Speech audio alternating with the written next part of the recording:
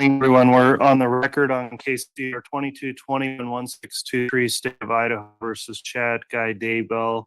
Continuing with evidence from the state in their case in chief, Mr. Douglas on the stand. I'll remind the witness still under oath for testimony in this case. I'll also note the jurors are all present, all 18 jurors, and properly seated. Courts received the affirmations from this morning as well regarding following the court's admonishing instruction each day. So thank you each day for following that instruction.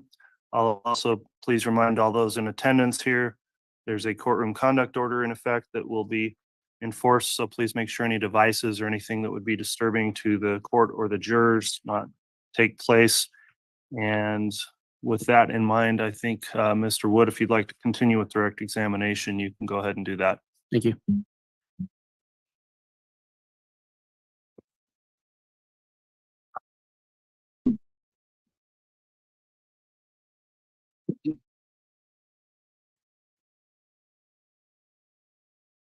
Mr. Douglas, good morning. Good morning, sir.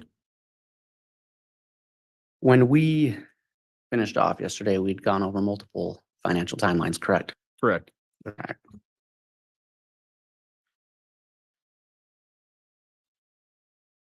In the course of your investigation, well, yesterday you spoke multiple times about Venmo. Yes. In the course of your investigation, did you investigate the Venmo activity for Tylee Ryan? I did. And did you do so in view of the other facts of this case as well? Yes, I did. What records did you review in your investigation regarding Venmo activity? So the original review was of the Venmo and of itself. Tylee had a Venmo account and Lori had two. And after reviewing the Venmo activity of itself, I reviewed what was called the funding source for the Venmo, being the credit cards and debit cards, bank accounts associated with those, or what the funds would have been drawn from. Your Honor, I'd ask that the witness be handed State's Exhibit 117.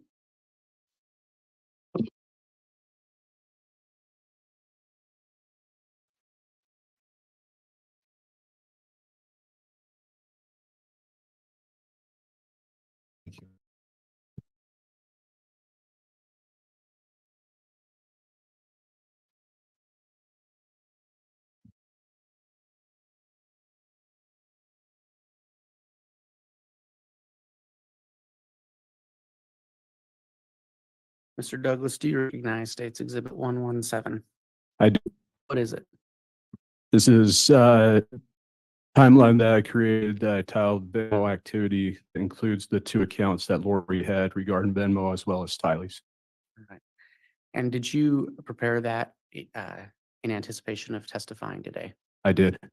Did you prepare that to aid the jury in understanding the Venmo activity on Tylee Ryan's account and how it might interact with this case? That is correct. Is that a true and accurate representation of the timeline or chart you created? It is. Your Honor, I ask that for demonstrative purposes that State's Exhibit 117 be entered into evidence. Any objection? No objection, Judge. Very well. Exhibit 117 is entered and admitted. May I publish? Yes.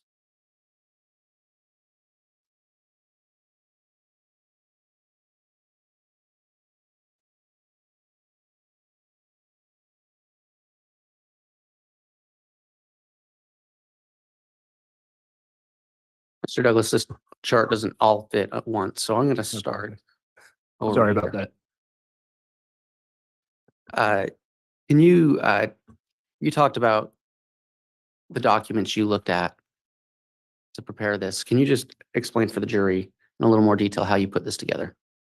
So starting in January of 2019, now you can see the three accounts.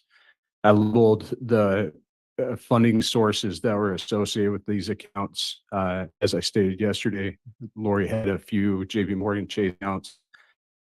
But Tylee's JP Morgan Chase account was the only funding source associated with her Venmo account until September.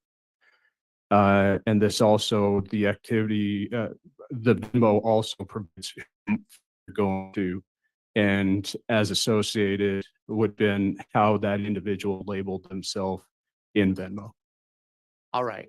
So can you tell us who was Tylee Venmoing money to? So it's slided a little bit, please. So as you can see, as I labeled from January 7th to August 7th, Tylee's account was associated with her JP Morgan account ending 3918. Her primary activity was to Colby Ryan, who was her older brother, as well as Kelsey Benson, who is Colby's significant other. Also a friend of hers, two of her friends, this Jillian Kennedy and McKenna Webb. There was only one transaction to each. I'm going to point with my pen. So the payment, the net payment being made? That is correct. Throughout that time frame, that is the amount of payments associated with that account.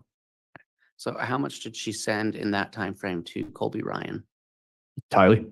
Yes, I'm sorry, that wasn't very clear. No. Did Tylee send Colby Ryan? So throughout that time frame, Tylee had Venmoed Colby 4 times for $170 total. And so you talked about a change in the fund source that represented on this chart. It is. Where is that? If you'll slide it over slightly. And the jury will be able to associate this chart with the chart that we referenced yesterday, Tylee's bank account records, the orange being associated with the orange on that account or that chart, as well as the red being associated with the red on that chart as well. And the funding source, I tried to get as close to even as possible, being changed in September 10th of 2019. And was there still Venmo activity after that? There was. And you have on here moved to Rexburg around September 1st. Yes. And then that you have it labeled Tylee is killed on September 9th. Correct. Was there still Venmo activity after that? There was. What Venmo activity took place after that? So the Venmo activity there in the bottom right, starting September 10th, going through December 18th to Colby Ryan. And do you have an amount that was sent to Colby Ryan? There were 29 payments about the time period totaling $5,940. And you said that Colby is Tylee's brother. Older brother, So Lori Vallow is his mother. correct.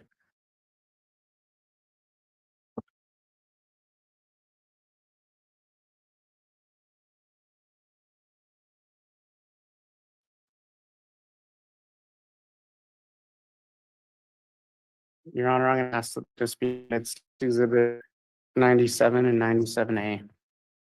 97 is a business records affidavit, which is the one subpart A. I believe this comes in by way of stipulation. That's correct, Judge. Thank you.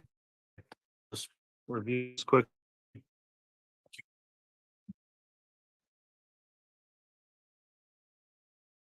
Exhibit 97 and Exhibit 97A are both admitted. Thank you.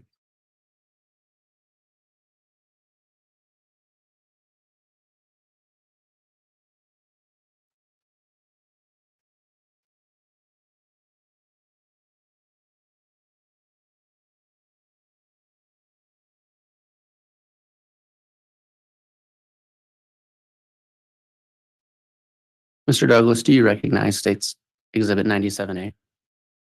I do. What is it? These are records provided provided from Etsy. Okay. And what do they show? They show purchase by Lori on the date of August 15th, 2019 for 2 items with the description of glow-in-the-dark malachite rings, malachite inlay titanium rings. Your Honor, may I publish that exhibit for the jury? You may.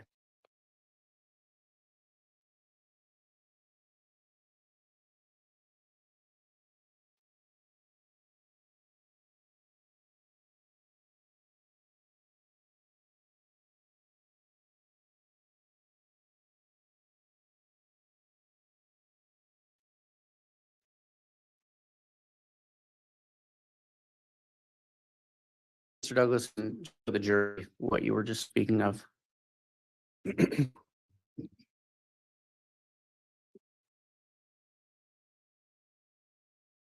So the information being provided by Etsy here and the order date or the day of purchase being August 15th for the total value of the $259 shipped to Miss Lori Vallow, and the description being down here in this area. Was there an email associated with Lori Vallow on that document? Yes, there is. What is it? Time@iCloud.com. Detective, Mr. Douglas, I apologize. Did you do any further investigation into this purchase? I did. Was this purchase successful? This purchase was returned. It was refunded to Miss Vallow. Do you know why? No, but not at this time for this one specifically. All right.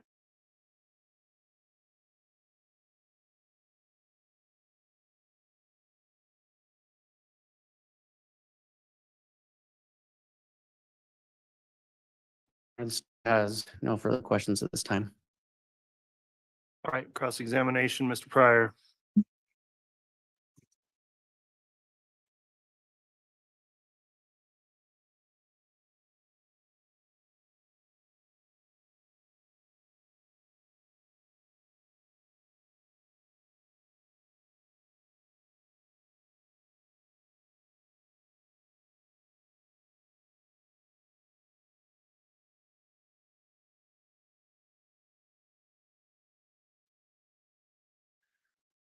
You previously mentioned that that we can refer to you as Mr. Douglas, right? Yes, sir. That would be fine. Not agent. No, sir. Not an agent, a forensic accountant, sir. Okay, okay. I recall you putting up one of the exhibits where it reflected that Chad purchased a phone prior to meeting Lori Vallow. Do you Yes. recall that? I do. Okay, and what was the purpose of putting that particular identifier on the Tammy's or the life timeline that you created in that situation? So when we requested the information from Walmart that they provided regarding all the electronics, that being one, I found that essential because of the continued pattern of the purchase of cell phones throughout the time frame. Okay, and did you look into what kind of phone that was? It was provided, yes. Okay, what kind of phone was that? I can't say on top, sir. Okay. It's the reports, but I can't It's remember. one of those, and I don't want to use this term loosely, but it's one of those disposable phones. Would that be fair? Sure. Okay. Yes. And those either are required for you to add minutes to them, or you just purchase a new one. They're a relatively inexpensive way to have a second phone. Would you agree with that? Yes, the purchase was inexpensive. Right. And the continuing purchases of those phones was an inexpensive way to have a second phone, right? It would have been. And if you're having an affair with another woman and you're married, that's a pretty ideal way to hide the fact that you're having an affair by using a phone like that. Wouldn't you agree? If you say so, sir. Well, it's not me saying so. I asked, I never purchased a phone for that purpose. well, I didn't ask you if you did, but do you agree that, It could be used for that, could be sure. used? Right. Okay. Now, you also talked about the number of items about purchases made.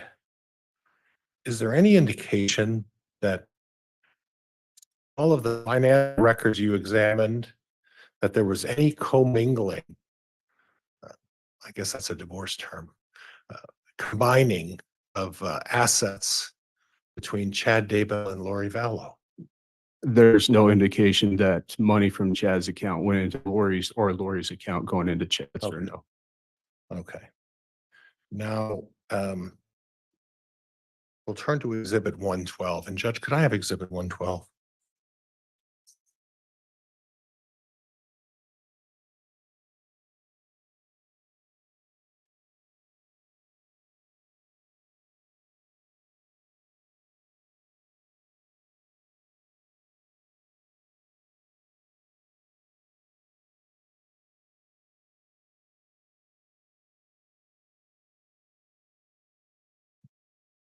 I have a copy, Judge, if you would prefer to.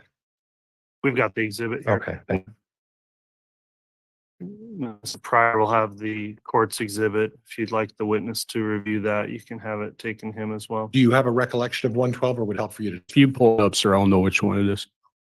If I could use the projector, Judge. Yeah, it's been admitted, so the projector can be turned on. Skill level here is at best. Okay, so we start this with 4/3 of 2018.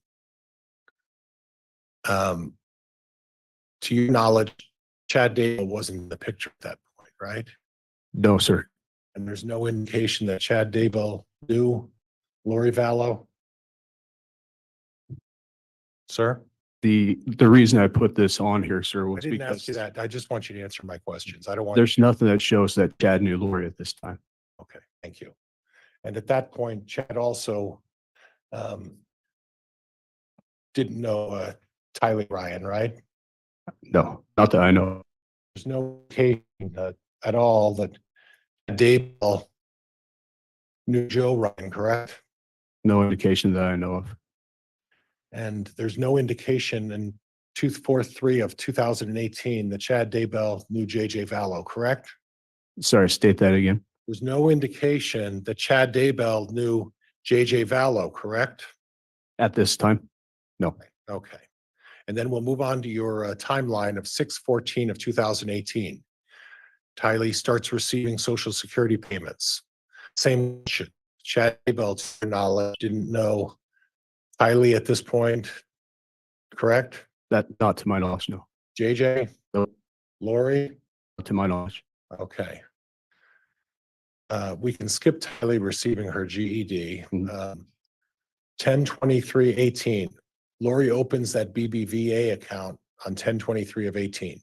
At that point, Chad Daybell doesn't know Lori at that point either, right? No, as indicated below, it would have been 3 days prior to that. 3 days prior? This account been opened on 10/23. Chad and Lori met on 10/26. Right. So 3 days I prior. see what you're saying. I'm sorry, I wasn't tracking. Sure. That's okay. That was my bad. That'll be fine. Thank you. So then we go to 10/26/18. And there's an indication that Lori Vallow came into a life insurance policy as the result of the death of Joseph Ryan. And she received a payment of $64,960.52. Is that correct? That is correct. Now, that's, and I need you to clarify this for me because it's important. That would have been the time she applied for the insurance money, correct? No, this is when it was paid into her account. Well, how She would have long? applied earlier. Okay, and I'm gonna slow down so I don't interrupt you again, or I'm gonna hear about it.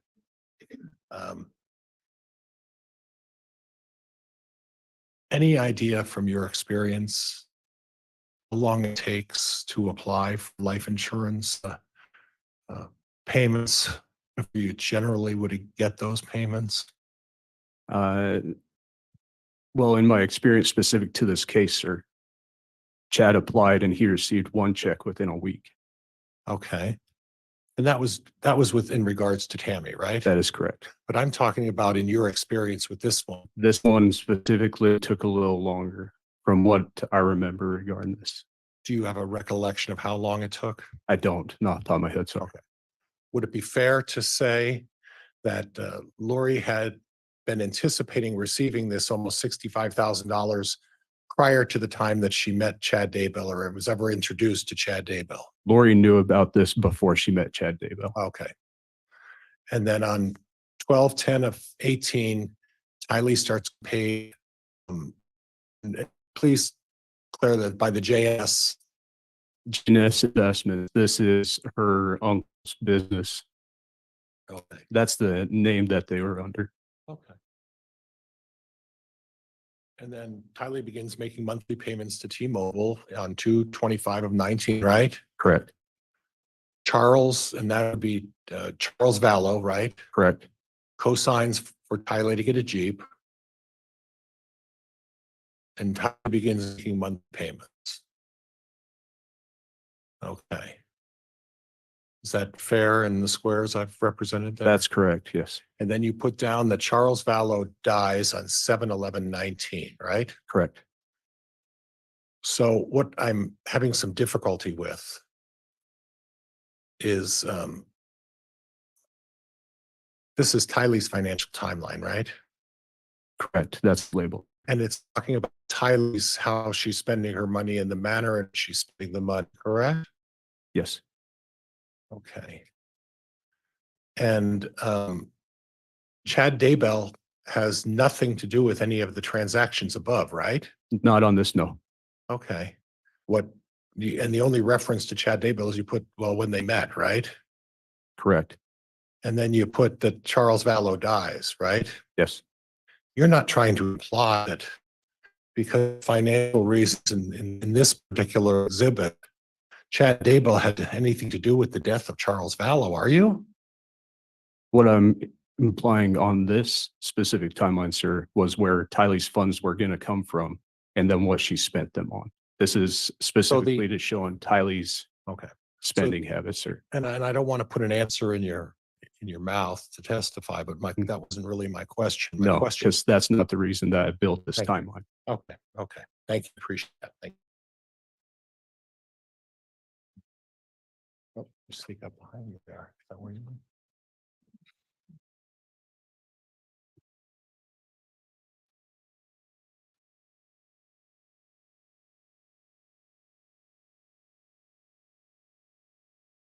There was a discussion on one of your exhibits where you talked, Lori mentioning to Chad about receiving a $4,000 payment. Do you remember that? I do. What exhibit was that again? That's noted on a couple. It was on the one that you just handed back. Okay. And then on the other one, it was. It would have been regarding JJ as well. Just gonna say, both of you are kind of getting into a habit of talking over each other. Please try to avoid that. And if I could have exhibit. Mr. Pryor, You just talked right over me when I was telling you, sorry, to please not do that. Thank you. I could have 114.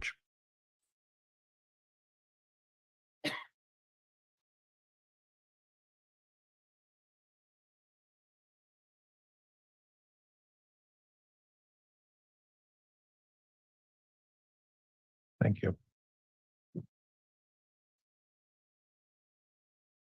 Judge, if I can publish this. You may. Oops.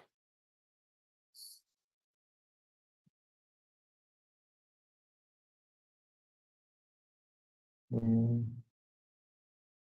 is an exercise here. Okay. Maybe not. Hopefully you can read that about the 4,000 month in insurance from.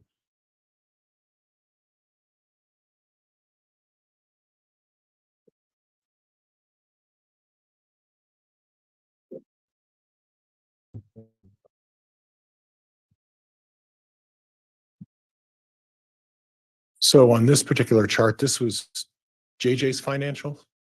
This would have been a timeline regarding JJ's or transaction regarding JJ.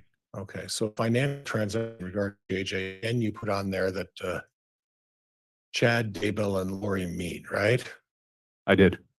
And then a box right next to it, again, you put down that Charles Vallow dies. Correct. Okay. Then on 7/18, after Charles Vallow's death, it says something about Lori texting Chad about receiving 400 a month in Social Security, but nothing from the insurance company. That is correct. It's 4,000, not 400. 4,000, I'm sorry. Thank you. And at this point, was there any other indication in your investigation that they ever talked prior to that time about any financial matters like Social Security or insurance? Not that I can recall at this time, sir. Okay. And this text was form expressing her displeasure about the fact that this is what she discovered after Charles's death, right? It could be said that way, sir. Okay. And then we go on to, well, before I go there, there was nothing to indicate that Chad Daybell had any financial interest in that Social Security or insurance at that point on 7/18 of 2019, correct? I don't know of a response regarding that. Okay. You didn't find anything that showed that Chad had any financial link to any of those accounts, right? Correct. Okay. And then Lori posts a dog for sale on 8/9 of 19, right? Yes. And then on 8/12, she names Colby Ryan the insurance beneficiary on her life policy. Yes. Okay. Now, at that point, at least we are aware that her and Chad are involved in a relationship of some kind, right? I think that's fair to say. And yet at that point, she names as a beneficiary on her life insurance policy and Colby Ryan's her son, right? Yes. With the deceased Joseph Ryan. I believe so. Okay, so she puts an insurance policy on her name, not Chad's at that point. Puts it on Colby's name, not Chad's for 100% of the beneficiary, right? Correct. And then she also previously, we talked towards the end of your testimony about the fact that she made numerous payments to Colby Ryan, right? Correct. And that was after, well after the last known sign of life of JJ Vallow, correct? Yes. So he was giving, at least in some indication, money to Colby Ryan. And on 8/12 of 19, after Charles Vallow dies, she puts Colby Ryan on her insurance policy. Correct? Correct. Okay. Now, then on 8/14, she applies for an apartment in Rexburg. That she's receiving a bit of money, right? Yes. Okay. And then she moves to Rexburg on 9/1. This is going to be a test.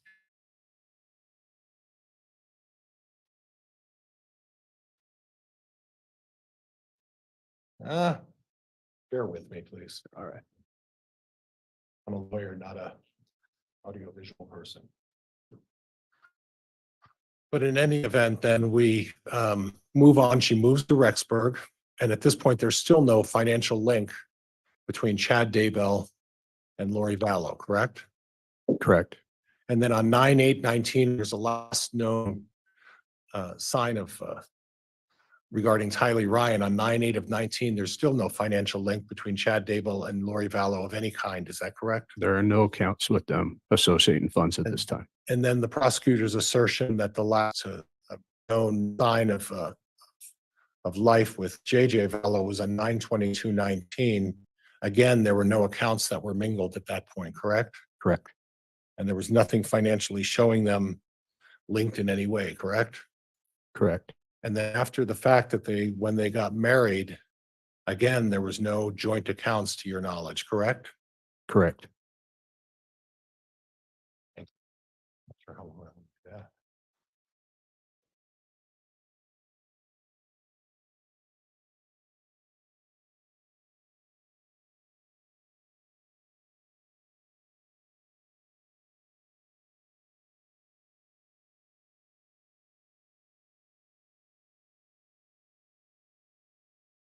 Now, on one of your exhibits, you talked something about a south-southwest wind. You I remember did. that? I do. Okay. And that was part of the email searching that you did as a result of was that part of Tylee's? Yes, that would have been on Tyler, sir. Okay. And as far as financial, I found that a little unusual that you would include a Google search for the wind direction on Tylee's financial. Sure. Okay, that's not something of the ordinary, right? Not necessarily, sir. Okay. But you didn't include the emails to that talked about Mr. Daybell burning some tree limb. I didn't find that. sir. Objection, that's a fact, not an evidence. Sustained. There wasn't any mention of that. Did you have any occasion to review the emails and when compared all of this timeline? I was told about it, yes. Okay. That one I was told about. Okay, and that's not a fact of significance. The fact that there was the fact that you checked the wind isn't really relevant to Tylee's financial in terms of how the money was spent, right? Not excuse me. It's not regarding the financial transactions, no. Okay. So when we're talking about Tylee's financial directly is relevant to that issue, correct? Not to that, no. Okay. And then, so why wouldn't you mention the fact that Mr. Daybell, if the wind issue wasn't relevant to that, why wouldn't you mention the fact that Mr. Daybell sent a text message to his wife saying burn limbs the next morning, the following morning? Because I didn't discover that, sir. Okay, fair enough.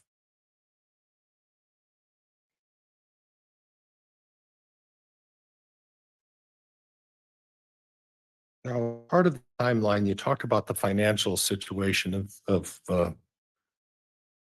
JJ, Lori, and Tylee. And in none of these timelines, I see a situation or a box where it talks Lori being the picture for a time during these range of events. Were you aware that Lori Vallow had temporarily relocated by herself to Hawaii around February 1st of 2019? There are transactions that support that. She was coming and going from Arizona to Hawaii, yes. Well, coming and going, or was she staying in Hawaii for 2 I couldn't months? prove that she relocated. Okay. But you can show that she was in Hawaii at least not around the 1st of February, correct? Yes, and so was Tylee. And from the whole time? Both of them came and went. And in 2019 also till about the end of March. Would that be consistent with what you found as well? I would say there's transactions that support that. Okay. Okay. And then in addition, during that time, did you have any indication of any transactions relating to JJ as to where he was during that time? I'd have to review. I can't say right now. Would it surprise you to learn that at about the same time frame of February 1st till the end of March that J.J. Vallow was predominantly with Charles Vallow? He is his father, so it wouldn't surprise me. No. Okay. Okay. Would that have any impact? Would you be able to determine whether that being separated and the receiver of those benefits being in another part of the country and the child being with the father when the parties are separated, would that cause any financial troubles for Ms. Vallow? What benefits are you speaking of, sir? As Social Security? Tylee was the only one receiving Social Security at that time. On February 1st of 2019? Correct. Tylee was the only receiving it. Oh, I'm sorry. There were other benefits that as a result of the death of Joseph. No, I'm sorry. You're right. That's correct. I stand corrected. Excuse me.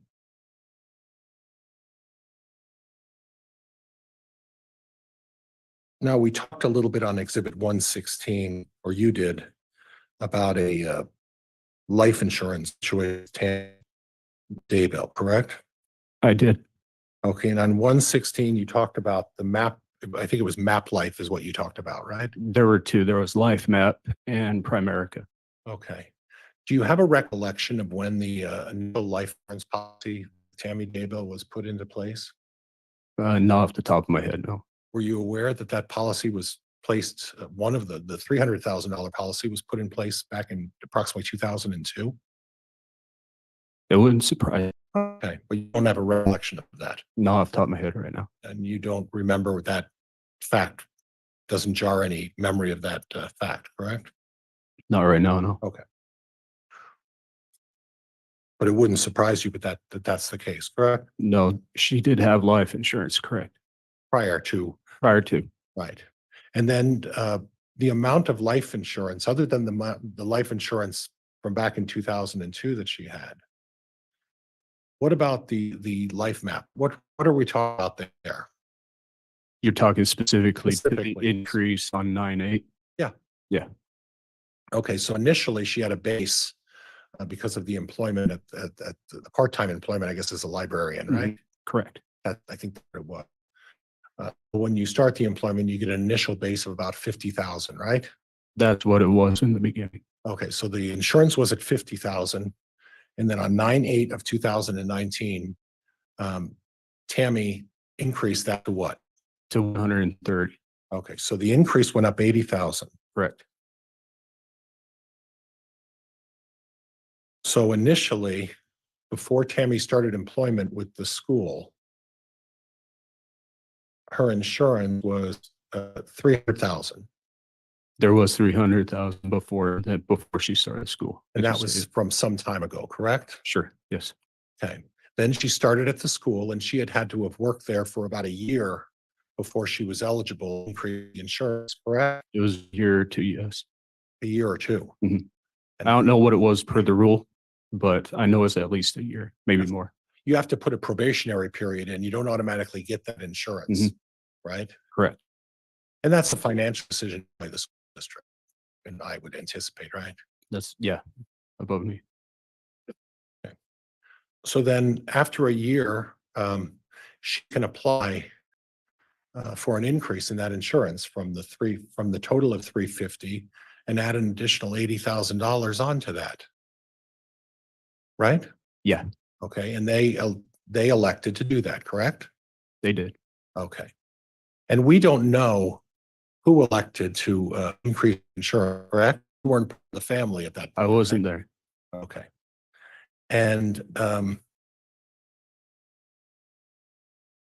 what I find interesting is that typically the school year will start the beginning of September for most school districts. Most. And that's usually the time when the school districts say, this is your opportunity to elect whether you want to increase your insurance or not increase your insurance, correct? Yes. So it's not inconsistent that during the school year, just before the start of the school year, as a librarian or a teacher in that school district, the insurance is elected to go up after she served her 1-year probationary period, correct? Yes. Okay, thank you.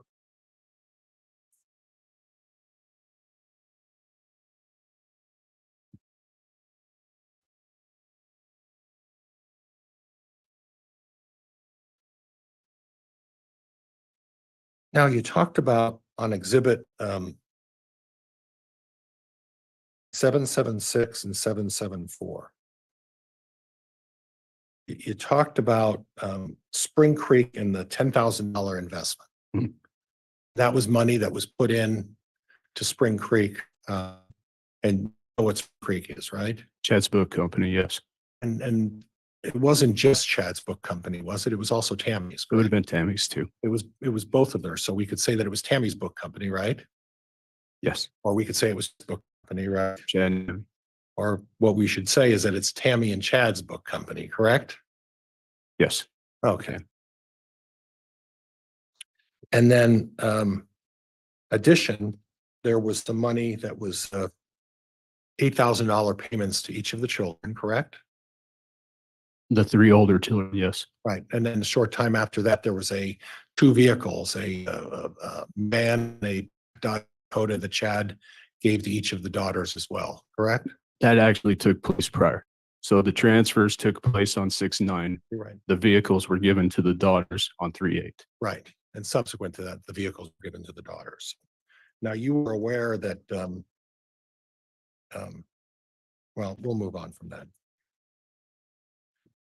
Lastly, what I want to talk to you about is the malachite rings. Hmm. Okay. You made a comment that they were returned. I mean, it was canceled. Though that transaction, that one specifically, was canceled, yes. Okay. Okay. Now, did you look into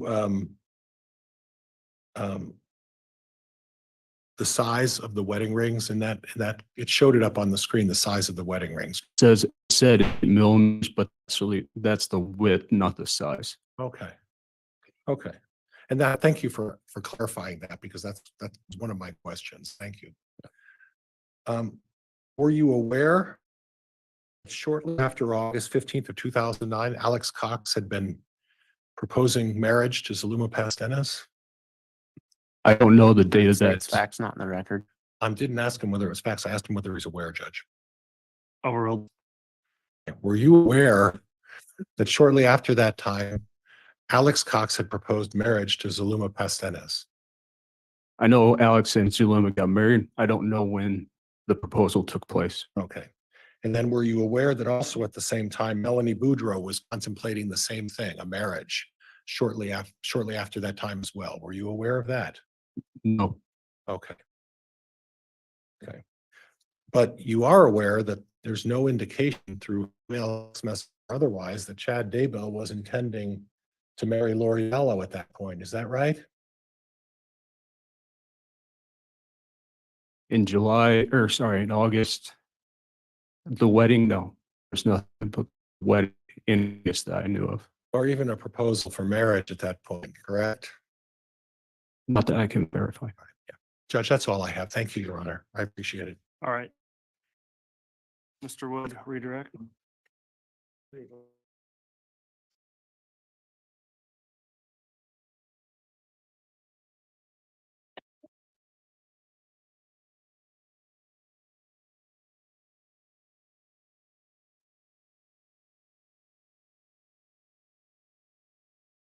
Mr. Douglas, we were just talking about rings. Have you ever seen pictures of Chad and Lori's wedding? I have. What kind of rings are they wearing? They're malachite rings.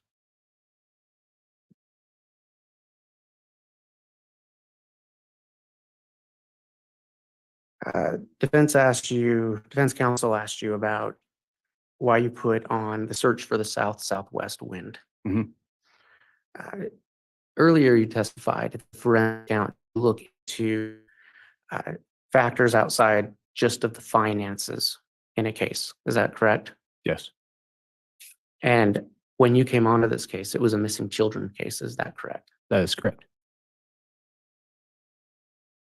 And so, and defense counsel asked you about a text message Chad sent about burning limbs. Correct. And do you know what date that message was sent? I believe that took place the day after on 9. And what was, pursuant to your investigation, what was the last known sighting of Tylee Ryan? The last no sighting is 9/8.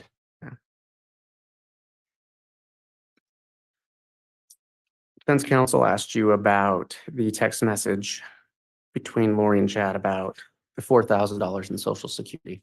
Correct. So Mr. Daybell was aware that Lori was receiving at least 4,000 of that in Social It's Security. 4,000.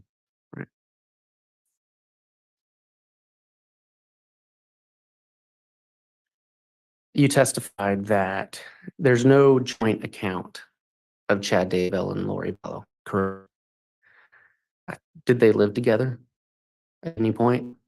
Yes. Was that in Hawaii? In Hawaii, yes. And just finally, defense counsel asked you about, I'm going to call them burner phones that Mr. Daybell purchased. Is that accurate? That is correct. And he asked you if that would be a good way to hide an affair. That is correct. Well, would that be a good way to hide a crime? Yes, in my experience. So in your experience as a forensic accountant, do you see people engaged in criminal activity purchasing burner phones often? Yes. And so if someone was having an affair and then the mistress's husband dies,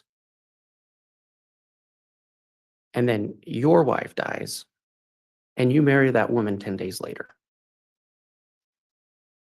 and then next year dead children are found on your property, are those the type of events that might lead someone to buy multiple burner phones? It could. No other questions, Your Honor. All right. Go ahead. You can recross on that limited scope, Mr. Pryor. At the podium, please.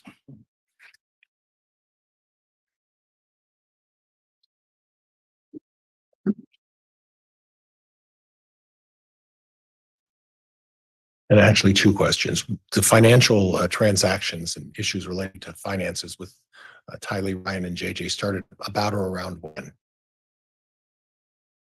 The financial transactions, we got data into 2018, but my charts are indicative of January of 2019. Okay. And then the marriage and the time they lived together in Hawaii, Chad and Lori, started when? So they got married November 5th of 2019. Okay, and they lived in Hawaii together until when? Until she was arrested, I believe, In January. in January, So 2 months. 2 months. And the financial transactions prior to that went back at least a year and a half. Yes. All right, yeah, nothing else, Judge. Thank you. All right, that'll conclude the testimony then of Mr. Douglas. Is he going to be recalled by either side? Your Honor, at this point, he could release the state subpoena. Okay, that'll conclude your testimony then, Mr. Douglas. Thank you for appearing. You can go ahead and step down, and if there are any exhibits on the bench, I'll have the bailiff grab those. I don't know if there are. Okay.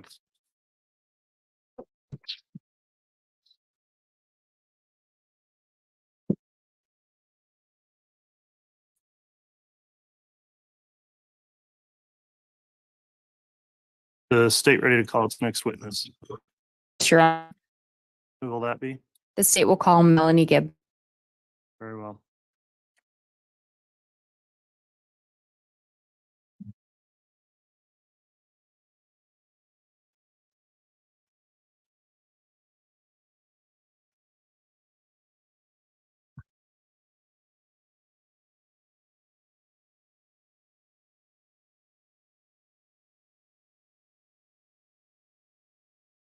The testimony you're about to give will be the truth, the whole truth, and nothing.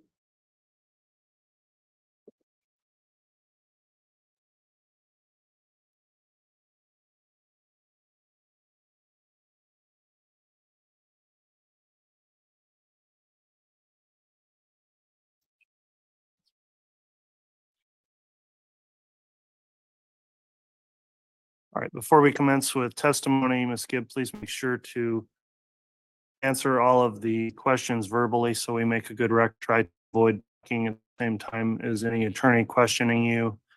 And I am going to inquire now that you're under oath. Have you reviewed or watched any of this trial since it started on the court's live stream? No. Have you talked to anyone else about testimony they gave in this trial so far? All right, with that in mind, then Ms. Blake, if you'd like to inquire on direct, you may. Thank you. Would you please state your name and spell it for the record? Melanie Gibb, Melanie Gibb. Miss Gibb, do you know an individual named Chad Daybell? I do. Do you recall approximately when you met him? I believe it was the summer of 2017. Do you recall where you met him? I met him at a get together that was like a camping environment. Did you talk to him at that event? I did. Did you stay in close contact with him after that? No, Do you recall meeting an individual named Lori Vallow? yes. How did you meet her? I met her in a church building where I was given a class and she was in the audience. Do you recall approximately when that would have been? I believe October 2018. And do you recall when you met her, who approached whom? She approached me. When you first met her, did you end up striking up a friendship? Yes, And did you stay in pretty consistent contact with her, at least initially after meeting her? yes, Do you recall going to an event with Miss Vallow towards the end of October of 2018? yes. Do you recall when that was? It was in October. I would say about a few weeks after I met Lori. And yes, we went to St. George, Utah. Recall why you went to St. George, Utah? We went for a conference. Did anyone else travel with you and Lori to that conference? Yes. And do you recall who? I don't remember. I think there was 6 of us, 5 or 6 of us. Did you all travel together in the same vehicle? Yes. When you got there to the conference, do you recall if Mr. Daybell was there? Yes. What was he doing there? No. Selling his books and giving a talk. Did you approach him at any point? Yeah, we talked. Were you present when, or let me back, did you observe Mr. Daybell and Miss Vallow together? Yes. Do you know if that was the first time they had met? Yes, it was. Were you part of introducing them? I was, we went into the building together and I can't remember if I introduced her or if she introduced herself. I can't recall. And when you say we walked into the building, is that referring to you and Lori? Me and Lori and several other women. And Ms. Daybell, Chad Daybell was already present. Correct. Throughout the conference, did you see Mr. Daybell again? Yes, Did you have an opportunity to observe Lori and Chad together? I did. What observations, if any, did you make? They communicated a lot and they were very interested in communicating about the things that they were learning and talking about. Seemed to be friendly. And when you say they were communicating a lot, did you see them engaged in conversation together? I did. Did it appear to be deep conversation? Yes, Did they appear to be focused on each other? yes. Was there anything else about it that caught your attention? They seemed to be attracted to each other. That caught my attention. And at the time that you're there in October, do you know if Lori Vallow was married? Yes, she was. Had you ever met her husband at that point? I had And who was her husband? Charles Vallow. Do you know if Chad Daybell was married at that point? Yes, he was. And do you know who his wife was? Tammy Daybell. Had you ever met Tammy? No,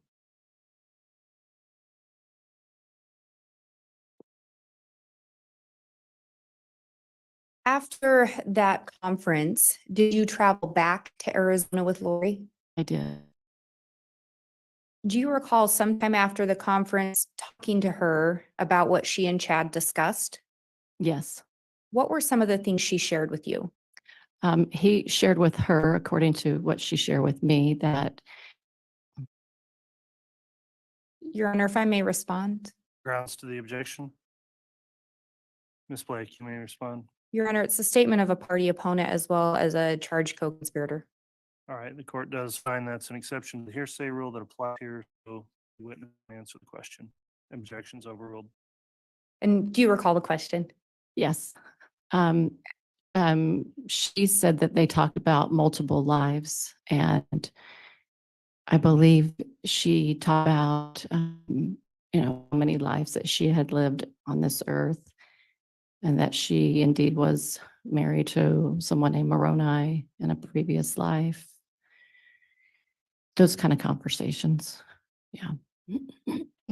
Prior to meeting Chad Daybell, did Lori tell you did Lori ever talk about multiple probations before that or multiple lives? She did. So she had some interest in that subject matter already. Yes. But when you talk to her about her conversation with Chad at that conference, she told you Chad gave her some additional information. That's right. Did she say anything regarding what Chad had told her about she and Chad? That they had been married in previous probations. Did Lori seem receptive of that information? She did. And we talked about, you'd met Charles before, correct? That's right. Have you ever met Lori's children? Yes, And specifically, did you ever meet Tylee Ryan? I did. Did you ever meet JJ Vallow? I did. Do you recall where you met them? In Lori's house. Did you have an opportunity to observe Lori, her children? Did. What observations, if any, did you make about her and Tylee? They had a difficult relationship. They didn't necessarily get along very well. And what about Lori and JJ? I could tell she had a lot of affection for him, but he was autistic and he seemed to be very busy for her.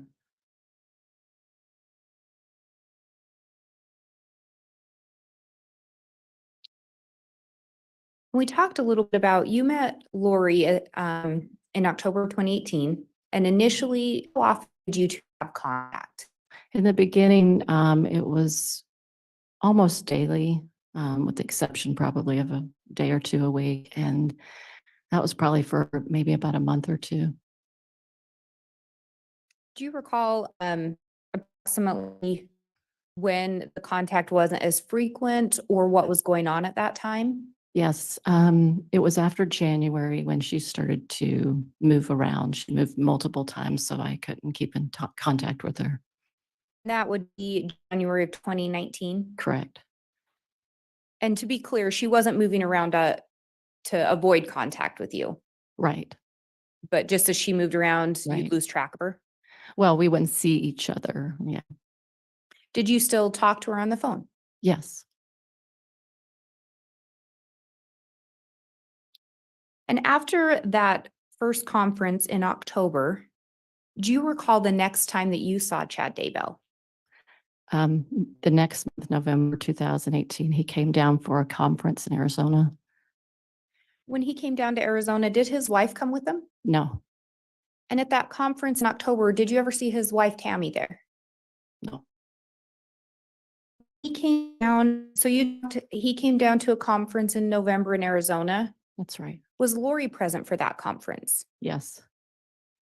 Outside of the conference, did you see him at any other gathering? Yes, at her house.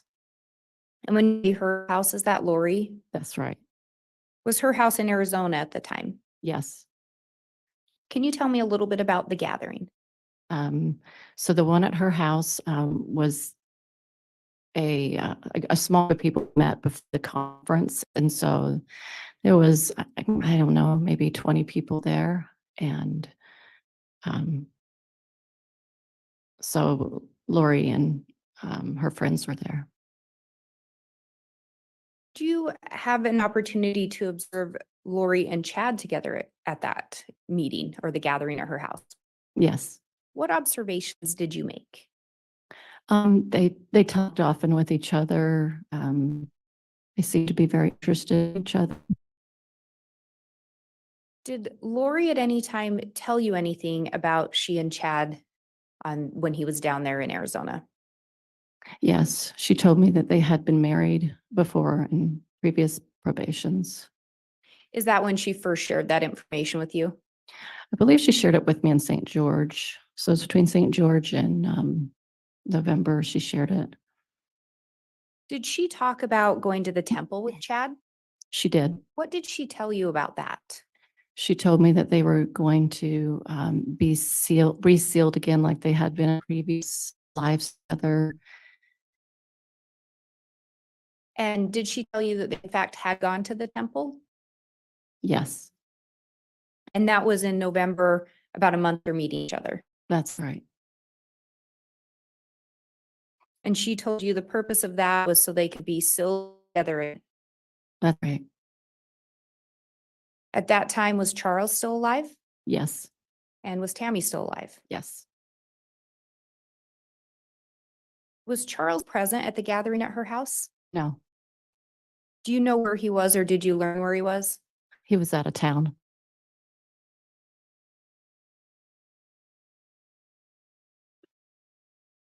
Do you know what Chad did for a living? He was a sexton and he wrote books. With regard to his books, had you ever read any of his books? Yes, Do you know if Lori had read any of his books? yes, Did she seem interested in his books? yes.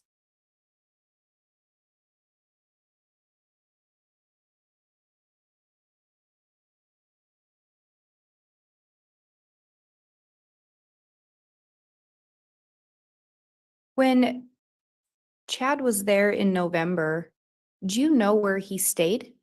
He stayed at Lori's house. And Charles was not there. Correct. Did anyone else stay at her house if you know? Yes, there were multiple people there. Were there any other men there? I don't know if her brother was there, but nobody else that I know of. And when you say her brother, know which brother you're referring to? Alex. Did you ever meet any of Lori's other brothers or her other brother? I don't think so.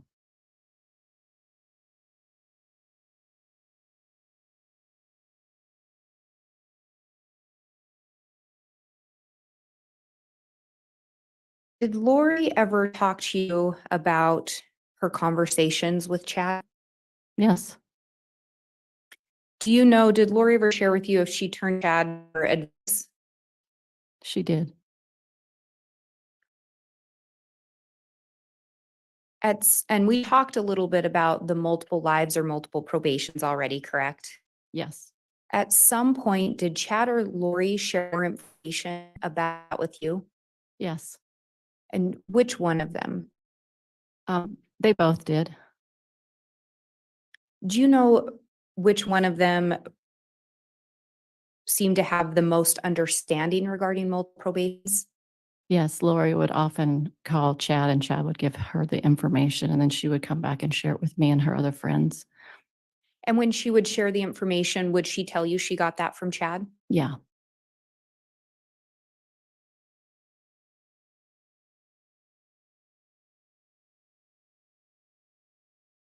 At some point, did Chad or Lori talk to you about the concept of light and dark? Yes. Do you recall who talked to you about that? Lori shared it with me. Did she tell you where she got that information from? She got it from Chad. What did she share with you about the concept of light and dark?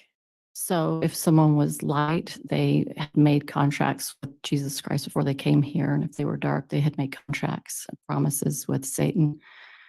And it was a different scale level of how dark or light they were. So it was a decision before they came here to Earth. of the Yes, Contract. initially, yes.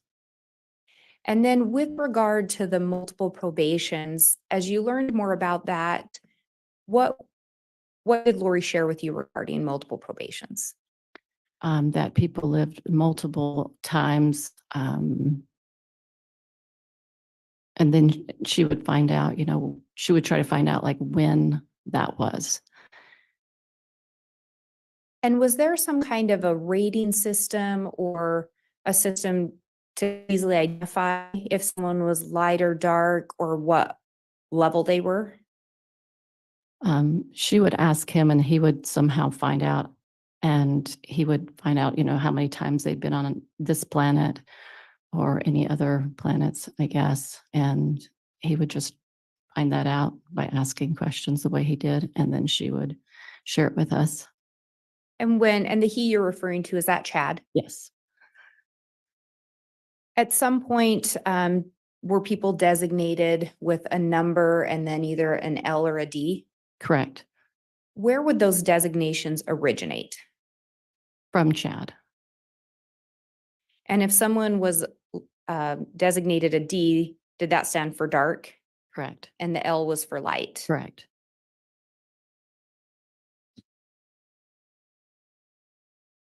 At some point, did Lori also share with you that she believed she had a mission here on Earth? Yes. What did she share with you she believed her mission to be? She felt that it was her mission to gather women to the 144,000, and that she would be the leader of it. At some point, she thought she was going to lead that. And when we talk about the 144,000, what's that in reference to? Could you explain a little bit? Yes, it's a biblical explanation for a certain amount of people that would go out and gather Israel in the last days and have the power and authority to do that. So gathering people in the end times. Correct. Do you know where Lori got the idea or the belief that she was meant to be one of the leaders or help gather? I think she got it from herself. Do you know if did she ever tell you if she talked to Chad about that? She did. What did she tell you in relation to that, if you recall? Well, she shared with him what she believed she was, which was the gatherer of that. And then he agreed that she was. And so he, told her that that's what her mission was.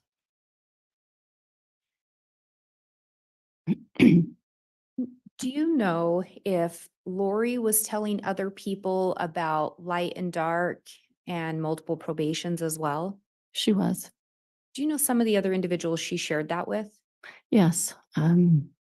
Sulema, Serena,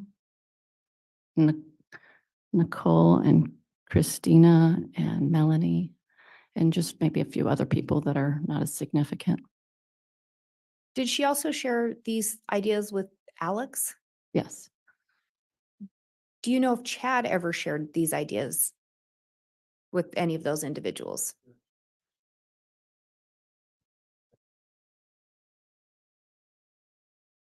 If I may respond. Okay, and I'll note on the record, it didn't pick up on the microphone. It's an objection based on lack of foundation.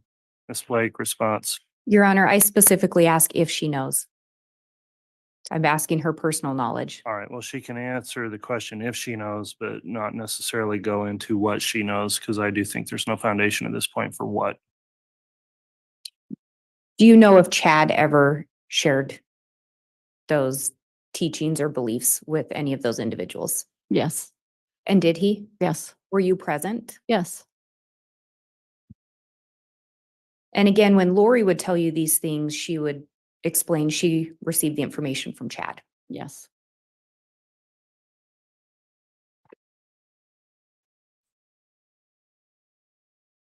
And we talked about that gathering in November at Lori's house. Were some of these things talked about then? Yes. Was Chad present? Yes. Was Lori present? Yes. Were they both talking about these ideas? Yes. Had you heard of these concepts before? Yes. Had you heard of them in the way that Chad was teaching them? No.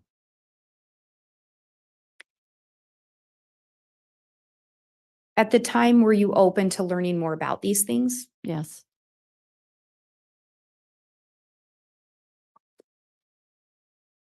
Did Lori or Chad ever talk to you about if a person could switch from being light to dark or vice versa? Yes. What did they tell you regarding that? that they might be light, for example, and then some maybe evil entity could enter them and then they would become dark. So a light person could become dark. That's right. When they, and I say they, do you recall if it was Lori or Chad that would tell you these things? She would tell me, And would she tell you where she received the information? yes, And- always she went to Chad with it.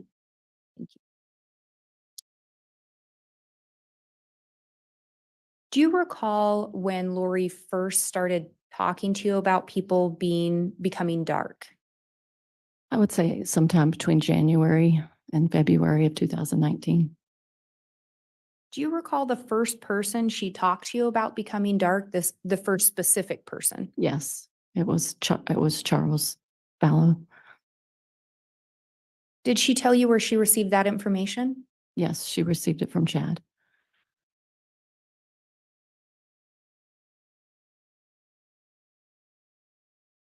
At some point, did she talk to you more about what it meant if the evil spirit came in, like where the actual person went? So when a dark spirit would take over, the original spirit of the person would go into the spirit world. And that's what she originally told you. That's right. And did she tell you she received that information from Chad? Yes, So was your understanding the body of that person was still alive? correct, It just had a different dark spirit in it now. correct. What did Lori originally talk to you about? Was there a way to do something to help that person? She would try to do like a casting out of an evil spirit, and try to convince the spirit to the evil spirit to leave.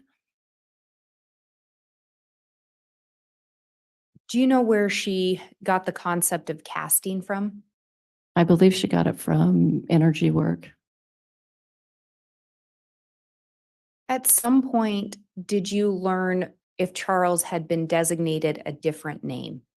Yes, What was that name? Ned Snyder. Do you know where that name came from? Chad told that to Lori.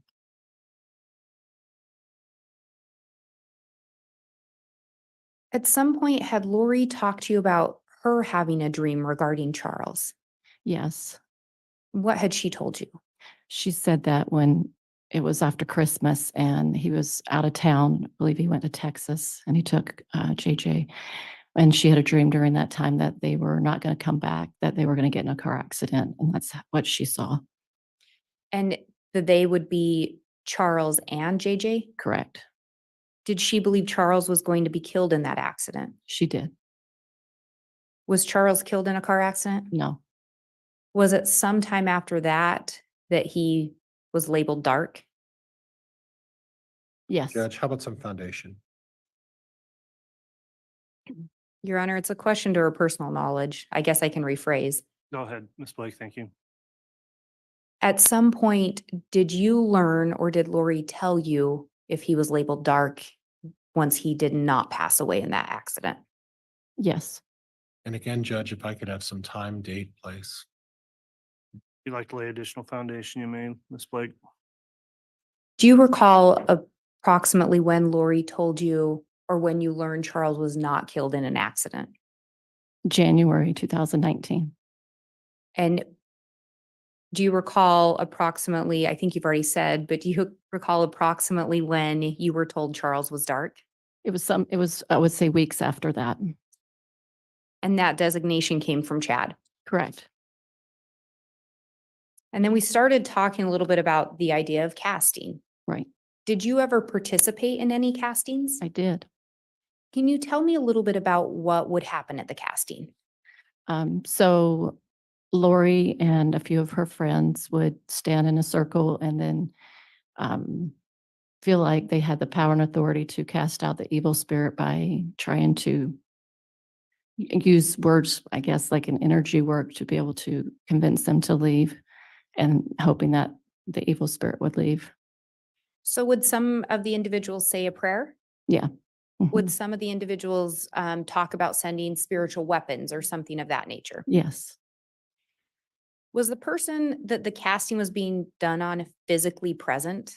No, Was anyone physically touching, doing anything to, in this case, Charles? no,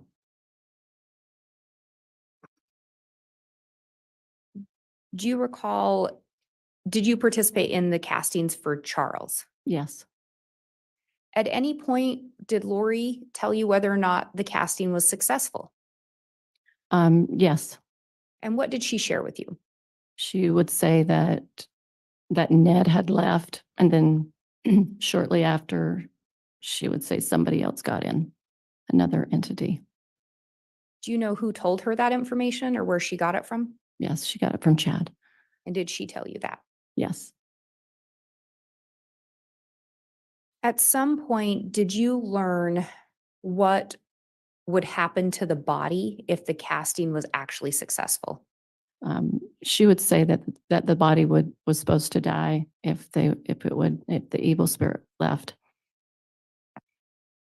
Charles' case, Ned's out and a new spirit's in. Correct. You know if there were additional castings Yes, in relation to Charles, I should say.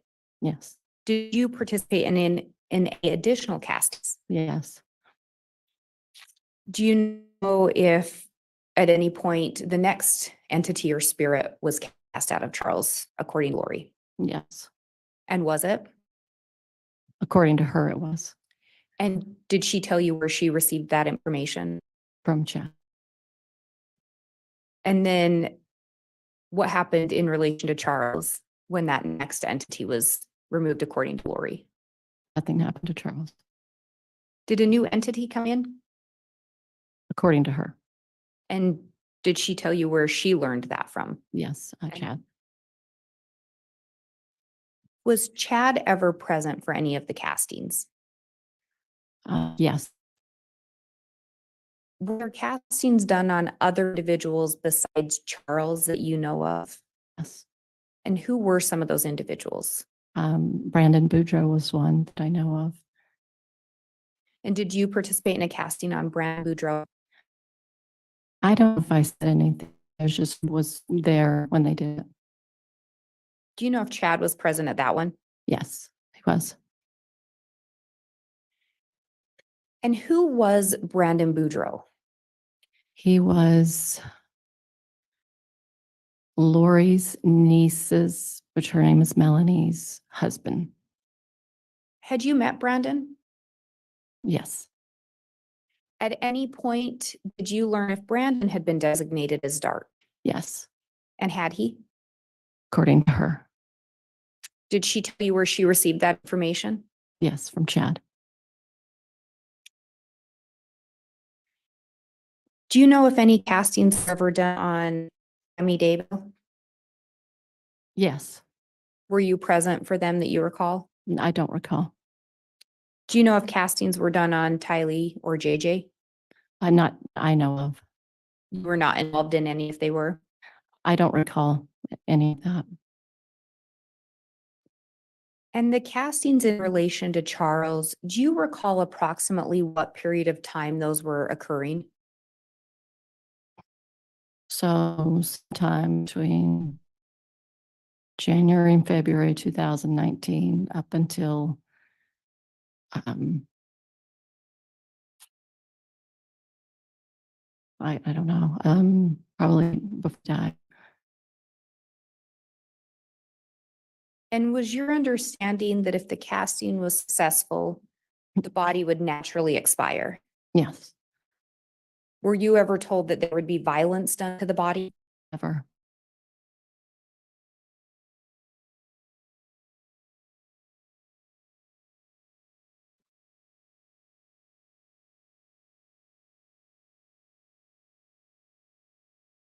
Were there other individuals that were involved in the castings with you? Yeah, Did some of them seem to have more involvement? yes. And do you recall who seemed to be more involved in the castings? Lori and Sulema seem to know the most about it.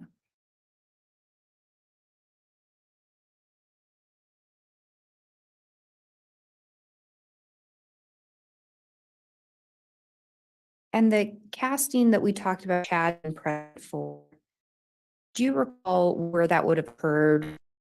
Yes, Where was that? that was in Arizona.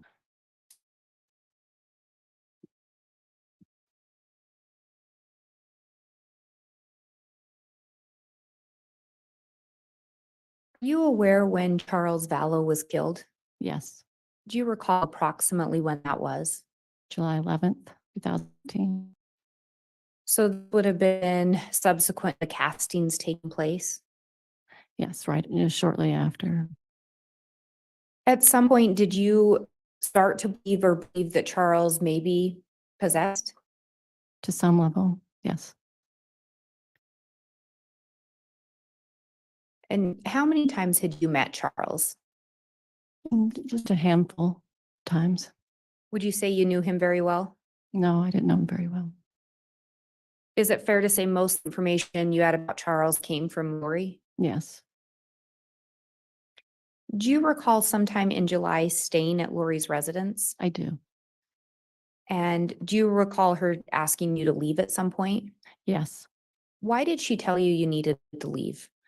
So I woke up early in the morning and she told me I needed to leave because Charles was going to be coming down. He's driving in from Texas and that he was going to kill her. Did she tell you anything that she was going to do, a precautionary step she was going to take? I believe she said that Alex was going to be there to help protect her.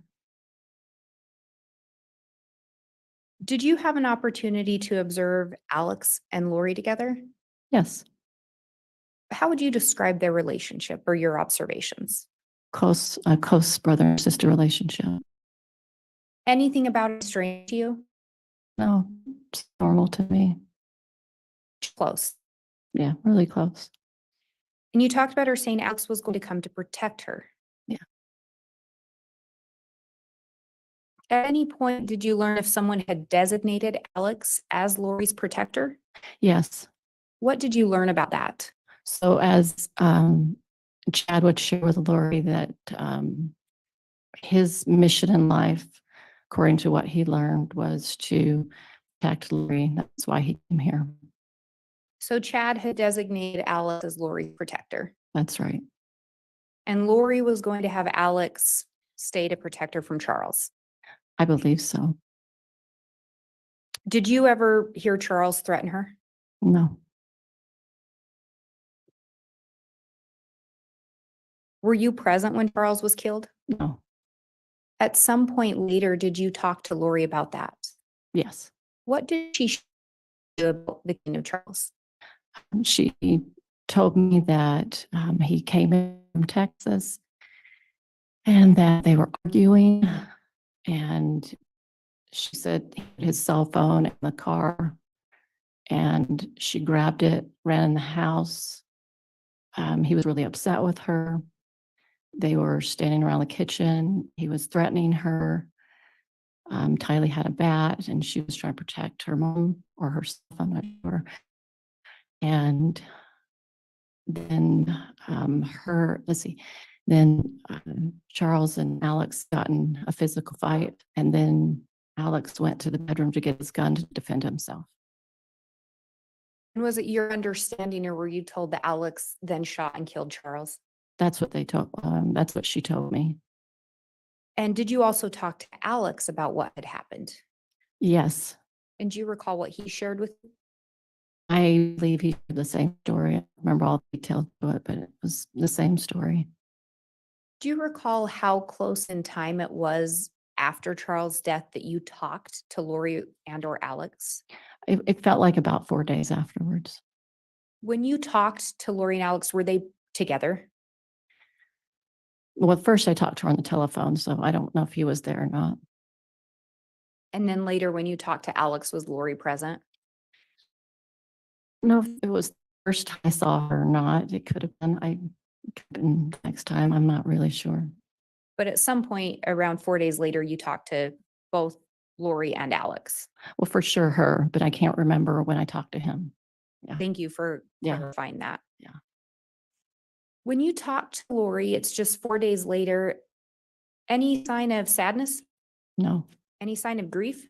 no, How did she seem? happy. When you talked to Alex, any sign of remorse? A little, thoughtful, little unsure of himself.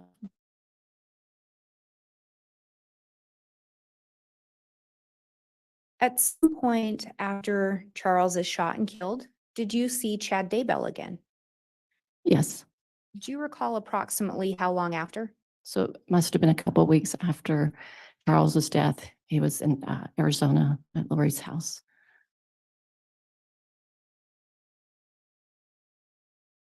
So just a couple weeks after Charles' death, Chad Daybell's down in that house. Correct. Do you know at that time if Tammy Daybell was still alive? She was. Do you know where Chad stayed when he was back down in Arizona? I believe it was Lori's house. Did you have an opportunity to observe he and Lori together? Yes. What observations did you make? They seemed super excited to be together. They were standing, talking to several of us at the kitchen table, and they're standing side by side and excited to share, their future plans together. Any sign of grief from Chad? No, And you talked about they were excited to share their future plans together. Yeah. So Chad and Lori were planning a future together? yes, Yeah.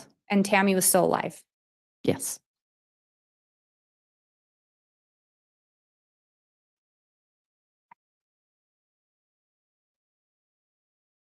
And Judge, I'm just looking at the time here. It's almost 10. I don't know if the court wants to take a break at this point.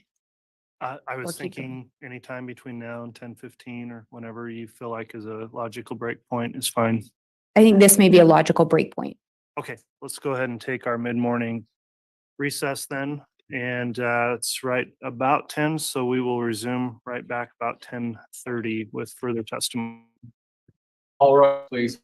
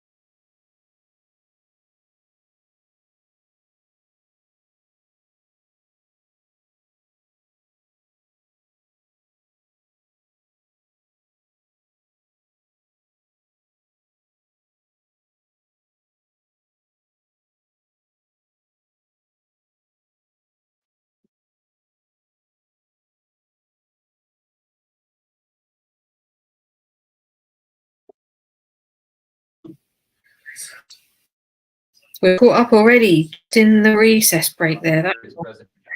That was on. Okay, thank you. Please be seated.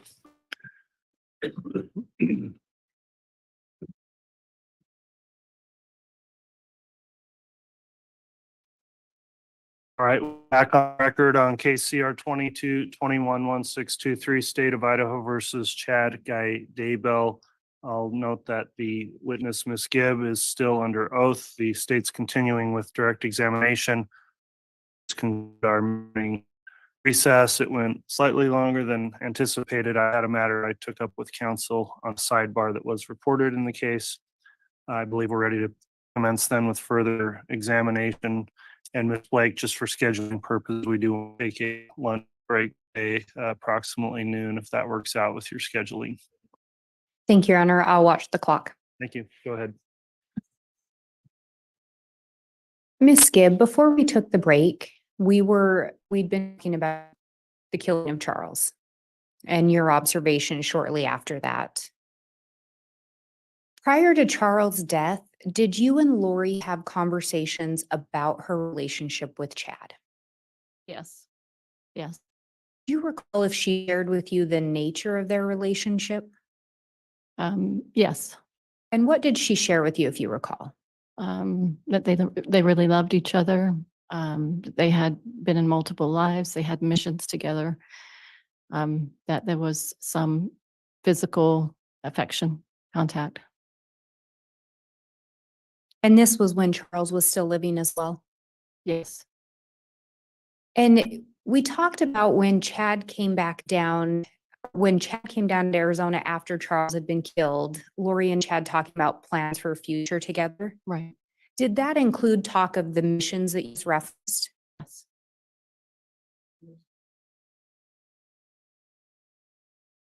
Your Honor, I believe we already went over that before the break. If you'd like me to go over it again. If that's a objection, then it's overruled.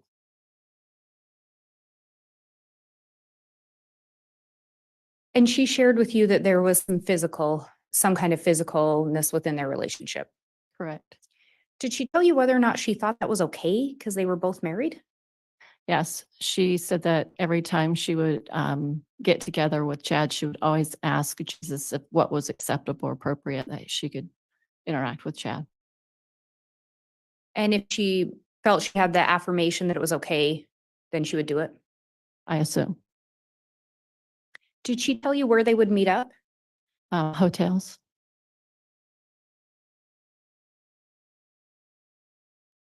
Did you ever talk to Chad or Lori about whether either of them were seeking a divorce? Yeah. What did you learn in relation to that? I asked why weren't they getting a divorce, and she told that if Chad to seek after a divorce, that he would be in trouble with Jesus, that he would lose his exaltations. Did she tell you where she got that information? She got it from Chad. Do you know if Charles had started any divorce proceedings? Oh, yes, I believe so. But Lori didn't. Correct.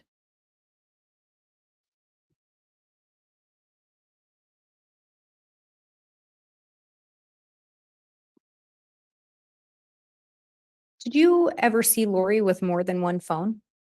Yes. Do you recall approximately how many phones you saw her with? 3. Did she ever tell you anything about why she had 3 phones? One was her own personal phone, and then one was she just had a connection with Chad through the other phone, and I'm not sure about the other one. So one of the phones was to communicate with Chad. Yes. Did you ever learn if Chad had more than one phone? I remember she saying he had a special phone just for her, but that's all I remember. Did Lori share with you how often she and Chad were in contact? It was mostly daily. I'm sure there was times where she said, she couldn't contact him for certain reasons, but mostly it was daily. And would that have been approximately since they met that they stayed in that type of contact, if you Yeah. know? Yes, that I know of.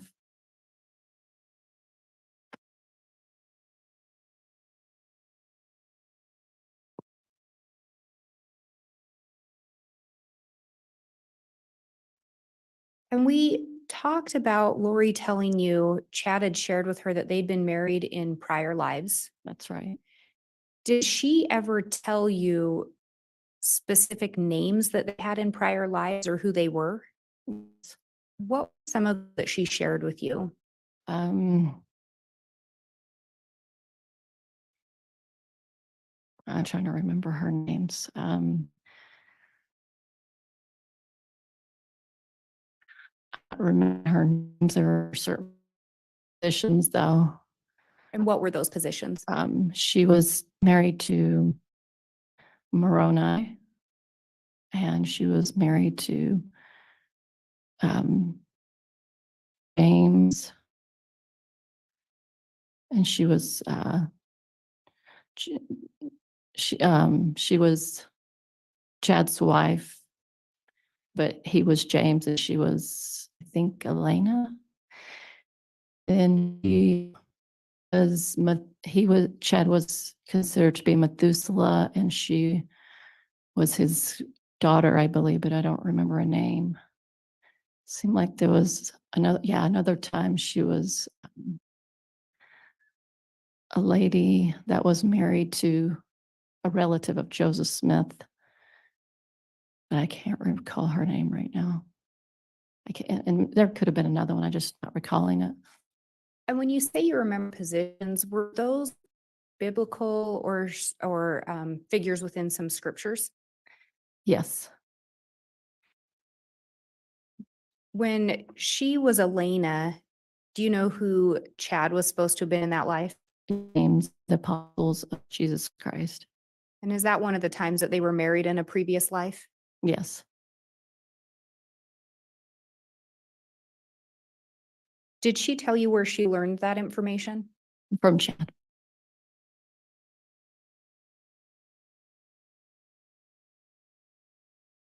Did she ever tell you how Chad would get his information? She said that he would sit in his portal and ask questions.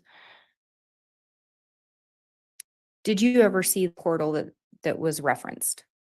Yes. Oh, well, not his, but hers. Yeah. And what did you observe in relation to Lori's portal? It was nothing but, just a spot in her closet. Didn't look like anything. She just considered it her portal, but it looked like just regular space. And who told her that was a portal? Chad told her and taught her about it.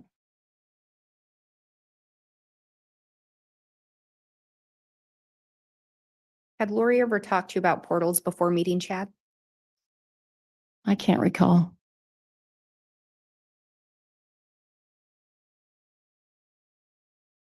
Do you recall when last time you saw Tylee was? In Arizona, July or August of 2019.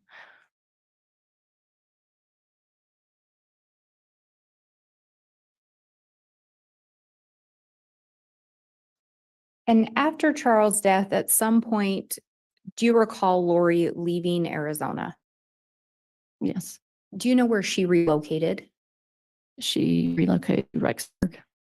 Did she ever talk to you about why she left to Arizona to go to Rexburg? Yes, she wanted to be with Chad and start their missions together. Do you know whose idea it was for her to go to Idaho? Did you share that with you?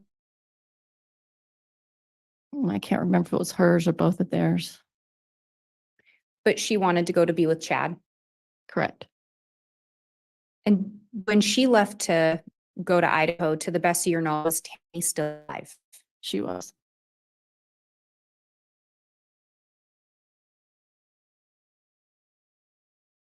We had talked about people being light and dark. Do you recall if Lori ever said anything to you related to Tylee and whether or not what her level was or her rating? She did say she was dark at some point. I don't remember the rating. Do you know who for that information? I'm guessing it was Chad. I don't remember. Generally speaking, would she tell you she turned to Chad for these answers? Yeah. Did you know of anything else Chad used to get answers? Yes, one time I saw him with a pendulum. Do you recall what the pendulum looked like? It was gold, I think, brass, and it was like a pointiness to the bottom of it, like a string. Do you recall when you saw that? That was in February of 2019. Do you recall where you were? Yeah, I was here in Boise, Idaho. And do you recall why you were in Boise? Yeah, there was a conference that we came to. Do you recall who was present with you that you associated with at that conference? Yes, Chad was there, and Sulema, Serena, and Audrey. And there were a lot of other people. That was in the circle. Were those the individuals around when you saw the pendulum? Right, correct. I didn't hear you mention Lori. Was she there? No, Do you know where she was? she was in Hawaii, I believe.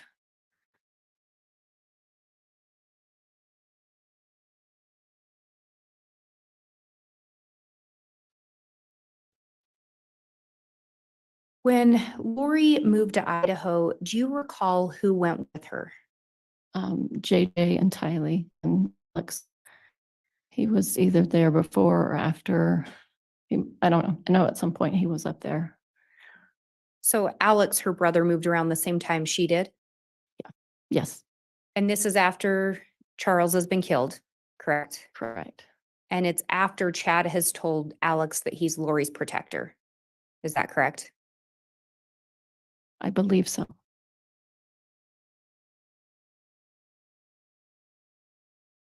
Do you recall if you spoke to Lori after she'd moved to Idaho? Yes, Do you recall if you heard anyone in the background when you talked to her? yes, she was in her apartment playing games with Alex and Tylee. So you heard Tylee in the background when you talked to her? Yes, Do you recall approximately when that would have been?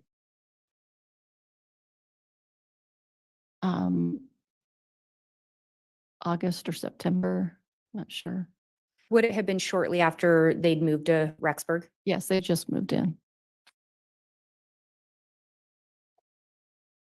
At some point after Lori and Alex and the children moved to Idaho, did you end up visiting Lori? They did. Do you recall approximately when that was? The weekend of September 22nd, And was that of 2019? correct. Do you recall why you ended up coming to Idaho during that weekend? Yes, there was a conference in town, and then I was going to record a podcast with her. Had you and Lori recorded podcasts before? Yes, When you came to Idaho, where did you end up staying? Lori's house. And did you drive or fly, do you recall? I flew. Who picked you up at the airport? Lori. When you got to Lori's house during that weekend, who was present? Alex was there, JJ was there, and then occasionally Chad would come over. And then was there an individual named David Warwick that also ended up there? Oh, yes, And who was David Warwick? he's my husband now. And at the time, He's my boyfriend.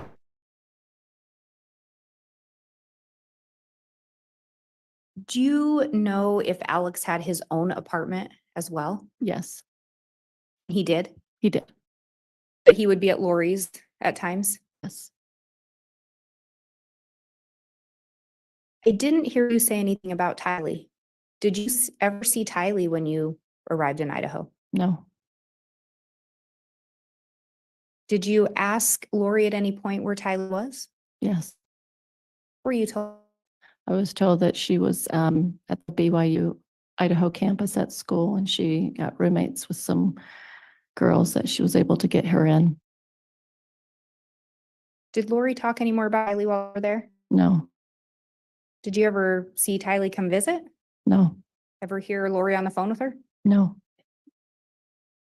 Do you know whose room you stayed in while you were there? Tylee's. Were a lot of Tylee's items in the room? Nothing was in there. That was clothing or anything, just furniture.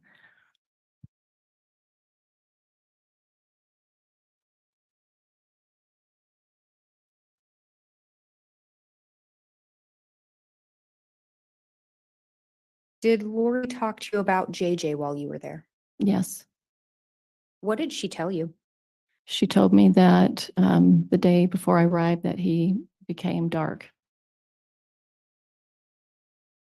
So previously she'd told you Tylee was dark, Correct. correct? Yeah. And now JJ was dark. Correct. Did you observe JJ that weekend? Yes. Did you observe any behaviors that caused you concern? No. Do you recall her telling you why she believed he was dark? Either Chad told her or she figured it out herself. I'm thinking it's Chad, but I'm not remembering. And Chad was present at times that weekend, Yes. correct? Yes. Was he present when there was talk of JJ being dark? It's possible. Did you ever observe any interactions between JJ and Chad while you were there? Yes. And what were those? Um, JJ seemed to be upset, and so she upstairs with him, and they went into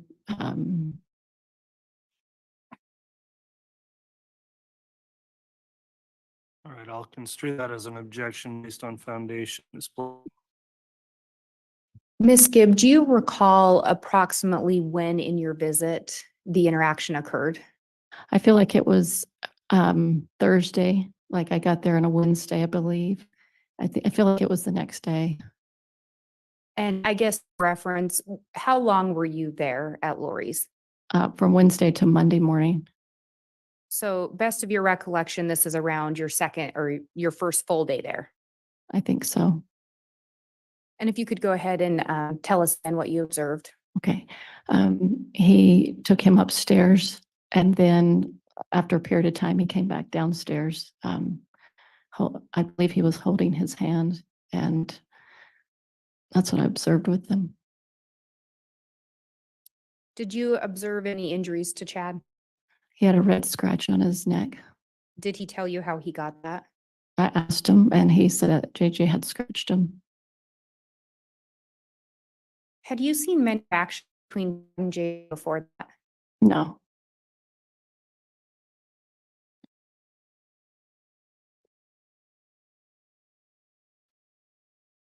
When you were there, you talked about Chad coming and going. Did he stay the night, the best of your knowledge?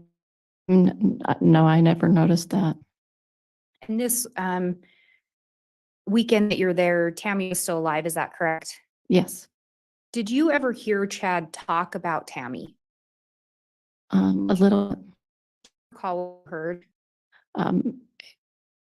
Chad and David Warwick were speaking at the island, and David was asking him questions about Tammy, and Chad said, please don't share this with anybody in relationship with Lori. And so David asked questions about the relationship he had with Tammy.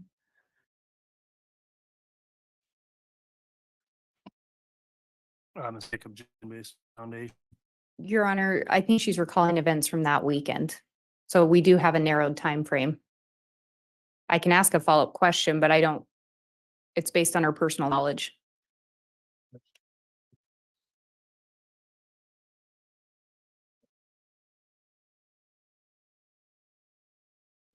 I'll sustain the objection if you want to ask additional foundational questions, Ms. Blake. Do you recall approximately when you heard this conversation between David and Chad during your stay?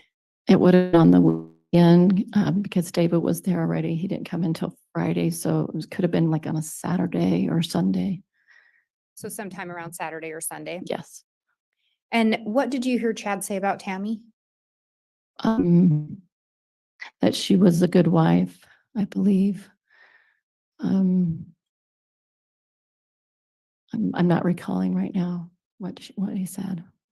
Do you recall him ever mentioning that he was going to divorce her? Never heard that. Ever hear him talk about getting separated? No.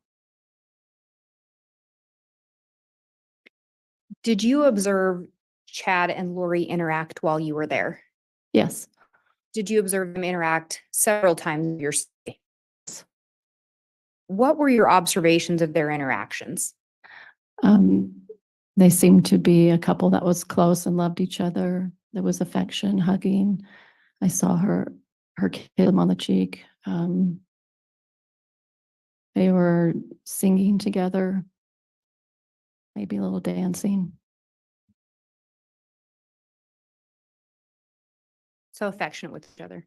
Yes. Do you recall ever seeing them affectionate outside the apartment? Yes. What do you recall about that? We were walking around the campus and they were holding hands.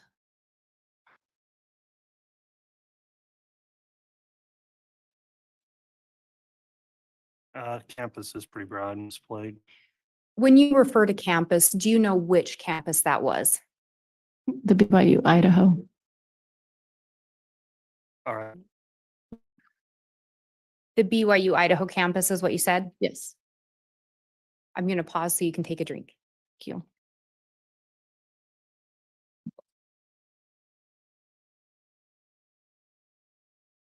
And do you recall approximately when you went and walked the track during your time in Idaho? It was really in the beginning, so it was either Wednesday night or Thursday night. And what do you observe between them at the BYU Idaho track? Very loving to each other. Did you ever ask them or did they ever say anything to you about that? I asked them if they were concerned, if they were worried if Tammy might see them together, and she let me know that Tammy, wasn't aware of his personal life like that, where he went.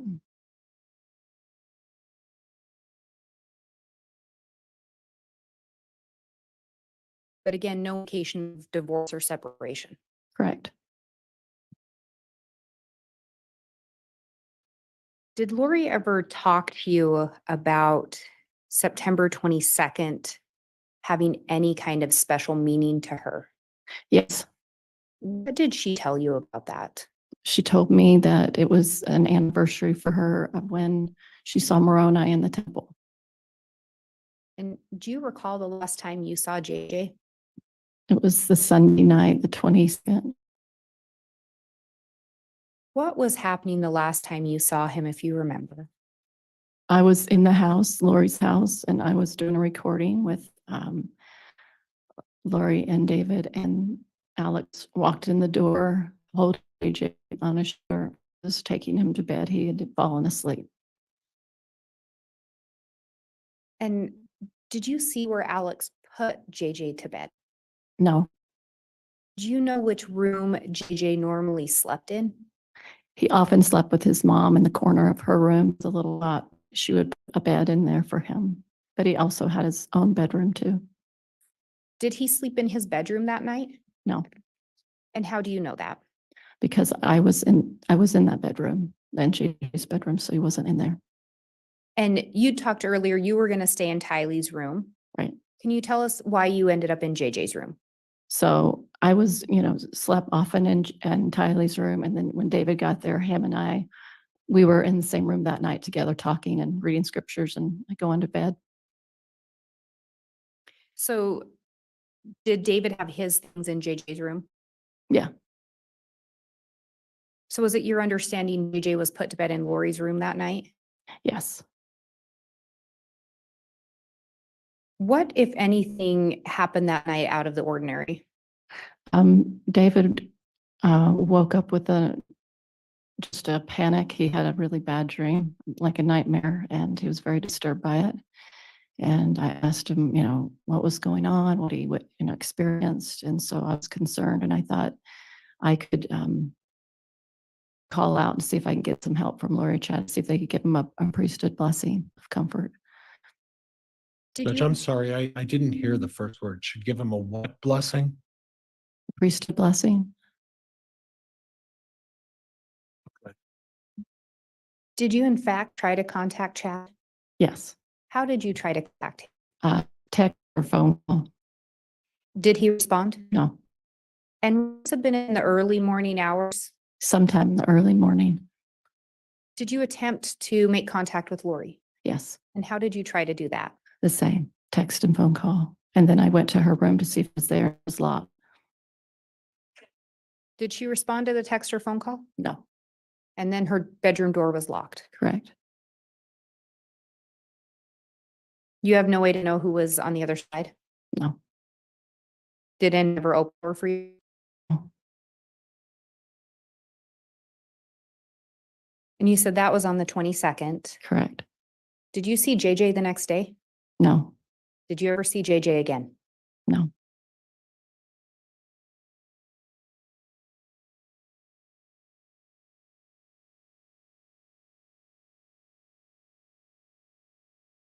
After Charles was killed, did Lori ever share with you how she was going to survive financially?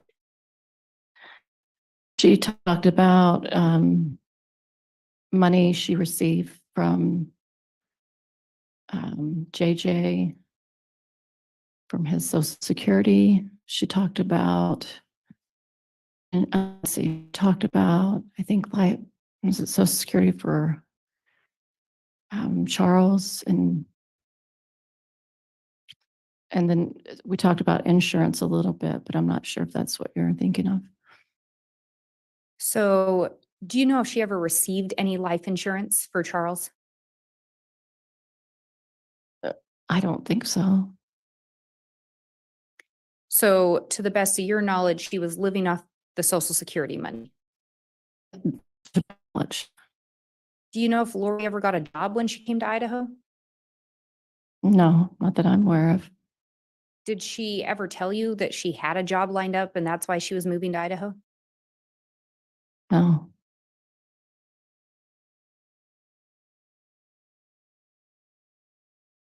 At some point, did Lori talk to you about some struggles with JJ? yes. What did she share with you about that? She said that was acting out more as far as the weekend that I was there in September, that he was acting like he was possessed. He was, 1 minute he would be upset, 1 minute she would say he was looking very diligent, just a variety of different behaviors. She seemed troubled by it, that he had been taken over by evil spirit, that he was upsetting. I don't know. She just seemed kind of upset by it. Did you ever indicate any kind of a plan of how she was going to handle that? Yes. What did she tell you? She said that she wanted Kay to have JJ. Did she ever talk to you about a plan to get JJ to Kay? Yes. What did she tell you? She said that she wanted to meet together with her in the airport and talk to her about her, like she had cancer or something like that. And that if she would take or a relative that was close by to Kay's family, that would take him. And did Lori talk to you about coming up with what to tell Kay to get her to take JJ? Yeah, we talked about that. And did you help her come up with an idea to tell Kay that Lori was sick and so she needed Kay to take JJ? She was throwing different ideas out with me. So we talked about that kind of scenario. Yeah. Was it your understanding that Lori actually did in fact contact Kay? Is that what told you? She Did she tell you that in fact she had given JJ to Kay? She did. And we go back to the last time you saw JJ is the night of September 22nd. Yes. That next morning, did Lori say anything in relation to where JJ was that day? I believe she said that David remembers this more than I do, but that he was with Alex that morning. And is it sometime after that that Lori leads you to believe that she sent JJ to be with Kay? Yes. Did Lori talk to you about how she transferred JJ to Kay, the custody? Yes. And is that? She said they met up in the Salt Lake City airport and she took JJ.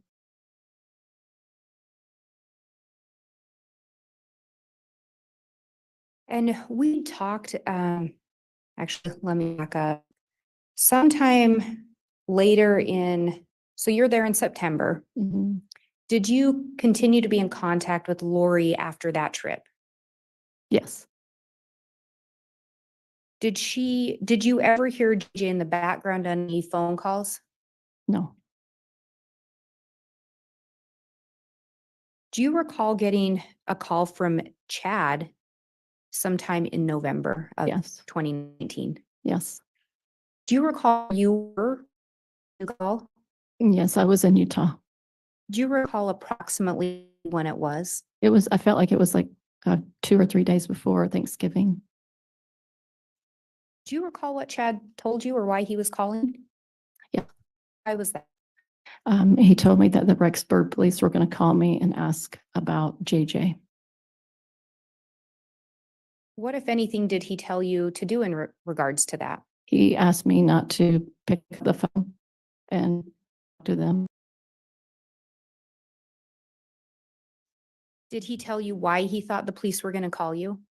Because he said that Lori had told the police that I had JJ.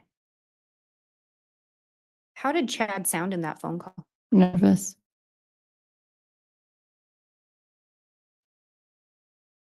Did you have JJ? No, Did you ask Chad where JJ was at that time? I said he's not with Kay, and he said no. And prior to that, where had Lori told you JJ was? He was with Kay.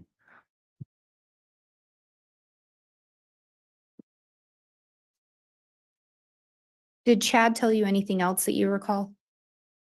He said that Lori would shortly be calling me after that, but she was talking to the police. I can't remember right now everything else. It was very brief. So, recall Chad indicated where he was when he placed that phone call. I don't recall. Did you learn at some point where Chad and Lori were? What state? Oh, Idaho. Did Lori, in fact, end up reaching out to you? She did. Do you recall what she told you? When she answered the phone, or when I answered the phone, she was very positive and upbeat as everything okay. And she said that she was protecting Tylee and JJ because Kay was and others were trying to kidnap him, so that's why. And she told me to go to a Frozen movie and take a picture to act like there's other kids like I had him. And did law enforcement, in fact, try to reach to you? Did Did you answer initially? initially no. Do you recall at any point if Lori, Alex, or Chad had told you anything regarding law enforcement? At some point, yes.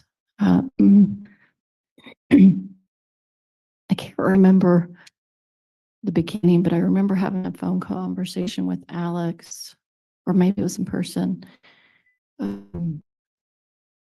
that the police had come to his house and Melanie's house to ransack his house. And they came questioning and asking about where JJ was. Any point were you told whether or not law enforcement were dark? Yes. And what were you told in regards to that? I remember Alex saying they were considered dark translated beings. And again, who that was able to determine if someone was dark from your understanding? From my understanding, was Chad. So initially you don't answer the call from law enforcement. Why was that? Because I was absolutely did not know, understand what to do about it. At some point, did you end up talking to law enforcement? I did. What did you initially tell them in relation to JJ? So when I called Gilbert Police, I initially told them I had JJ, but then I didn't have him. He was back with Lori. So initially you complied a little bit with what Lori had asked. Is that Correct. fair? Yes. At some point, did you contact law enforcement again? Yes, And did you end up making contact with them through an attorney? initially. Can you talk to me a little bit about that? So right after I discovered that I needed to talk to the police, the day I was going to go, I had a phone call from a friend who I hadn't talked to in about a year or two.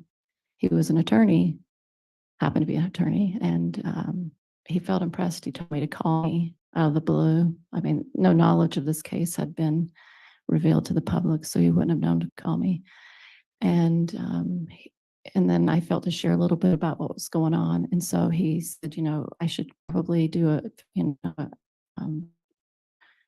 a child, what do they call that? I'm sorry, I'm forgetting the name. Are you thinking welfare check? Welfare check. And I really wasn't sure what that meant because I've never been involved in that kind of dynamic before. So, yeah.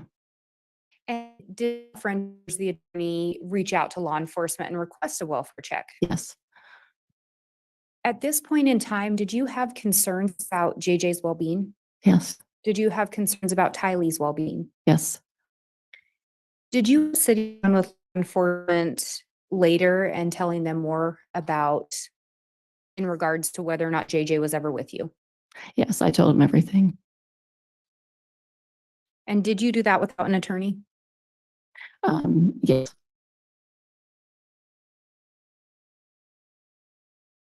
And did you in fact tell them JJ had never been with you?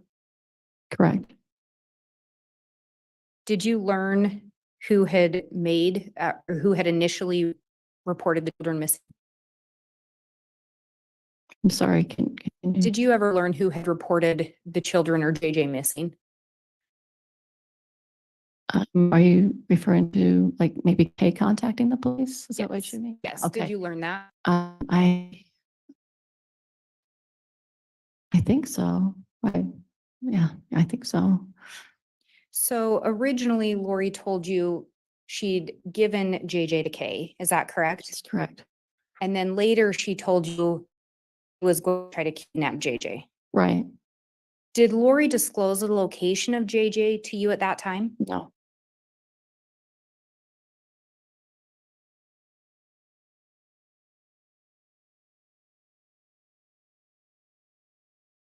At some point, did you end up, or let me back up.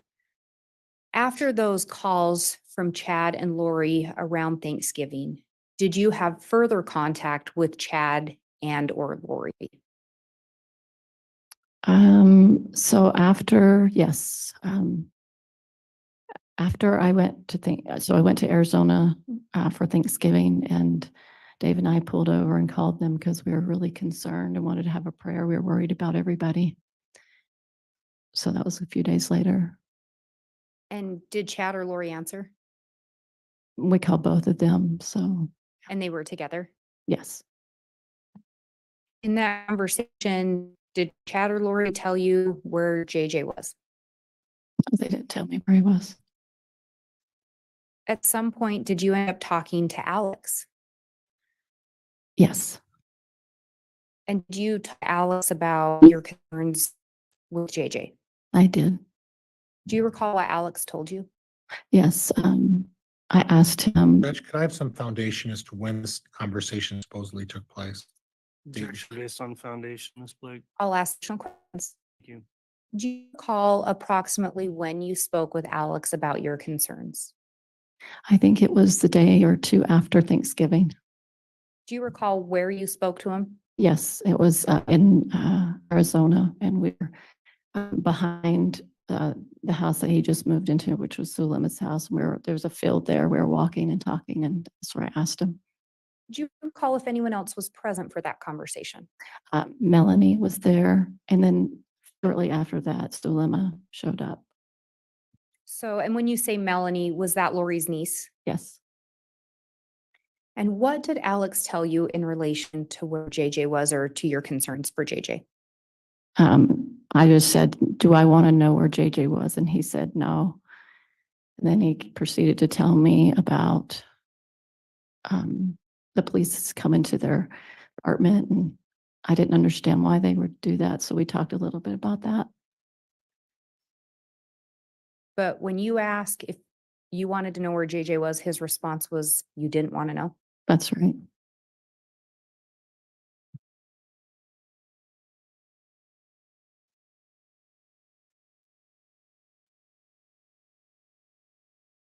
At some point, did you end up making a phone call to Chad and Lori on December 8th of 2019? Yes.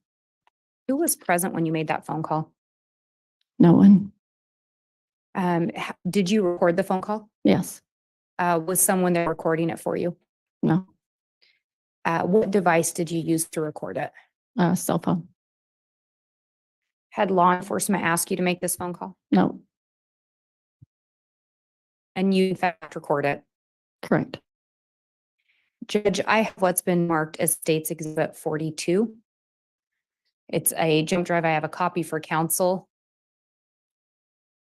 And I would request to publish the first portion for identification purposes only.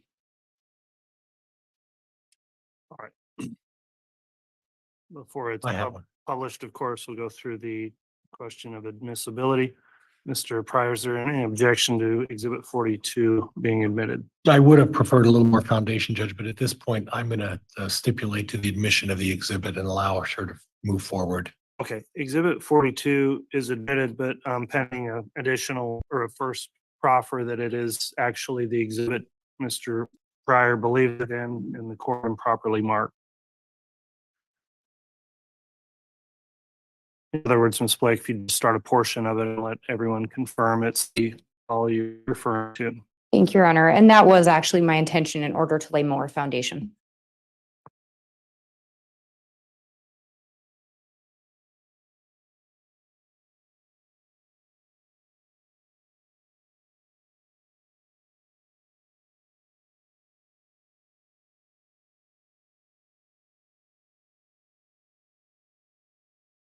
And it wants to give me difficulties. Let me try one of the other discs.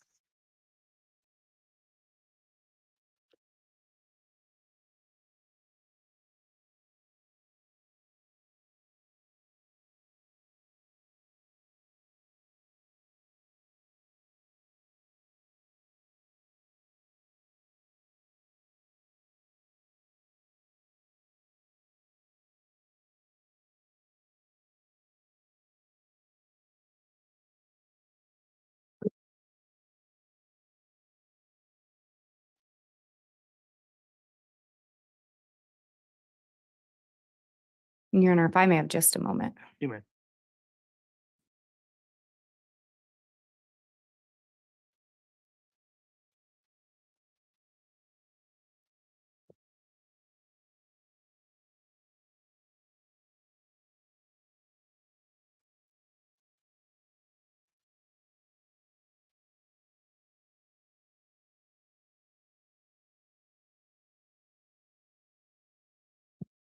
Sorry about that technical problem. I think I have it figured out.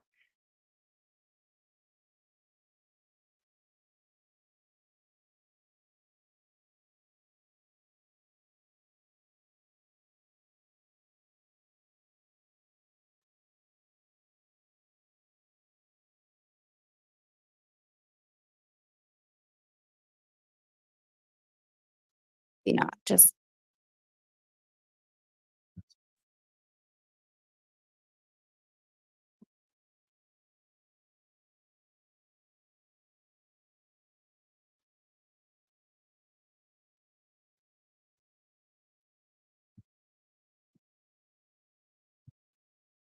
okay. Hopefully third time's a charm.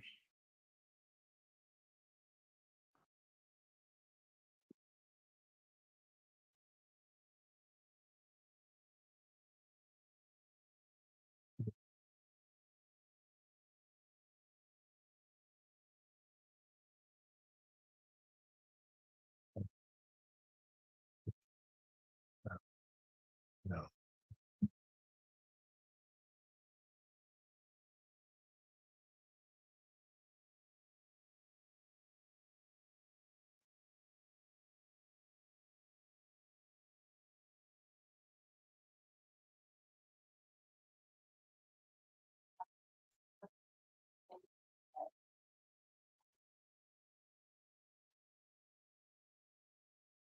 I'm going to pause there briefly.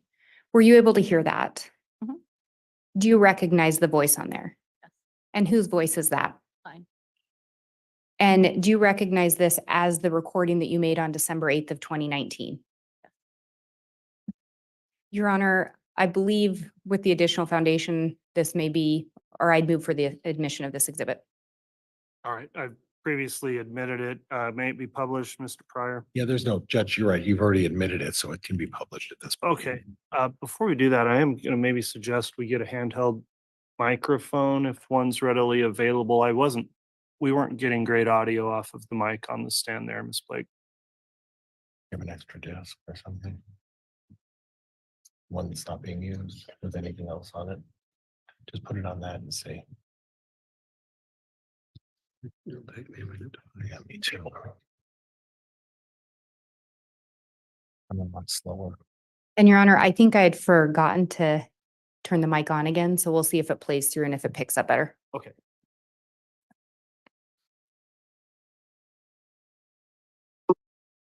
And I am calling Chad Daybell's phone number. And hopefully I will be talking to both of them, Chad and Lori. So here goes the phone call.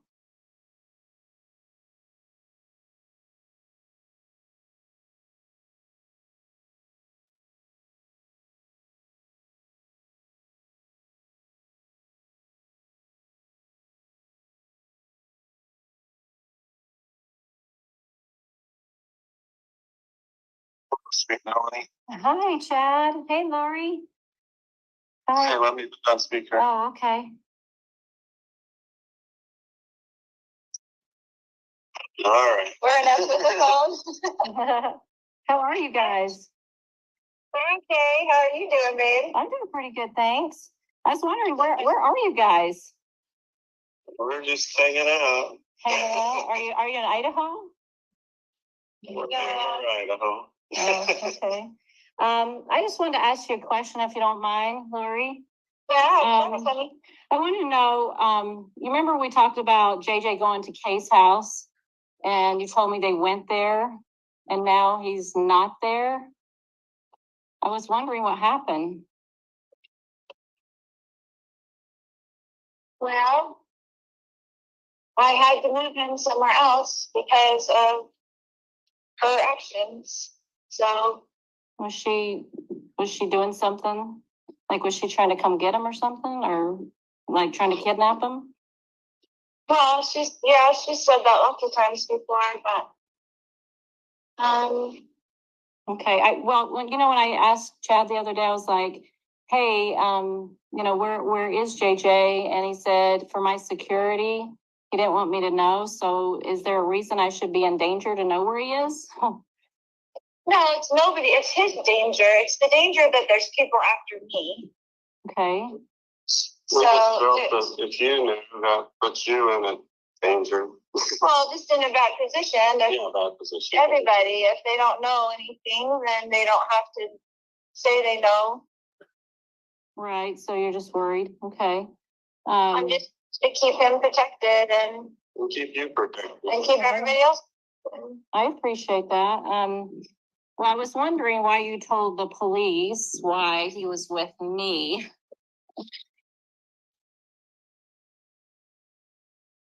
I just needed to have somebody so I wouldn't have to tell them where he really was because they were going to tell Kay where he is. Oh, yeah. So do you think it's like your family or, like your family, your dad or, those Well, my people? family, well, not my whole family, but as you know, most of my family is working against me and Yeah. with her, basically. Yeah. Is JJ safe? He is safe and happy. Okay, well, that's good to hear.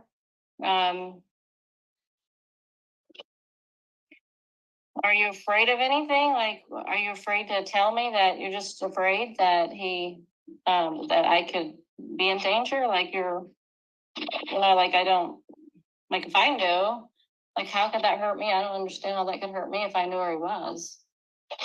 Well, I'm just not telling anybody so that nobody has to say where he is or get questioned to where he is so I can keep him as safe as possible. Yeah. Okay, I hope that he's okay. I hope you guys are okay. But I did have a question that I asked Al at one point, your brother, if I wanted to know, like where he was, and he said I did not want to know, and that he could not be found. So what does that mean? I don't know if he would say that, but it's the same story. Like Yeah. I don't even want Al to know. I don't want anybody to know, so that nobody has to be worried about it. I mean, nobody has to be questioned about it, so he can be safe. Yeah. So are you, how long are you gonna be away for? Like are you ever gonna be able to come out and come back to society again? Or are you gonna keep, come back? What does that look like? I will do whatever the Lord needs me to do every day. So I just wondered if I was ever going to see you again. Absolutely, you will. Okay, so maybe when they're done chasing you, you'll be able to come out again, or? Yeah, I mean, it's a ridiculous thing for them to be working with Kay to find me. There's nothing going on. It's, you know what I'm saying? Like they're working with her in some dark capacity. The police are working with her in some dark capacity. There's no reason for them to be after me in the first place. Yeah, has she threatened you at all? Yes, lots of times. Oh boy, what did she say? Well, it's in emails and everything. So she said she was going to come take them, or she was. There's a lot of things. Yeah. Nellie. I know it sounds like it. I'm just worried for you guys because, he's missing, and I know exactly where he is. He's perfectly fine. Okay, well, I hope so. I had a scripture I wanted to share with you, if you don't mind.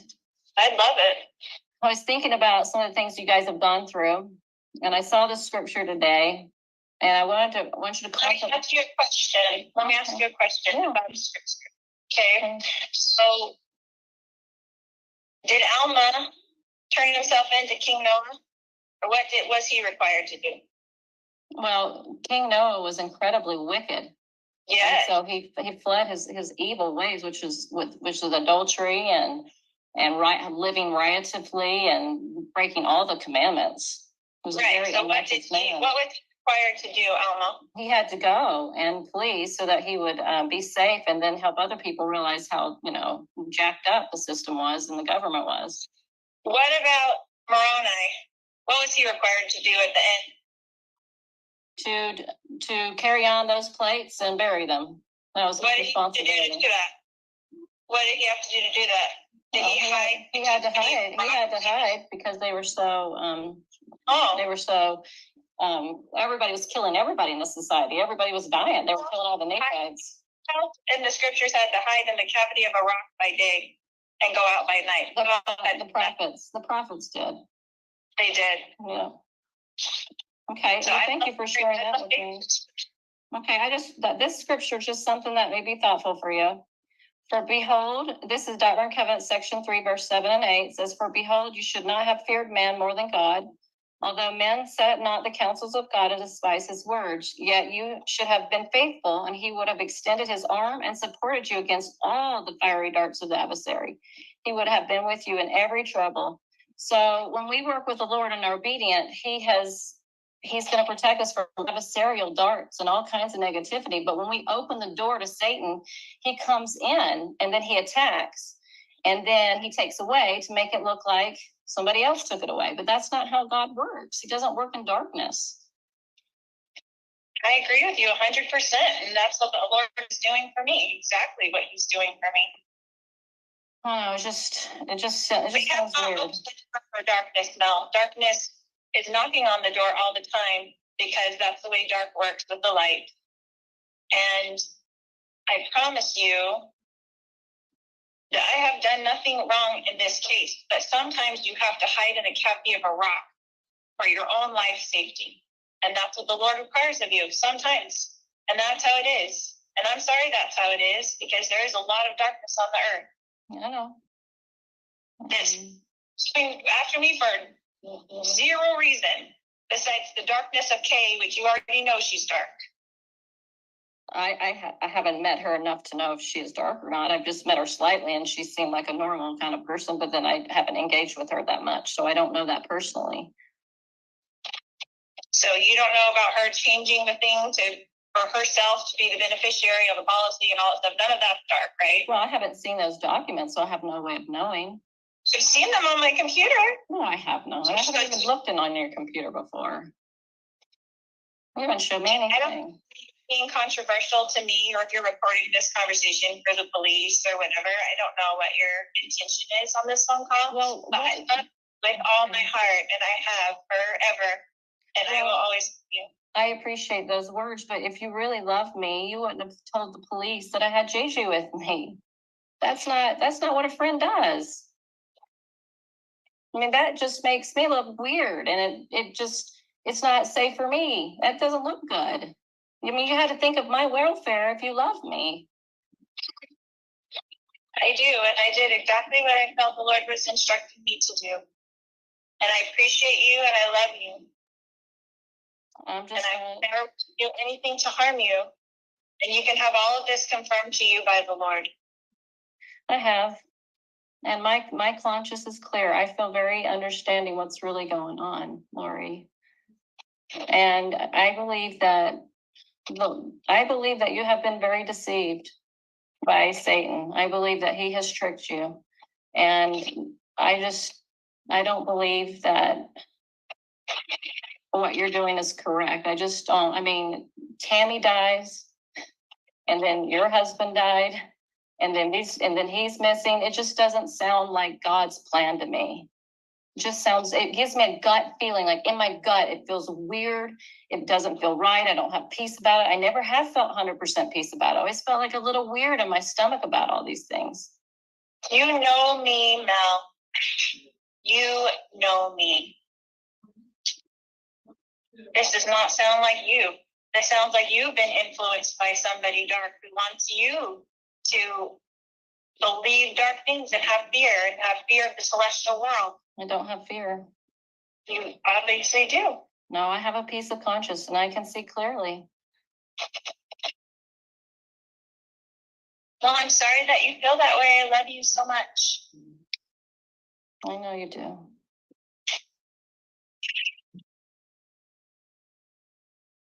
I don't know what else to say. Stand Christ when he comes again, and he's coming soon, and we will all stand there, and you will know at that point that he has supported me and has supported me the whole time, and I have not been deceived. I just want to testify that I know Tammy does have the conspiracy theories. My sister-in-law's right behind it all, and I hope that you're not being influenced by that dark team. I don't know who she is. I'm sorry, you said your sister-in-law? I don't even know her. I know, but she's coming up with the same type of theories. Mm-hmm. And it's just not true. My own children were there. They testified that Tammy had been getting weaker and sick, and I begged her to go to the doctor. Her heart was failing her. She was physically falling apart, but she hates doctors, and she just passed away. That's how it happened. My son Garth was right there with me the whole time. My kids were at the house within 20 minutes of her passing. There were 2 coroners. They checked her out right there on the bed. All these conspiracy theories just make me sick to my stomach. Just absolutely sick. I know I've been told for years that Tammy would pass away at a young age.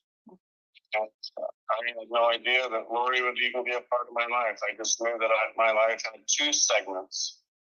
And that I know Tammy's on a special mission and she's with my kids. She's visited them. There's so much, Melanie, that you just have to have faith. And this is not some sort of master plan. There's no way Lori and I should ever come up with this. It's just, You can understand my concern, correct? I can from an outside perspective, but From someone who knows as much as you know, no, not really. But we can feel Dave's influence on you. I can feel that for sure. He's a very good man and he has a very strong foundation, that I know. I know, but he seems to be the one that's putting the doubts in your mind.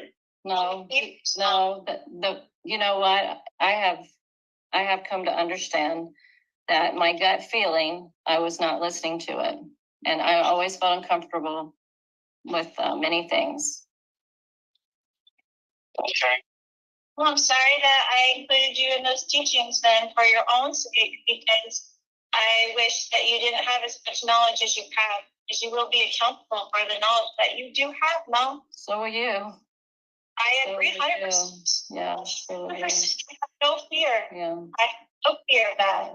But I really, as I was reading the story of Korihor, and it is so very similar to this. You just can't see it, but he did it because he was trying to reclaim a people, and he thought at the very end, because of his carnal and natural desires, that's what influenced him.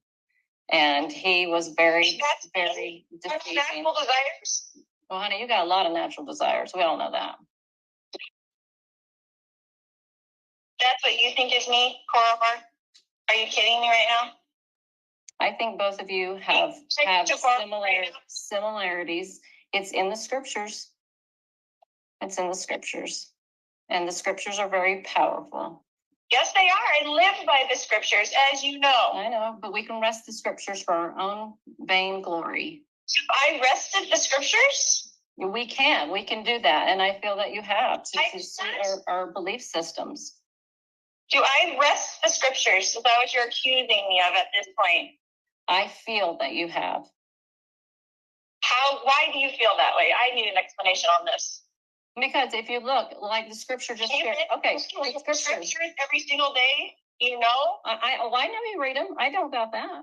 But this scripture right here says that you will be supported by all against the fiery darts of the adversary. You would have been supported if you had not opened dark portals and dark junk. You would have been safe if you would have obeyed God. He would have had your back. But you have been chased and tortured. And this or not, I'm sorry. He had back. So well, if he has your back, you would not be able to tell me where you are, and we couldn't find JJ. Like, where is he? I've been asking, where is he? And you know what I mean? Like, I could tell everyone where JJ is right now, and that would not be good, JJ. So I'm sorry that you don't want me to protect my children, but I would never ask you to not protect your children. Of course you wouldn't. So I can tell that you're just adversarial, Mel. I love you. I'm sorry that you feel this way. Because I actually do care. I'm sharing what I feel for you because I know your salvation's in trouble for what you've done. Okay, my salvation is not in trouble at all. And I think you should check that with the Lord again. Oh, I felt a lot of things from the Lord. And this doesn't feel right. Well, I'm sorry that you feel that way, sweetheart. I'm sorry that you're friends with all those who are against me. Joseph Smith's friends turned against me. I'm not a friend. I'm not friends with people that are against you. Apparently you are. I am not. I don't know Kay. I don't know who you're talking about. Your sister. I don't even know what her name or who she is. I don't know any of those people. Why would they contact me anyway? How would I even know about that? Well, you're friends with Dave, and he's apparently, you know. Well, David is a very righteous man, and I've always known that grounding about him. And he has a lot of beautiful experiences with the Lord, and these are not the same. You know, when you get the priesthood, that's Peter, James, and John shows up, and then he confirms all of those in the circle that are to get it, and everybody's a witness of that. Everybody's a witness that the pattern is in the scriptures. There's no witness that you ever receive what you think you received. Nobody has seen that but you. There's no witness. The witness, Joseph Smith, Oliver Cowdery, Martin Harris, the 8 witnesses, they all showed up. Is there a witness when Jesus, Heavenly Father, gave that to Joseph Smith by himself in the grove? Was there a witness? No, but they had No. it later with other people. That was one experience, but others joined in later. When he brought other people into it, they had experiences. Scriptures, yes or no? I'm sorry? Is that in the scriptures, yes or no? That Joseph was alone when he saw God the Father and Jesus Christ? Yes, he was alone, He was alone. but he had to open it up first. That's not a pattern at all. Honey, what I'm saying is that after he saw that and other people joined in, they saw the things with him. He wasn't alone. There was a witness for them. There was no witness. Anybody's never seen what you've seen or experienced what you've seen. That is your own witness, but nobody I know. said that. No, God knows it, and I will never deny it. For my soul would be at stake if I did. So you can say it didn't happen to me, Mel, but if I say it, then I am accountable. You didn't witness it, but I did. But your behaviors is not, okay, I understand that's what you believe you saw, but this is the thing, as I see, is that your behavior is not one of somebody Never that's in had Christ. any Your idea that behavior, you would be your the person to behavior. turn. What? Never had any idea that you would be the person of all people to turn me. I cannot I am believe it. asking questions and I am concerned for you. That is what somebody does when they care. You don't sound like you're concerned. You sound like you're accusatory. You do not sound concerned. You sound pissed off. I'm not. I am troubled. Maybe that's the better word. Troubled. Because these things, like you being with Chad before he's even divorced, is unusual behavior for a person that's seen It's Jesus not. Christ. I was never with him and he was never divorced. Honey, I've seen you guys together. Oh, so I haven't ever seen you with, I've never seen you with Chad kiss him and walk around the track at BYU with him. I never saw that. You see Say him? you're the one just feeling guilty about being with someone before they were divorced. Oh, honey. I think that's not what we're talking about here. Well, it's not what we're talking about here. That's what I'm saying. You are going off the deep end. But Well, I'm just saying, this is not a behavior of someone that sees Jesus Christ. It's not the behavior. really? Have you Really? ever seen Jesus Christ? So do you know what the future behavior would be if you had seen Jesus Christ? I know that when I prayed. You to do every day, and he does protect me, and he is protecting me, and he will protect me against this accusation as well. And we will both stand there with him, and you tell me if I was lying or not. But we're both standing there with Jesus Christ. Okay.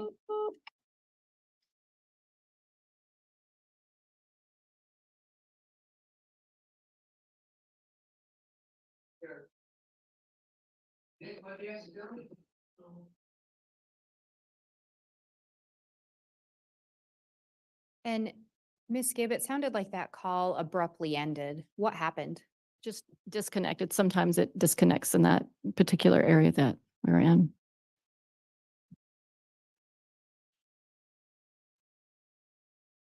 When this phone call takes place, did you know the location of Chad and Lori? No, They hadn't shared that with you? no. At the beginning of the call, we hear some laughter. Do you know who was laughing? Do you remember? Maybe I'll ask it this way. Did Chad and Lori seem upset when you called them initially? Oh, no.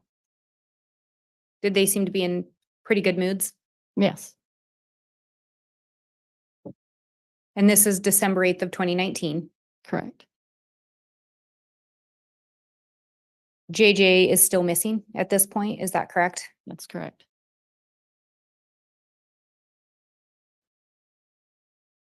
Lori talks to you about there being a danger that there's people after me. Do you know what she was referencing? Had she ever talked to you about that? She just said that she felt Kay and her father and her other brother, not Alex, seemed like there might have been another, like a cousin or something. And possibly she put in there the police. It's kind of, lots of conversations together. But anyway, that they were all after her. Did she ever express why these people were after her, why she thought they were? Because she considered them dark.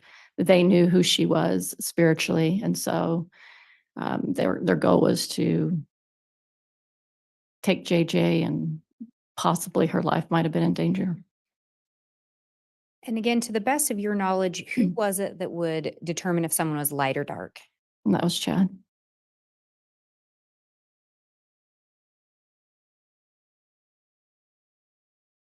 And you talk in there to her about why she would say JJ was with you, correct? Right. And she ends up, Lori makes a comment along the lines of she just needed someone so she didn't have to say where he really was. Do you recall that? Yes. Did she ever tell you where JJ was? No. We also hear Lori on there make a comment that JJ is safe and happy. Do you recall that? I do. At any point, did you ever have any additional conversations with her where she explained what she meant by that? I don't think so. So she just says he's safe and happy. Yes, And this is on December 8th of 2019. that's right. Last time you saw JJ alive was September 22nd of 2019, correct? Correct.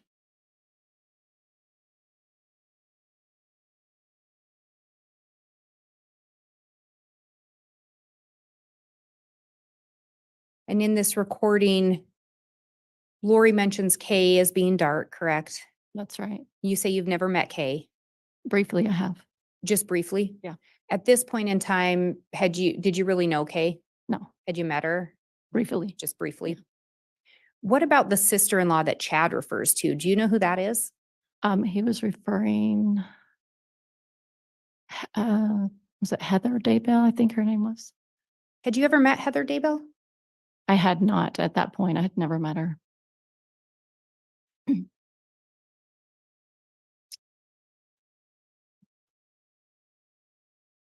And we hear Chad in there as well talk about that Tammy was physically falling apart and she just passed away. Do you recall that? Yes, But yeah, in there, we also hear Chad say that he knew Tammy was going to die. right. And we also hear Chad say he knew he was going to have basically a second life. Right. Do you recall that? Yes. Had you ever heard or talked to Chad before about him believing Tammy was going to die? He was shared that information publicly at a few conferences that she was going to pass away at some point early. And do you recall ever having conversations with Lori about the belief that Tammy was going to die? Yes, And did Lori believe that Tammy was going to pass away? I believe she did, Did she tell you where she got that information from? from Chad.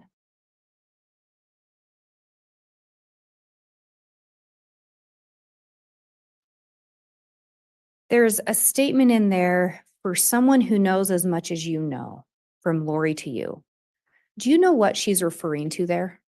Well, she referenced also the word teachings in there, the teachings that they had. They felt that their teachings of light and dark and multiple lives were a more of a higher, kind of more of a mystery learning. And so she felt that I would be in danger before God for knowing that and then turning on all that knowledge that she shared.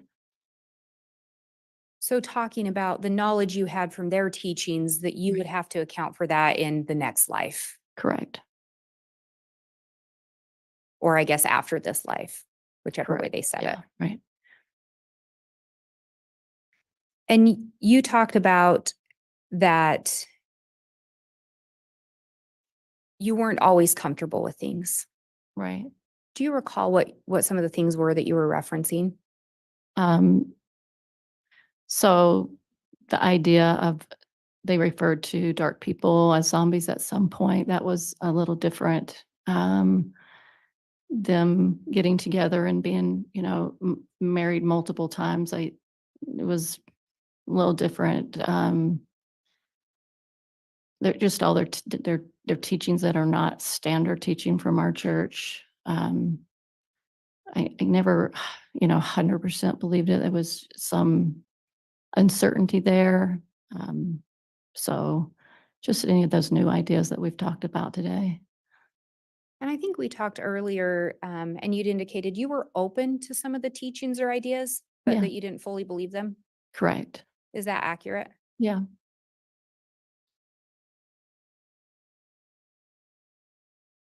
And in that recording, Lori, again, she indicates that she knows where JJ is, correct? That's correct. And Chad's right there with her when you're talking to her. That's right.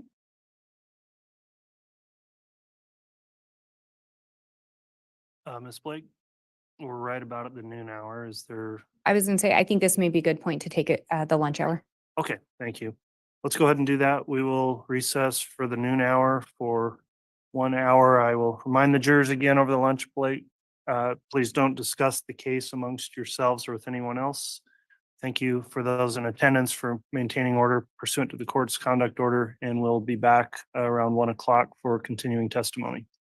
All rise, please.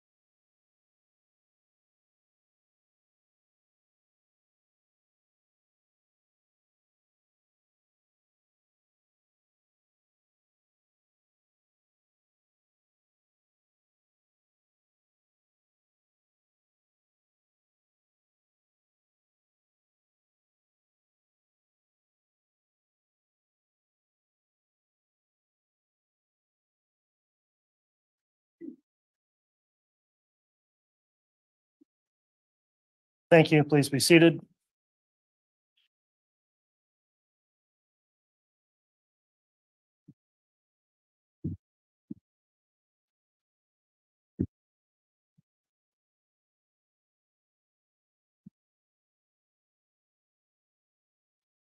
All right, Mr. Bailiff, if we could have the jurors return, please.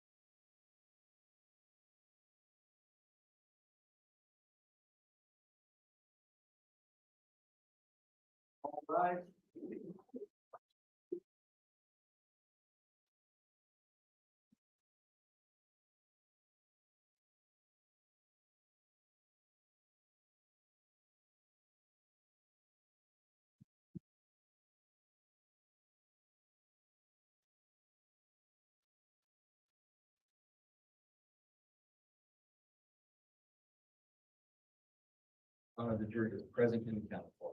All right, thank you, Mr. Bailiff. Please be seated.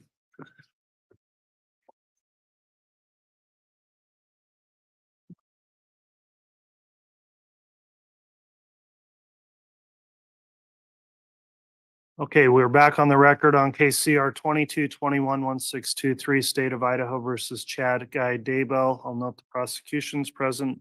In addition, the defendant and defense counsel. Continuing with direct examination of Ms. Gibb, I'll remind the witness you're still under oath for your testimony. Ms. Blake, I believe you have continuing direct. Is that correct? That is correct, Your Honor. All right, you can proceed. Miss Gibb, we were talking about that recording and that Chad had made some comments about how Tammy was going to die. Do you recall that? Yes. Do you recall approximately when Tammy actually died? I'm not sure the date. I believe it was in October 2019. Do you recall learning of her passing? Yes. When you learned of her passing, did you reach out to anyone? Yes. Who did you reach out to? Lori. Do you recall if it seemed like she already knew when you reached out to her? Yes. And did she already know of the passing? It seems that she did. Prior to Tammy passing away, had you ever talked to Lori about Tammy? Yes. What had Lori shared with you? That she was supposed to continue her mission on the other side of the veil eventually, and that she would be okay with her and Chad being together. So, and it was Tammy Tammy. that was going to continue her mission? Correct. And Tammy was going to be okay with Chad and Lori being together? Correct. Do you recall if Tammy was ever designated as dark? Yes.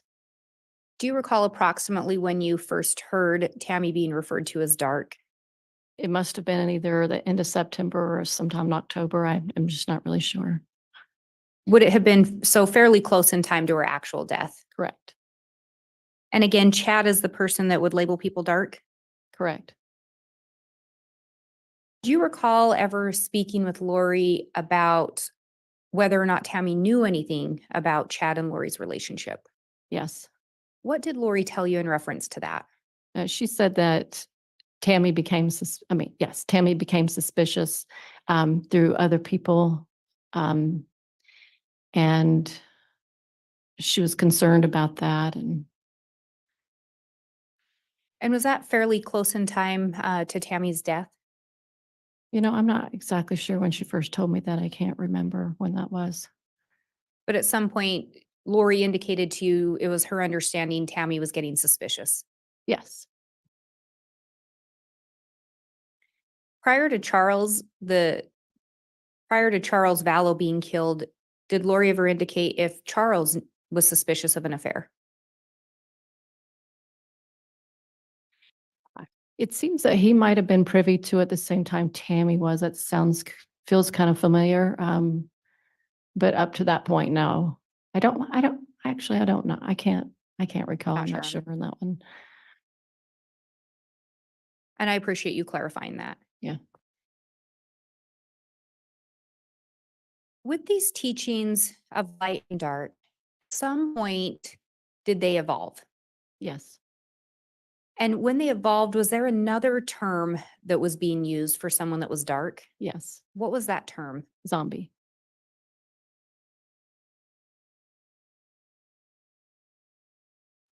Did some of the other teachings evolve over time? Yes. Do you recall ever talking to Lori about whether or not she 100% believed everything? Yes. What did she tell you? Once or twice she mentioned to me that if Chad's a Satan, he sure is a good one. So that gave me an indication there was some doubt there.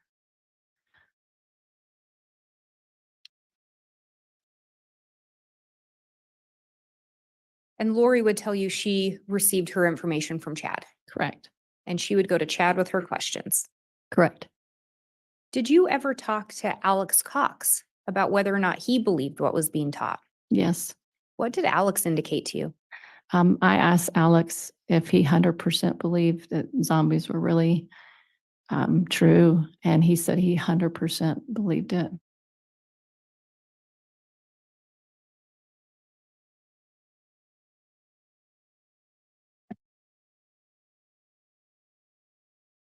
And I have no further questions at this time. All right, thank you, Ms. Blake.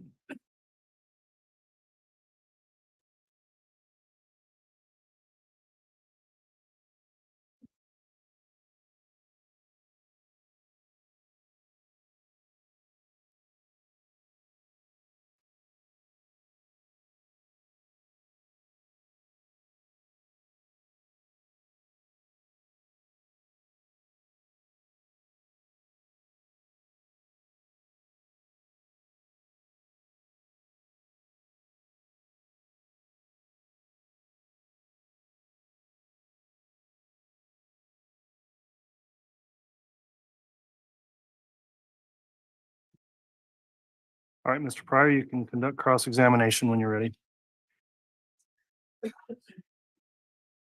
I'm sorry, Judge, it would just take me a moment, please.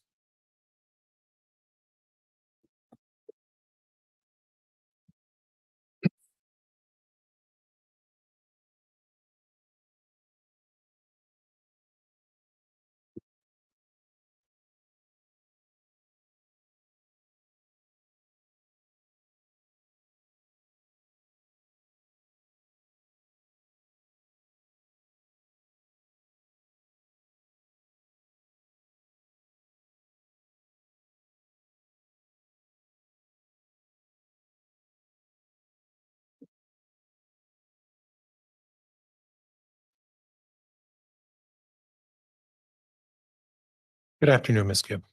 Good afternoon. I'd like to go through a little bit of a timeline with you if we could. Okay.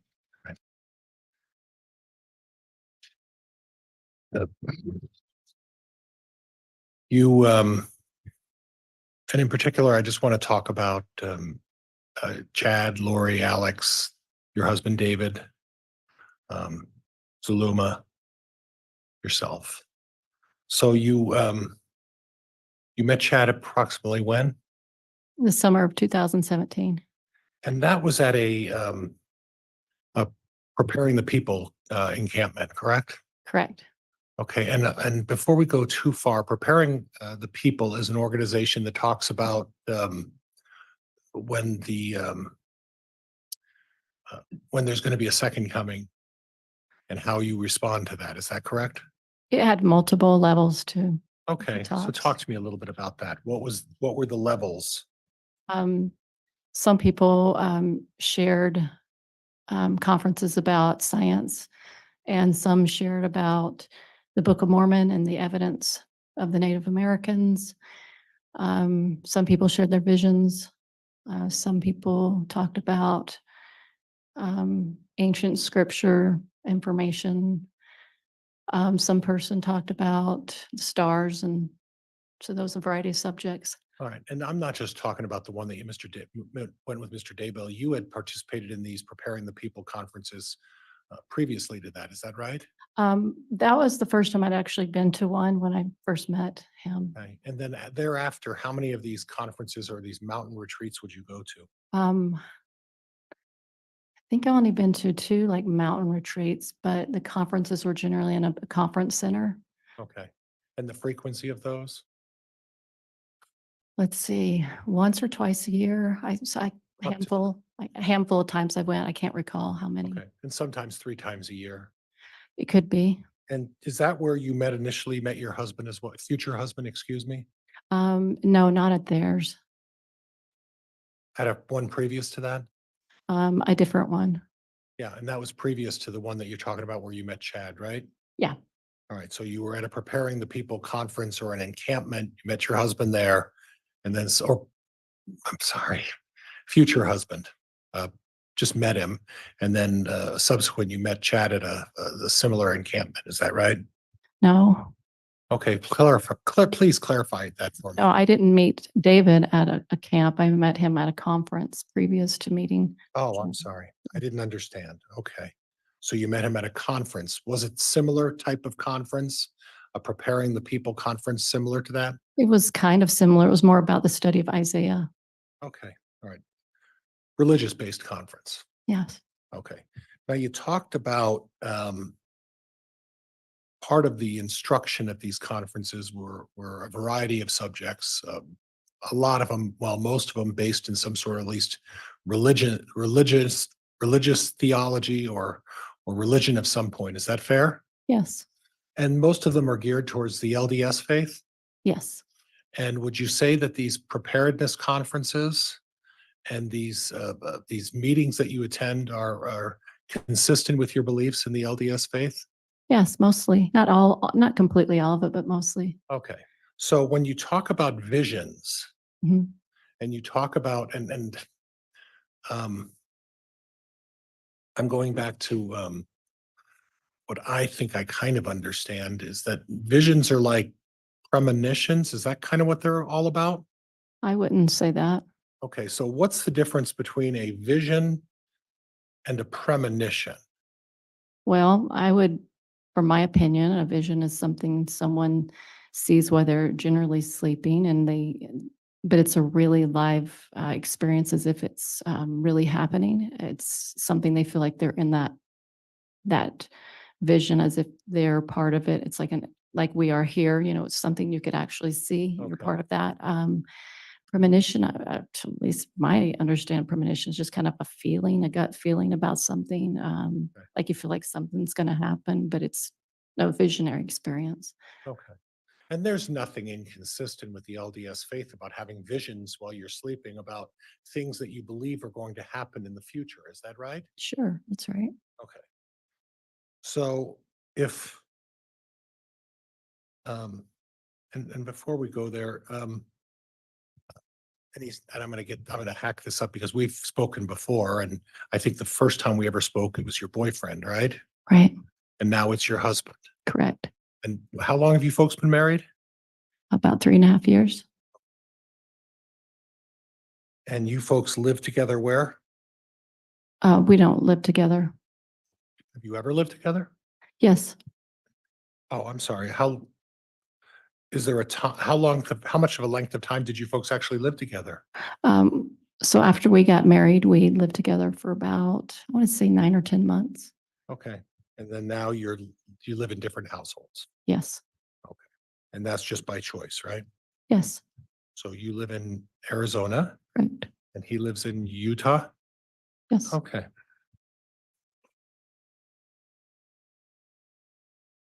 And we don't need to go any further than that. That's far enough, I think. Okay. So back to this idea of visions. Like you said, it's not inconsistent with your faith that if you have a dream at night, that can be perceived as, it's not a guarantee, but it can be perceived as a vision of something to come in the future, right? Dreams and visions are, what I've heard is they're a little different from each other. Okay. But yeah, Well, what you heard, you practice this as well as part of your faith, don't you? I don't have those experiences, but our faith believes that people can have them. Okay, so is it something that is something that someone who has a special gift is given the opportunity to have visions? Is that what that is? I think so. Okay, so your husband has that gift, correct? Yes. And your husband has had numbers of visions, correct? Objection, Your Honor. Relevance?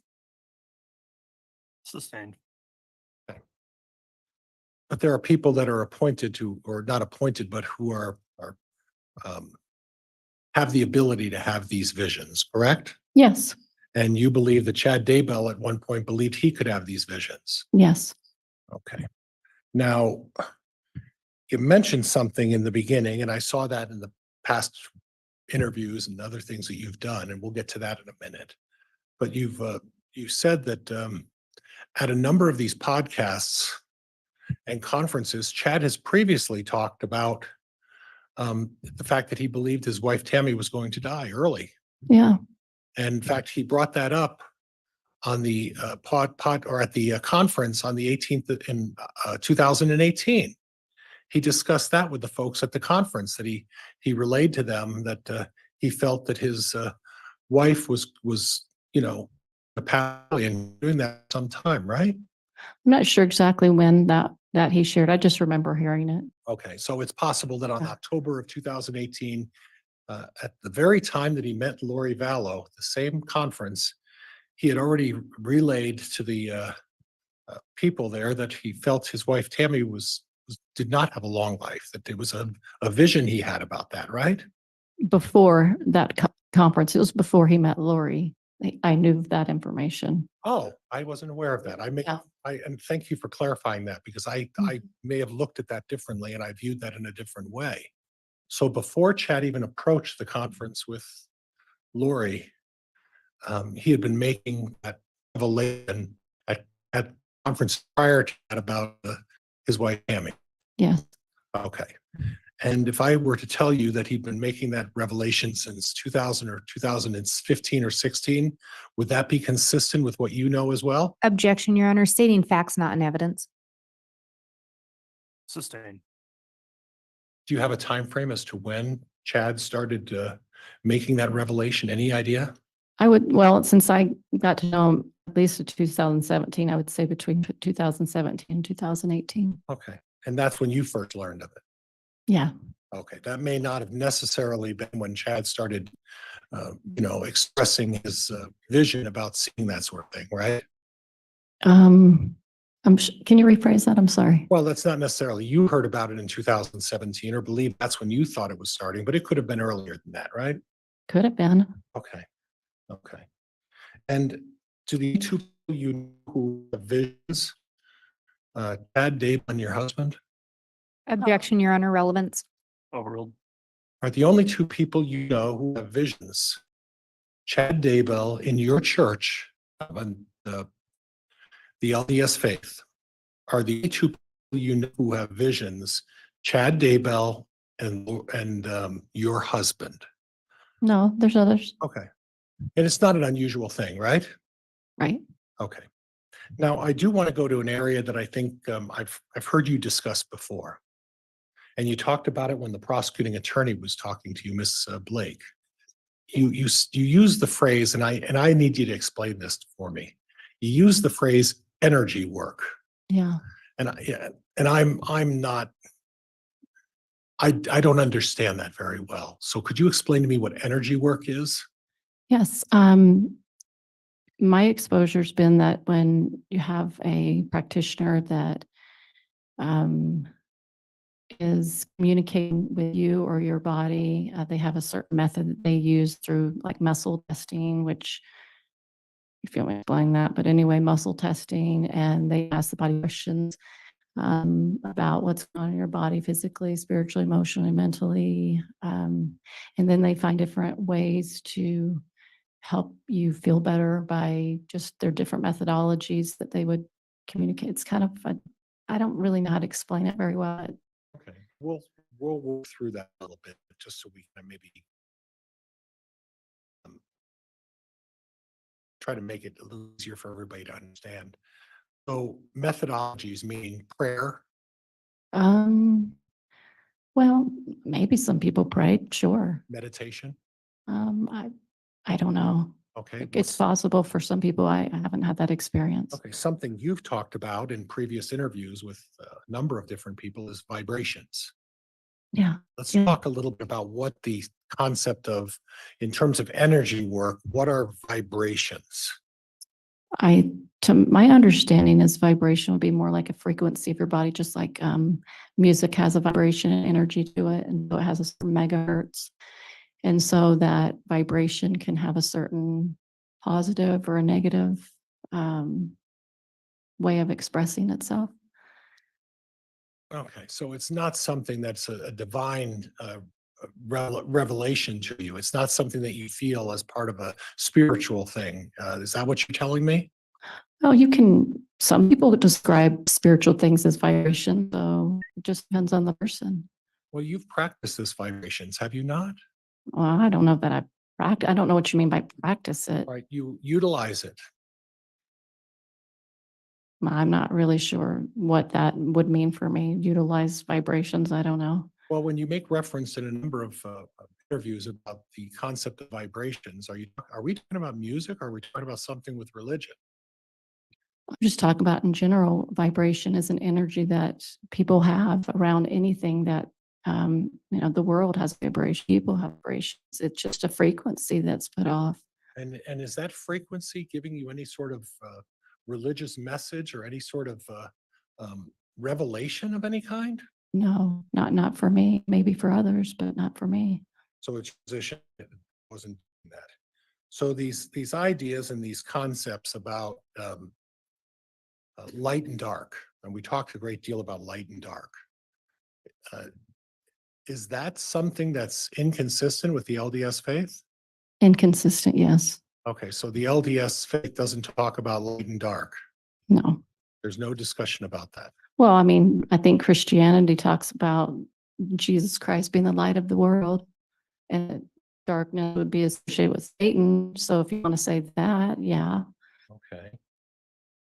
Okay. So if someone were to be practicing techniques as they relate to light and dark, or make comments about being able to tell if someone's light or dark, that's something that's inconsistent with the LDS faith. Yes. And that's not something you would ever do, right? No. Would never engage in conduct that would try to determine there's someone light or a person, right? Well, I didn't have the ability to know how to do that. Okay. And did you ever teach that? Light or dark? I don't know if I shared it with anybody. I'm not sure. Well, I didn't say shared, I said taught. I don't recall. Okay. Is it possible you taught light theory to people? Oh, it's possible. Is it possible you talked about dark theories to people? It's possible. Okay, but you don't remember. I don't remember. Okay, and I want to kind of lean into that a little bit about not remembering. Do you remember talking to Detective Moffat from the Arizona bound in Maricopa County some time ago when this case first started? Yes. Yeah. And do you remember talking to him about the fact that, you don't have the best memory in the world? Yeah, I don't. And the fact that you forget a lot of things. Forget often. Quite often, right? I don't know. That's correct. Well, what you told Detective Muffet was that ask anybody. I don't remember things very well. Are you recall telling him that? It's possible I said that to him. Would it help if I had played the recording for you? No, Or not necessary. it's not necessary, is it? No. Because you did tell Detective Moffat that you have a very difficult time remembering things, right? Yeah. Then you told him you have a difficulty getting facts and dates, and times right, correct? Yeah. And that's not something that everyone has difficulties this, but you were particular with Detective Moffat in reminding him you didn't always get the facts right or the dates right or the times right, correct? Correct. Okay. All right. Thank you. I appreciate that. I know that's not easy to acknowledge. Now you, in the conference in October, Lori and Chad first met. Chad was there to sell books, right? Correct. Okay. Now I understand that you've taken a jab at writing books as well, right? A little bit. You wrote, and I don't want to misrepresent. I know you wrote one book. Right. And when did you write that book? Right about the time I finished it up, about the time I met Lori, so 2018, 2019. And when did you start writing that book? When? When? Probably, I would say sometime in the middle of the year 2018. Maybe. Okay. Yeah. And please straighten me out if I get the title of the book wrong. I meant to bring it in and I didn't bring it in because I have a copy of it. It's called The Fire Within. No. Okay, tell me and I knew I was going to get it wrong. So correct me. Feel the Fire. Feel the Fire. I'm sorry. That's right. Mm-hmm. A lot of reading lately, so I may get it wrong. Feel the Fire is about your religious experiences and the thing that you felt going through the development of your LDS faith, right? Yes. And you talked about your personal experiences doing that, correct? Yes. Okay, and then I kind of noticed that there was a discussion with one of the officers, and I think with one officer, you've interviewed a lot of people, you've spoken to a lot of people, right? A few. Wouldn't say a lot, but a few. Well, you've spoken to a lot of police officers, right? I'd say a few. Okay, well, you spoke to Officer Duncan, right? Right? And you've communicated with Lieutenant Ball Yes. here, Yes. or Lieutenant Hermosillo. Yes. You spoke with the prosecutor, Rob Wood, a little bit, right? Mhm. Was that a frequent conversation with Prosecutor Wood, or was there some level of regularity with that discussion with Prosecutor Wood? It was infrequent in the beginning, but yeah, just for a short period of time. It was infrequent for a short period of time. Yeah. Okay, all right, and we'll revisit that in a minute. But you also did an interview on TV with somebody. Mhm. Yes, You recall that? I do. Okay. Do you remember when that was?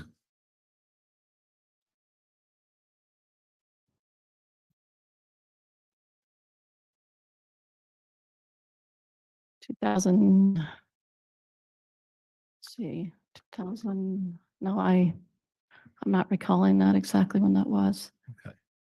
It's been so long. I'm sorry. That's okay, and there's always, if you would just bear with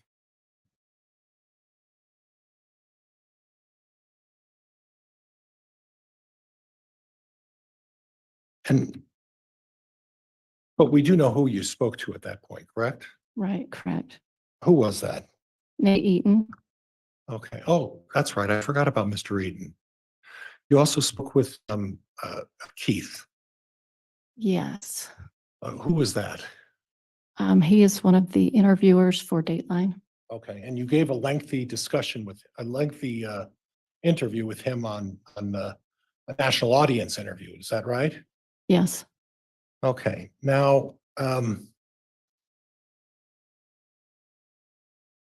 as part of your preparation for that interview, were there any conditions put in place that you were not going to agree to talk about?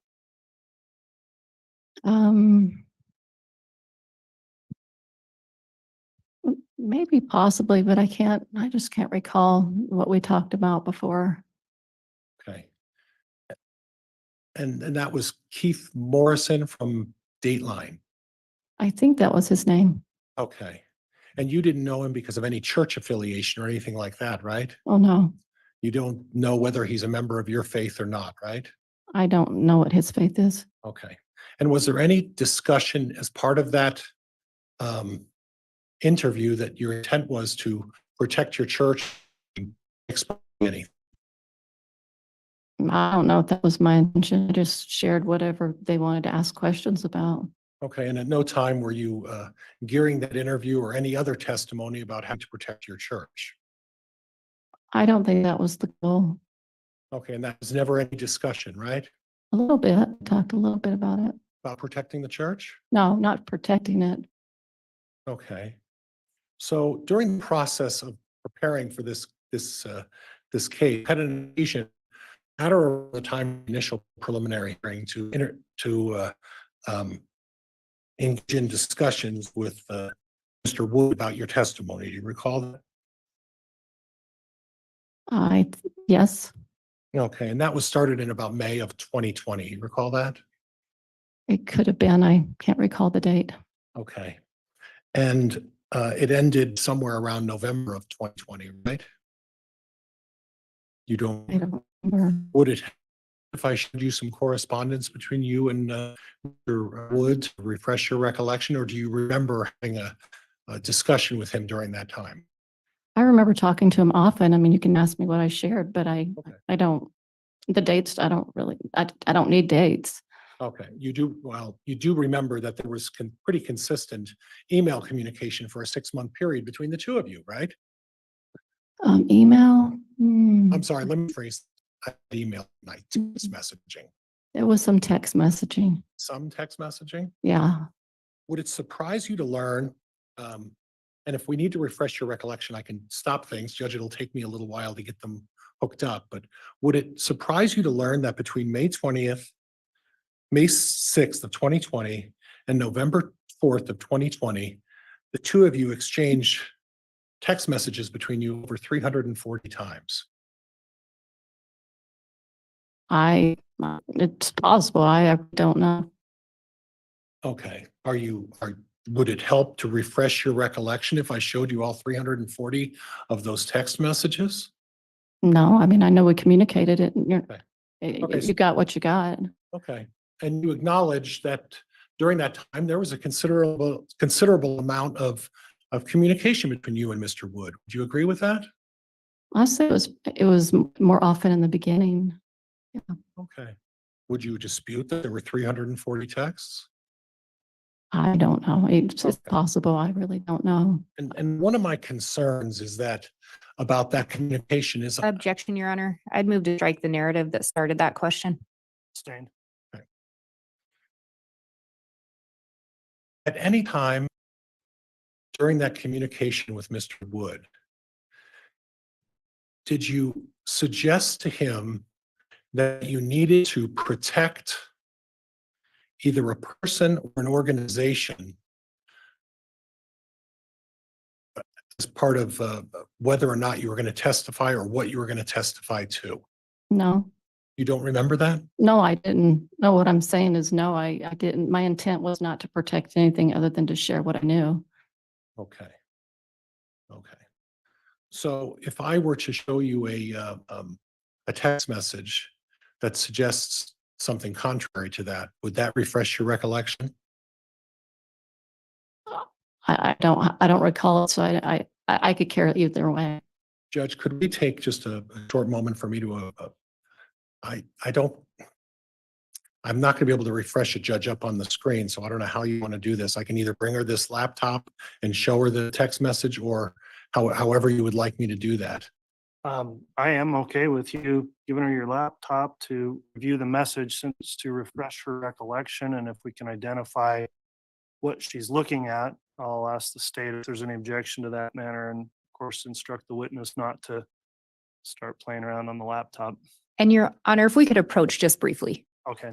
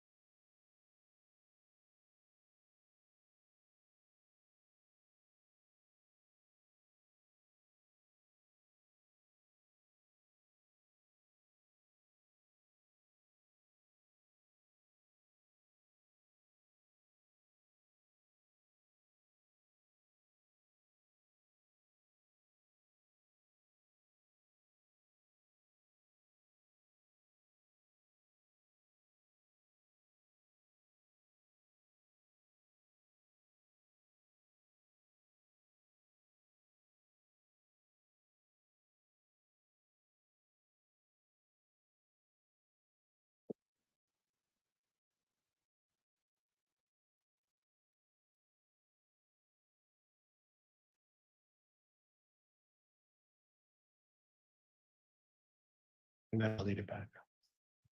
They've seen it, just bring it.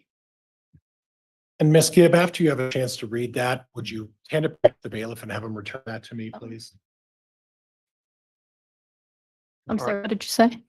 Ms. Gibb, after you have a chance to read that, it's the third box down. Right. After you had to read it, hand it back to the bailiff and then we'll talk about it. And if you could identify what was said and the date and time, I would appreciate that.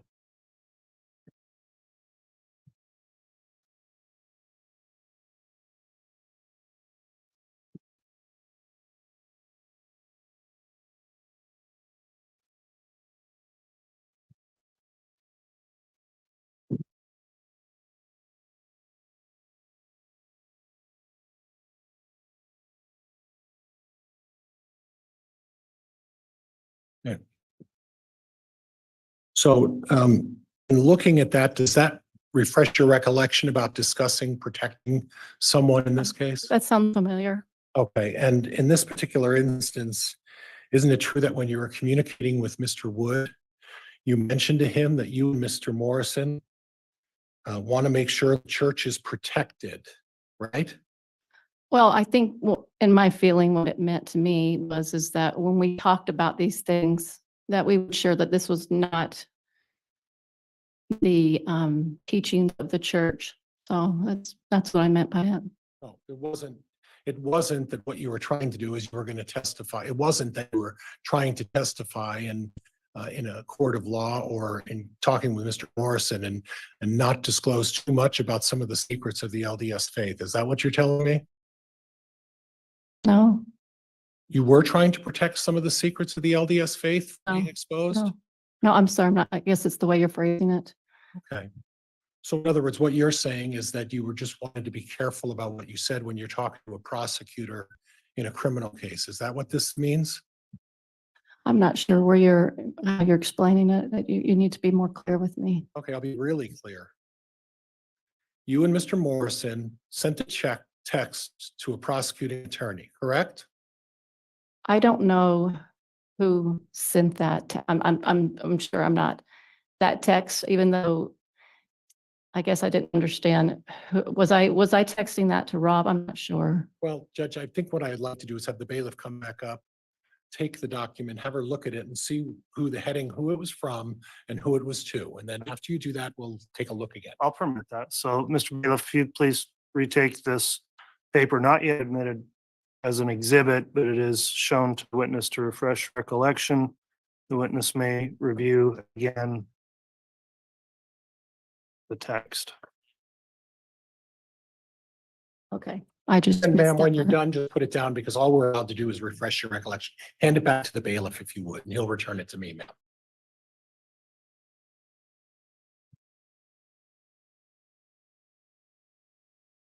And I'll just try to walk through this step by step if that's okay with you.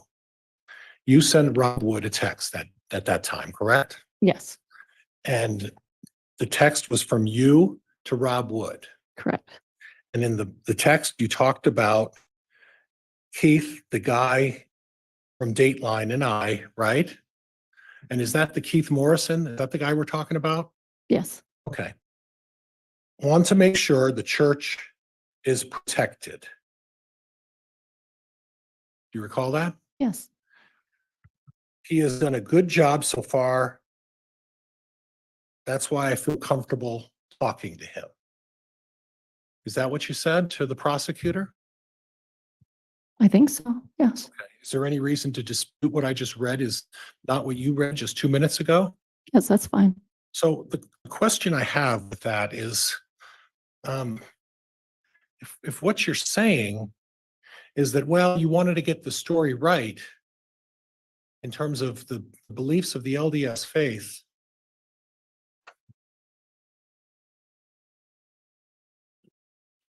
why are you sending that to a prosecuting attorney who's prosecuting Chad Daybell?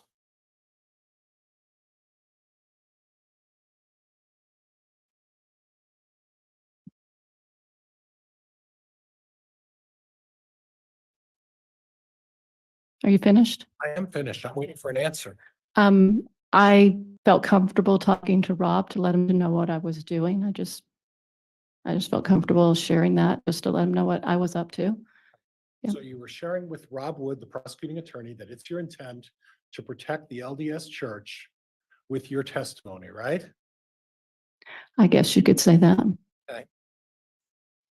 That wasn't the whole point of the interview, but I understand that. Yeah. The point of this text was that, right? I guess so. Right.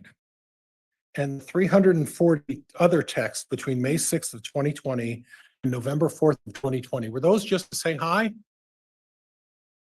No, Okay. So in other words, what was happening here is that there was at least some sort of a relationship built between you and this prosecutor about how and when and where you were going to testify about things in this case. Is that right? Objection, Your Honor, misstates the testimony. Sustained. The point of all this communication between you and Mr. Wood, the prosecuting attorney in this case, was to establish how you planned on testifying in this case and what you were going to say. it wasn't the established reason why I communicated with him. And it was just a coincidence then that you happened to mention your church and how you were going to protect your church to the prosecutor who was going to be calling you and examining you as a witness in this case. That's just a coincidence, right? Objection, Your Honor, argumentative. Sustained.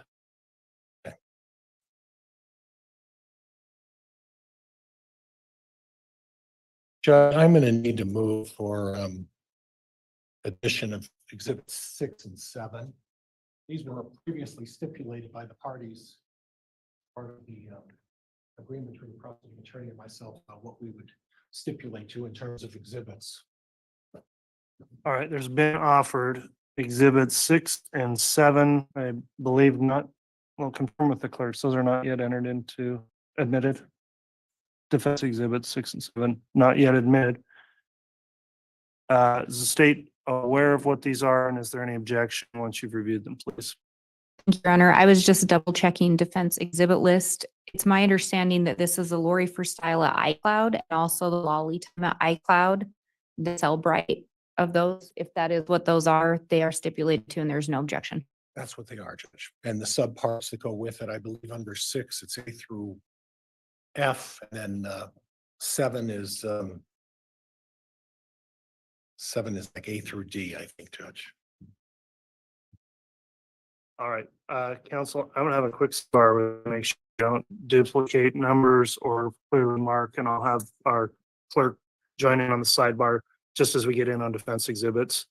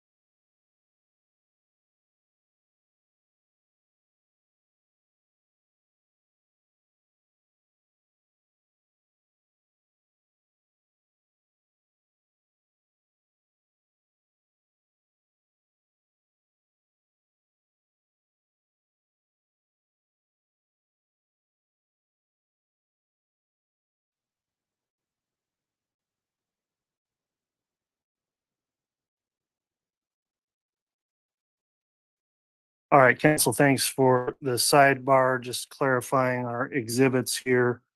What is being offered, and I believe stipulated to by the state, would be Defense Exhibit 6A through AA. And on that set of exhibits, does the state stipulate those may be admitted? Yes, Your Honor, with those clarifications, the state would agree that the Cellbrite, the iClouds themselves are already in, and these are content from those iCloud accounts. Okay, and that will be admitted, and the court will ensure that only what is admissible through that comes in and is observed or given to the jurors for deliberation. Likewise, there is Defense Exhibit 7, and that consists of two subparts 7A and B also. Does the state agree to the admission of 7A and B? Yes, Your Honor, thank you. Okay, thank you. We'll take the same precaution with those before they're submitted for deliberation. With that, then, Mr. Pryor, if you'd like to continue, you may. Thank you, Judge. Oh, thank you.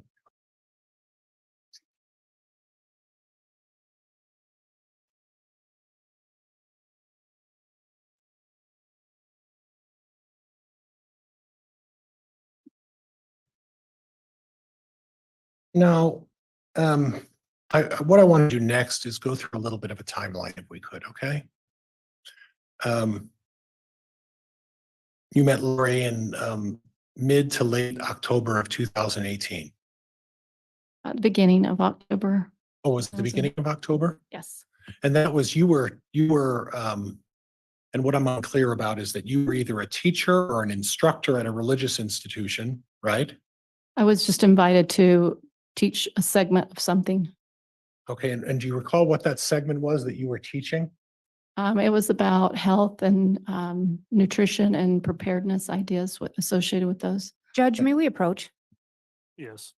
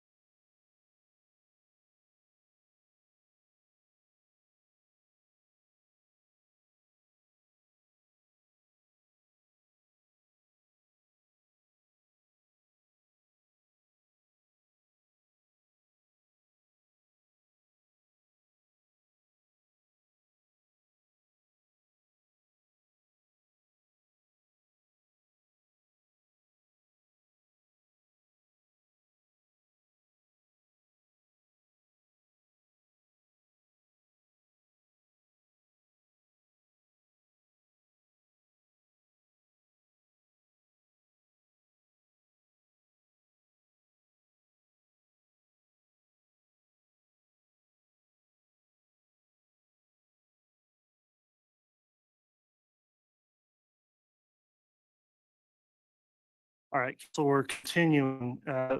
Just now, apparently there was published to the jurors something that may have had information that was inadvertently published that was not to be given to the jurors. So with what was just published potentially on your monitors or the large screen here, I am going to instruct the jurors to disregard what they saw or anything that was read on there that may have been inadvertently published. It wasn't the intention of counsel to do that or the court to allow it. So whatever you may have read or seen on that, please disregard that and do not consider that in any way in your deliberations or consider it as any evidence in this case.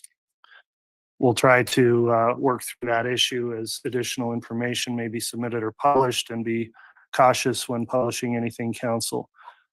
With that in mind, Mr. Pryor, once you're ready, you can continue with your Thank you, cross-examination. Judge.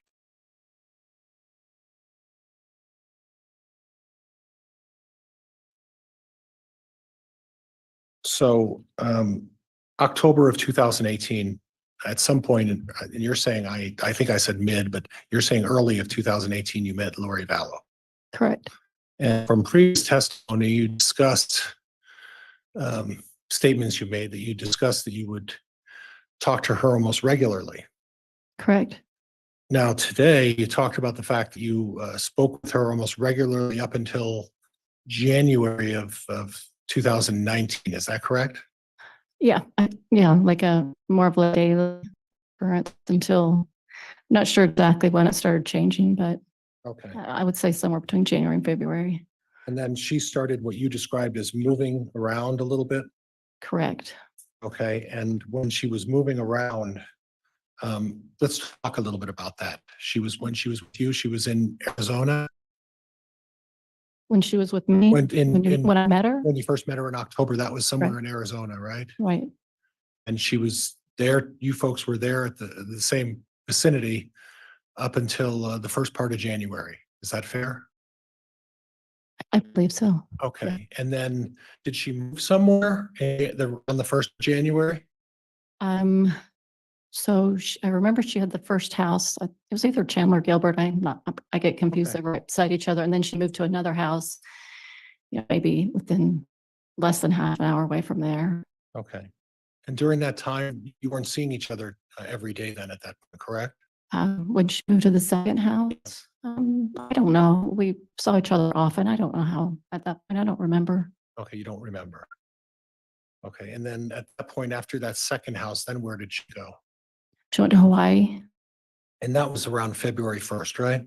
It was in February. I don't recall when she actually flew out there. So if I were to represent to you that around February 1st to the end of March, Lori Vallow in Hawaii, is that something that you would have any reason to disagree with? It could be true. Okay, thank you. Thank you. And then when she's living in Hawaii from February 1st of 2019 till the end of March, how often did you see each other in person? Oh, just once. Okay. Saw each other once. Tylee was out there at one point as well, right? Prior to me coming, yes. Okay. And please excuse me, but your relationship with Tylee would be described as not the best. Would that be fair? I would just say no relationship. Okay. And that's what you've previously said. There just wasn't any relationship, right? That's right. You folks didn't particularly care to be around each other. That's not true. It just didn't. Okay. Just no relationship. Right. So when you testify that you met her a couple of times, I think is what you said earlier today. Is that right? A few times I've been around her. Okay. It wasn't of anything of any substance, correct? Correct. So anything she would have said or not said to you, it wasn't anything of any significance, correct? She wasn't talking to me. Okay. Okay. That's no relationship. I agree with- Objection, Your Honor. Strike the narrative. Sustained. Well, during that February 1st to the end of March, how often would you talk to Lori on the phone? I am not sure. Okay. You don't remember. I don't remember. You would have remembered if it was every single day, right? It's been too long for me to recall that. Okay. Okay. And would you agree with me that your memory would have been better closer to the incident than it would be this much time later, right? I believe so. And you would agree with me that if you were to give any kind of a statement close in time to when these events took place, they would have been more accurate than statements that maybe you're making today. Maybe a little bit more. Okay. Well, you acknowledged to me that you have difficulty getting facts straight and information straight. Objection, Your Honor. It states the testimony and it's a narrative. To Sustained. strike. Sustain and strike that. Okay. You testified earlier that you sometimes don't remember things correctly. That's right. Okay. Is it possible today that you're suffering from that today as part of your testimony? I think it's a general forgetting because when you go have a relationship with somebody, you don't remember every detail of it. I think it's a normal forgetting. But you were pretty detailed in your testimony today, specific about a lot of things. Objection, Your Honor. Move to strike. There's no question. There is a question. Well sustained. It wasn't a question, Mr. Pryor. It's just a statement. It's Isn't it- argumentative. Go out of the question, please.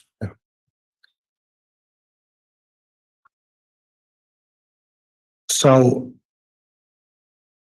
what you're telling me is that your testimony today is based on, to the best of your recollection, what you remember happened back several years ago, right? Yes, And that today you're not influenced by your difficulty remembering things sometimes today, right? Just for today. well, the same, Objection, Your Honor. Argumentative. Sustained. Ask another question, please, Mr. Pryor. You're not suffering through your testimony today of the issue we talked about you being somewhat forgetful, right? it's a hard way to answer that question because of the things that we're talking about today, I've shared so often that those are the things that I remember. Okay, okay. And we're going to get to that a little bit about some of the things. Now, after the end of March, then where did Lori go? I know she at one point was with Alex, and I can't recall exactly when that was, but it was prior to her going to Texas. Was with Alex somewhere. Yeah, she went to Alex's house, Where did Alex live? in his house. What town? It's either Queen Creek or Santan, Arizona. That's in Arizona. And then at some point she went to Texas. Is that what you were saying? I just remembered she went to another, let's see. She had another house she went to. I'm just trying to remember where that fit in. Okay, but in any of it was moved around a bit. Yeah. Okay, now if I go back to February through March, February 1st through the end of March when Lori was in Hawaii and she was at a place called Kauai, Correct, one of those islands over there. correct. Okay, and she was with Tylee for at least a portion of that, right? I believe Tylee, and I think she had a friend with her too. Tylee's friend and her. But Okay. that's my memory. Okay. Yeah, Okay, but AJ was with the father, Charles, correct? I would assume. Okay, you don't know. I haven't thought about it. Okay, so you don't know where JJ was at this point. I probably knew that then. Okay. Yeah. You knew that then? You just don't recall now, right? Haven't thought about it. Oh, okay. So for a 2-month period, Lori didn't have JJ with her when she was in Hawaii. JJ, at least we think, was with Charles for that 2-month period. I would say so. Okay. Okay. And were you aware that there were divorce proceedings filed by Charles at some point? I was aware of that. Okay. Were you also aware that subsequent to those divorce proceedings, there was a reconciliation between Charles and Lori? I believe so. Okay. And at that point, they were contemplating getting back together and trying to work on their relationship, right?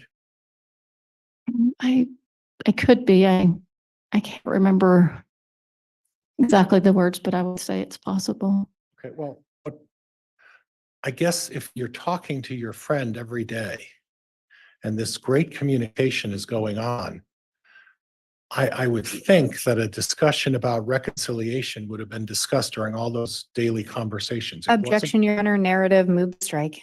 Sustained. Was there a discussion about reconciliation between you and Lori after the March visit to Hawaii by Lori? It's possible. Okay, you don't remember though, right? It's just been too long. I haven't sat and thought about that for a while. And then at some point subsequent to their reconciliation, do you have any idea where Lori moved to? And I would talk about in June, July, August of 2018. So the house in, it was at the Gilbert, Chandler, Arizona. She moved into another house. And at that point, were you still maintaining that daily phone discussion with Lori? I don't know how often we spoke. You don't remember? I don't remember. Okay. So you wouldn't be able to say that you spoke to her every day. You don't actually remember how often. I don't remember. Okay. And then at some point, there was an issue with Charles and Lori and Alex at that Arizona home. You recall that? Yes. And that was a situation where you had previously testified that there was an altercation with a bat, and excuse me, Tylee was there. And at some point, Alex went into the bedroom to retrieve his gun because he was feeling threatened. Correct. And at that point, it came back and there was a shooting. Yes, that's what I heard. And to your recollection, on the premises at that point, Lori Vallow was there at that point? I'm not sure exactly where she was at that point. She just shared what she shared. I know at some point she took JJ to school, Right. but I don't know in between all of that. Okay. When she left and when she stayed. Okay, but initially, Lori was there. Right, Initially, Tylee was there. right, Initially, JJ was there. right. And initially, Alex was there. Yes, And initially, Charles was there. correct. And then after the shooting, or at least at some point, Lori left and took JJ and Tylee somewhere else. Is that what you That- recall? I remember something to that nature. I don't know exactly when they left and stayed. I don't remember all. Okay. Now, did you have information about, and just tell me yes or no, did you have information about Lori's financial situation? Only what she shared with me. Did she share with you about the life insurance she got as a result of Joseph Ryan's death? Oh, yes, she did. Okay, that was a significant amount of money. I think it was 2,000 a month for Tylee. I'm talking Did you about get the that? life insurance. Oh, seemed like it was about $20,000 if I remember. Is it possible you're confusing what Alex took to Idaho and what Lori got? I have no idea what he took to Idaho or if he even did that. That's not my knowledge. And you didn't have regular communication with Alex Cox, is that what you're telling me? Right. Okay. And when I say you didn't have regular communication from October of 2018 until January of 2020, how often would you say you've actually spoke with Alex Cox? Oh, I couldn't recall. And Judge, I'm looking at 215. I'm inquiring of the court as to whether or not you want to take a short. I've got a bit to go, Judge. I understand. Let me have a quick sidebar with counsel.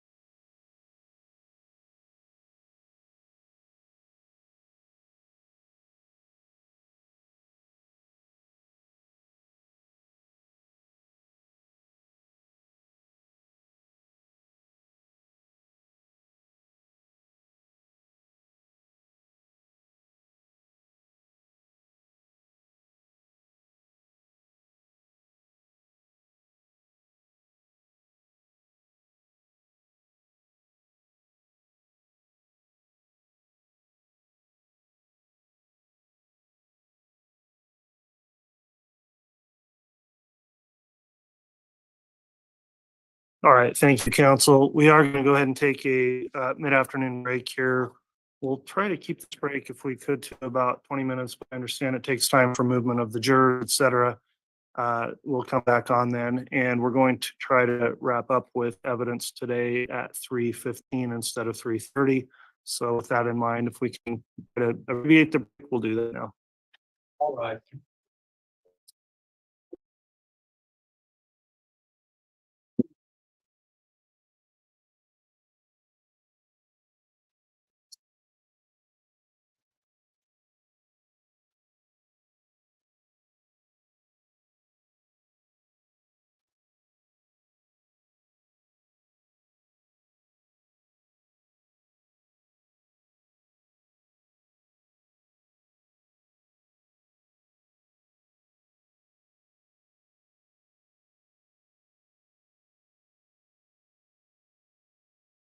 All right, folks, we'll see you in 20 minutes.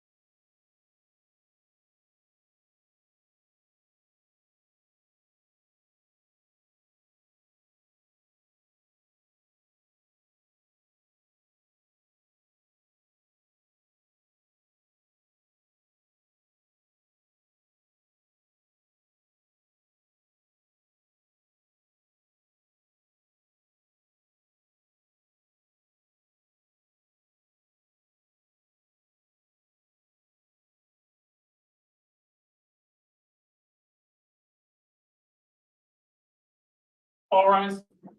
District Court's again in session.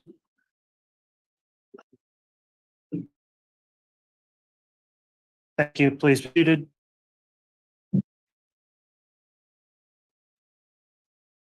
And Your Honor, I apologize to do this, but before we bring the jury in, counsel approach briefly. Yes.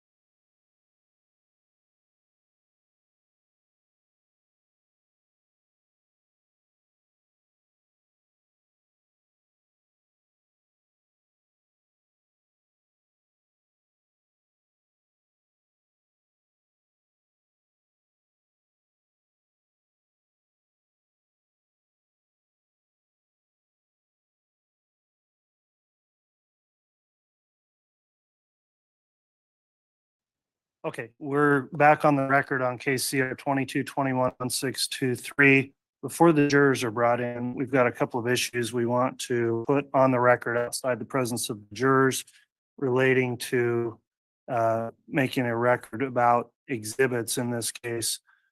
First matter the court would bring up is earlier in the trial, the court noticed that several of the state's marked proposed exhibits had reference as sort of Bates numbers or other markings on some of those exhibits that referenced the term Vallow / Daybell. The court raised a concern sua sponte about a possible appearance of the fact that in Lori Vallow's case, the trial's already concluded and she was convicted. I didn't want reference necessarily expressly on all the exhibits to that trial, as some of the jurors may or may not know about that, depending on what they revealed in voir dire. And so the state has thereafter, I think maybe one came in with a reference to Vallow on a Bates stamp. The state's been redacting those references as it relates to referencing Vallow.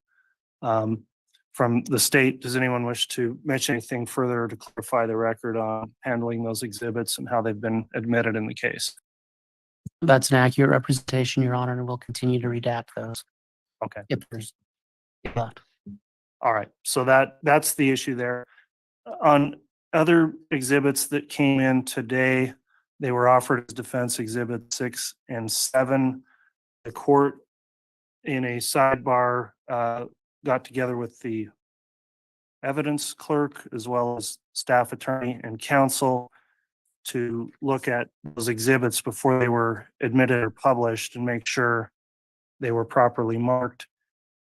It was pointed out that many or most of those exhibits contained improper dialogue, written expressions on them or labels that would not be admissible, descriptions, for example, that were argumentative. And so while the court is permitting the defense to go forward and those exhibits have been admitted, the court is going to ensure that before they're published, they will have those references removed, and we won't give those to the jurors for deliberation or publish them unless those references are not included in the actual exhibits.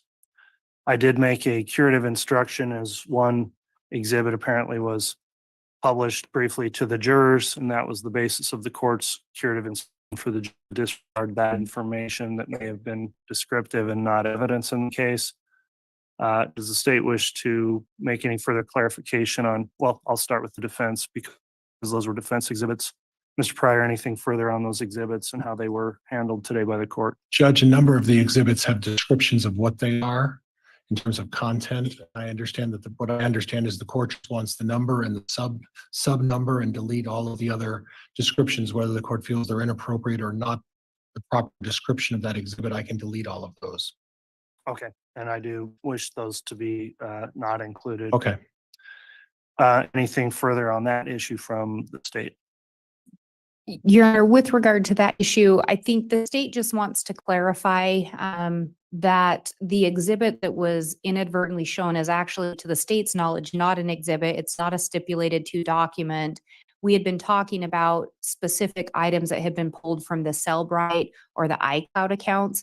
The document that was published to the jury was not that. It actually made reference to grand jury proceedings, a preliminary hearing, and Lori Vallow's trial.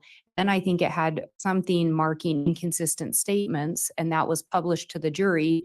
The state does have concerns about that. I recognize the court did give a curative instruction. I think at the outset of this trial, the court gave an instruction to the jurors they were not supposed to consider Ms. Vallow, whether she had a trial or what any outcome was of any proceedings, and they weren't supposed to speculate. So I think that has now been published to them. I recognize the court has given that curative instruction. It also came to the court's attention that maybe there was a comment made sometime around that same time from counsel to the bailiffs about not touching his computer. So I think we just wanted to make a record of that. But we do recognize the court has given that instruction for purposes of appellate reasons. We wanted to make sure that we had a clear record. And Judge, in response, I don't know that there's anything appropriate for me to direct the bailiff not to touch my computer when I'm stepping away from the podium. In regards to the other things, Judge, somehow those statements may have inadvertently been exposed by way of I should have probably removed the HDMI cord, and I think they were reflecting some of my notes. So I can relay that, but there was no intent to publish that to the jury. Okay, well, on the second to last point there, well, on your final point, Mr. Pryor, and what the state's argued, what was published, okay, I'll clarify, was not an exhibit, was not evidence. The court did give a curative instruction.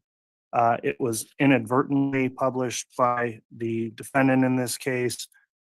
At this point, because it was published, all we can do is have that curative instruction and make sure we have additional instructions in our final instructions to the jurors that they are only to consider admitted evidence, and that they were specifically instructed that evidence is not admitted in the case, and leave it to the jurors to commit to following those instructions. So from what I briefly saw, I'll note it wasn't up there that long. I don't believe it created more of an issue than is necessary that could be cured by the curative instruction given. So I won't draw any further attention to it on behalf of the jurors hearing about it, other than a general new instruction that will come with them for deliberations about what may be considered. On the point of what apparently was said by Mr. Pryor to the bailiffs, I'll just indicate, of course, the bailiffs are in charge of the courtroom at the direction of the court. And I'll instruct all counsel to be respectful of the bailiffs as they do their jobs, and in particular to not make any sort of comments in front of the jurors that may confuse the jurors or concern the jurors as it relates to how the bailiffs are doing their job in here. I have full confidence in the way the bailiffs have handled this courtroom throughout the trial. And so I'll just leave it up to counsel to follow that instruction as well, and refrain from any types of editorial type comments in front of jurors, please, while this trial goes on. So those are the issues we needed to discuss outside the presence of the jurors. At this time, then we'll continue with the cross-examination. Is the defense going to be ready to proceed and have the jurors returned Yes, Judge. until 3:15? So we can have the jurors brought in now. Thank you.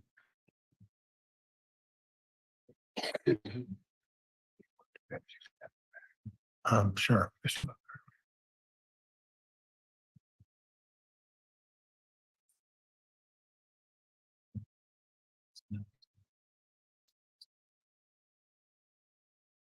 Thank you.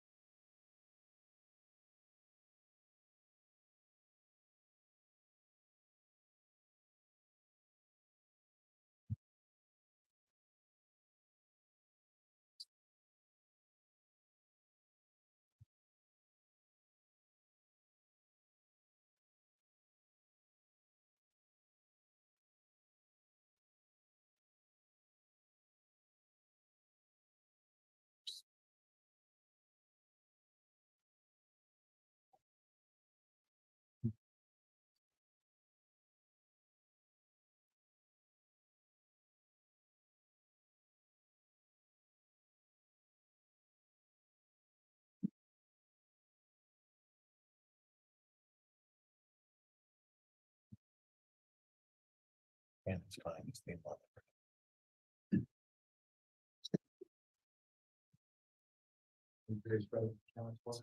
All right, thank you, Mr. Bailiff. Please be seated.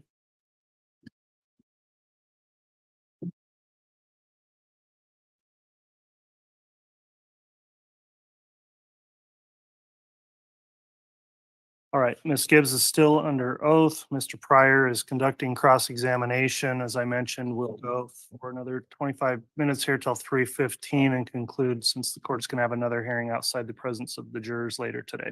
Judge, the technical issues are resolved. Yes, you can proceed.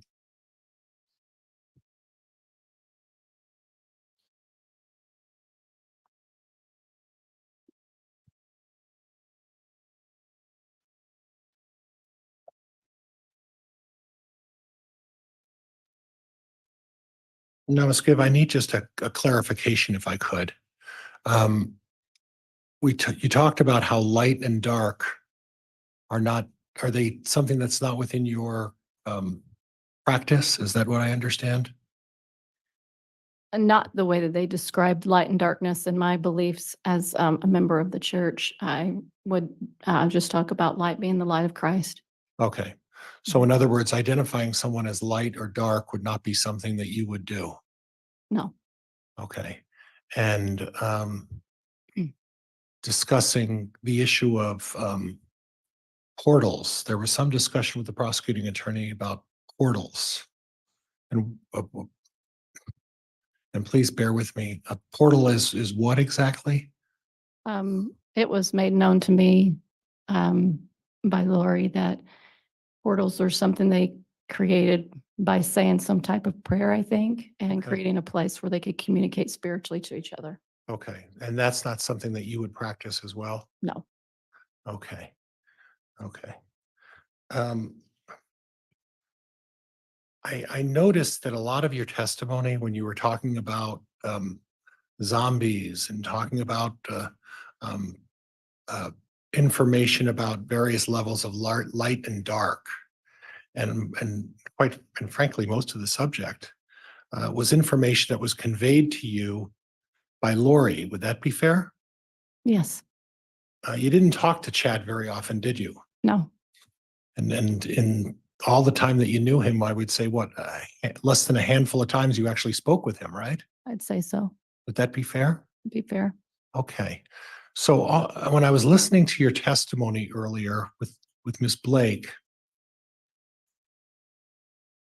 a comment that you continually made was that um, Chad told Lori and Lori told me, and I may be paraphrasing that the wrong way, but in essence, that's what you were saying, right? Correct.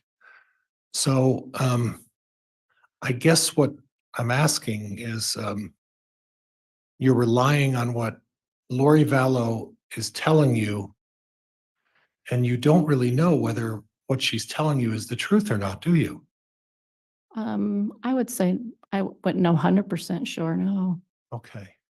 Because Lori has lied to you before, Yes. and she's been untruthful to you about other things, correct? Yes. I mean, you talked a little bit about the whereabouts of JJ, and in your view, she lied to you about that, right? That's right. Okay. Now, when I listened to the tape recording, remember the tape that Miss Blake played at the end of the conversation that you tape recorded? Now, prior to that tape recording, had you talked to any law enforcement agency about recording that conversation? Never. And I noticed it was interesting because before you started the tape recording, you identified who you were and time and all of that, and made a very clear, succinct record of what was going on. And it sounds like you just deliberately knew in advance you were going to tape. Is that correct? Well, yeah. Okay. So you knew what the subject was going to be, and you knew what to answer and what not to answer while you were on that tape, right? I had no idea what the conversation, how it was going to flow. So I can't say that that's true.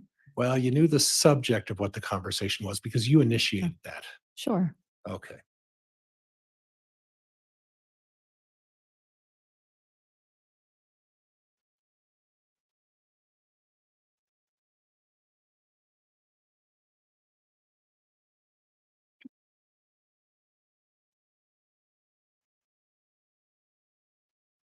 And when I listen to the tape, um, and if we have to listen to it again, we can. But when I listened to the tape, it sounded like Lori's responses were in the singular. And what I mean by that, as an example, I had to move her to somewhere else, talking about Tylee. It wasn't they had to move her, it was I had to move her. Do you recall that? I believe so. And then the other one again in the singular. I will do whatever the Lord needs me to do. Yes. Okay. So again, in the singular, when you and Lori and I guess Chad was in the background, he talked a little bit about his experiences with Tammy, but Lori Vallow's comments were not we will or they will, it was I will in the singular. Do you recall that? That sounds familiar. Right. Yeah. Well, do you need to listen to it again to make sure, or are you pretty No. clear? No, it's good. Okay. And then when you talk to Lori about Alex, about saying the things that Alex did about, you don't want to know. Okay. She said again in the singular, I don't know why he would say that. Not we don't know why he would say that. It's I don't know why he would say that. Right? Right. Okay. Now, initially, when the investigation started over the disappearance of JJ, and that was close to Thanksgiving time, correct? Between October and November. Yeah. Well, the end of November when the Yeah. police showed up, right? Right. Yeah. You remember that, right? We do. Okay, so you do have a recollection of about that when this took place, right? Okay. Basically, you received a call from the police, correct? Correct. And initially, it wasn't that you kind of lied, you lied to the police officers. Remember that? I do. So when you said you kind of maybe weren't truthful in the beginning, no, you lied to the police, Sure, correct? sure. Okay. And then after you told the police a lie about having JJ with you, correct? You then, after some more prompting from the police, you sort of cleared that up, right? Objection, Your Honor, misstates the prior testimony. Sustained. Okay, so how did that play out then after you initially lied to the police? How did it play out that you then corrected yourself with law enforcement after your initial lie? I went to see them personally and talked to them about everything I knew. Okay, and that's when you realized that, oh, well, my lie to them isn't going to hold up. I better sort of tell them something else, right? Objection, Your Honor, argumentative and mischaracterizes the prior testimony. Sustained. And so the purpose of going back to the police was to clear up your initial lie, correct? No, Oh, it wasn't? no. Well, the purpose of going back to the police was to tell them what you felt they needed to hear, right? I felt an obligation to share everything I knew with them. Okay. And I guess that obligation wasn't so strong when you initially told the police the lie that you had JJ, right? It was a conflict within me. Okay. And that conflict within you said, it's more important that I lie for Lori Vallow than it is I tell the police the truth, right? Objection, Your Honor, argumentative and misstates the prior testimony. That is overruled. You can So- answer. Hold on, there wasn't an answer. Sorry, Judge. Sorry. You need me to have her recite the question again? Ms. Clerk, could you state the question for me, please?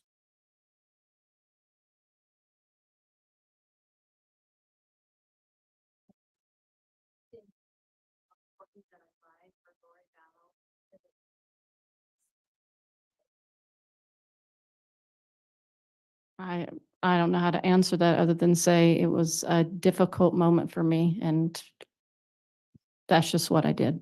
Okay, so is being here today a difficult moment for you? Of course it is. Okay, and you're having some struggles because um, uh, you're having some struggles because at some point you have information about JJ Vallow and about what happened to JJ Vallow, correct? Best of my knowledge, That's what? I'm sharing all that I know about. So I want to go to the timeline of Chad Daybell a little bit. Okay. And you talked about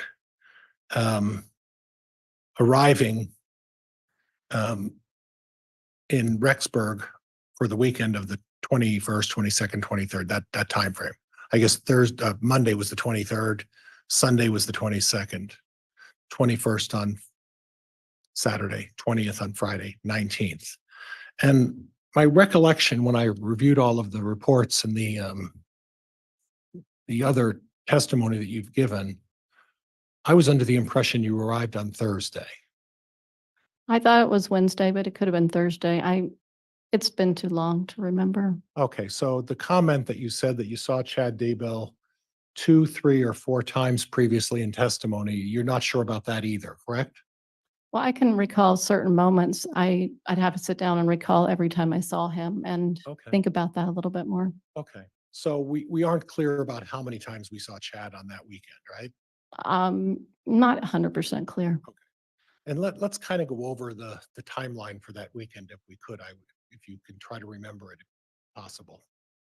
You arrived not on Wednesday like you just previously testified to. You arrived on Thursday, right? Is that right? I don't remember. Okay. You'd have to look at documents to show that. I'm You- fine. I'm fine with that. It doesn't matter to me if it was Wednesday or Thursday. Okay. And again, you said you flew in? That's right. And what time did you fly in? I feel like it was in the afternoon. I can't recall the time. And please don't let me mischaracterize your testimony. But my recollection is on that first day that you flew in on the Thursday, you didn't see Chad Daybell.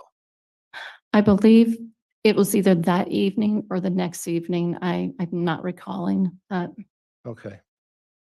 Well, the reason I'm questioning you about this is the next evening, your and I almost said it, your boyfriend at the time came into town, correct? Yeah, Friday. And that was later in the afternoon, late in the evening, right? That's right. So when your boyfriend came into town, you hadn't seen Chad yet before your boyfriend Well, arrived, that's correct? not true. No, you did? Yeah, I saw Chad When did you see him? previous to that. What time? Well, it was in the evening. I remember when we walked around the track at BYU, Idaho. It was in the evening. It was getting darker outside. Okay. And that's the interaction that you described between Lori and Chad. Part of it, yeah. Now, one of the things when I listened to Lori's tape, what I was curious about, and I guess I didn't understand, was that on the tape recording with you and Chad and Lori, you talked to her about the issue of adultery, Mhm, that she was having a relationship with a married man mhm, and she was a married woman. correct. Okay, and that is a, what was the phrase you used to describe what that is?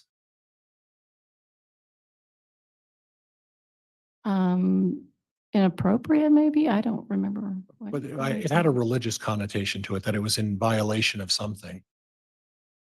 We're referencing one of the people in the Book of Mormon and talking about a certain king that had that type of behavior. Okay. And she said something about divorce. Right. And I'm going off of my recollection, but while you and David were going through your relationship in the beginning, he was still married, wasn't he? Or had he completed his divorce at that point? He was in the process of completing it. So he was still technically married at that point, correct? Objection, Your Honor, relevance. Sustained. Okay. Okay.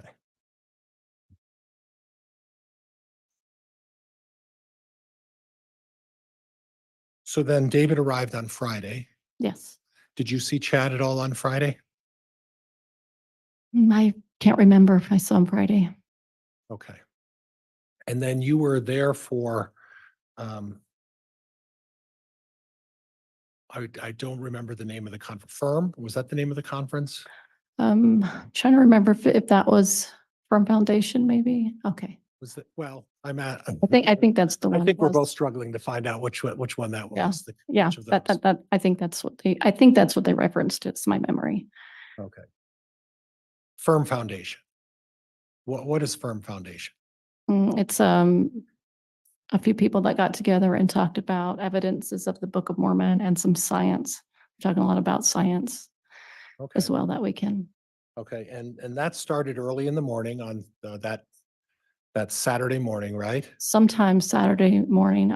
I'm not recalling exactly the timing, but I would say sometime in the morning. And then it ran till relatively late that night. I think so, yes. Yeah, I recall it was 10+ hours of the seminar. It was an all-day event, right? I think so, yeah, And that was basically all day Saturday, correct? correct. Okay. And then we go to Sunday, right? Right. And my recollection is, I'm going off of memory, is everybody went to church that morning? I don't remember anybody going to church. You don't remember Chad going to church? No. Do you remember a discussion with Chad and David about going to see a piece of property after Chad gets out of church on Sunday? Oh, yeah, I don't remember him saying it. It could be, I just don't recall it, but it could be. But yes, they were going to go look at some property. And after church, after they got done with their services and everybody was going to church, and I can't remember if you and David went to church that morning, but there was a reference to Chad and you guys were waiting for him to finish up church before you went to visit a piece of property, right? Yeah, I feel like he might have been the only one if he did go. Yeah, I don't So, recall anybody else going. I just don't recall it. okay. So Chad, obviously you didn't see him Sunday morning until you guys went out to see the property that Sunday afternoon. I don't recall seeing him Okay. till then. But you do recall going out to a piece of property, and I want to say south and east of Chad's property. I wouldn't know the directions. Me neither. But you went out there and Do you recall who was out there when you went to look at that piece of property? So it was Chad and I believe a man that was a realtor and me and David. I think Alex might have been there. And then there was a couple that drove by and, spoke to all of us for a few minutes and then they left. And I don't recall, was Lori there as well? No, she wasn't. Okay. She was at home with who? I'm assuming she was at home with her son. JJ. Okay. Because after you folks went out to look at this piece of property, you went directly back to Lori's townhome, correct? I think so. Yeah. And we don't know where Chad when he went home, I presume, right? I You don't know. I don't remember. Yeah. Okay. So was this a piece of property that I almost said it again, your boyfriend, and please forgive me if I meant to say husband or boyfriend, it's going to be tough for me, but your boyfriend at the time was looking at a piece of property to purchase, correct? They were introducing the idea of purchasing it, but he had no concept if he would do it or not, but it was something they proposed to him. Okay. Well, I understood it a different way. I understood that your boyfriend was interested in potentially developing a piece of property and asked Chad to introduce him to a realtor. That's the way I understood it. Objection, Your Honor. Move to strike. Counsel's testifying. Judge, The question was asked and answered. Sustained. Is it possible that it was your boyfriend who was looking at a piece of property and asked Chad to refer him to a real estate agent? I don't believe so. Okay. But in any event, you and Alex and your boyfriend David and this real estate person and Chad went out to look at this piece of property, correct? Correct. And then you went back home, and that was late afternoon, if I recall. Is that correct? I feel it feels like it was. Yeah.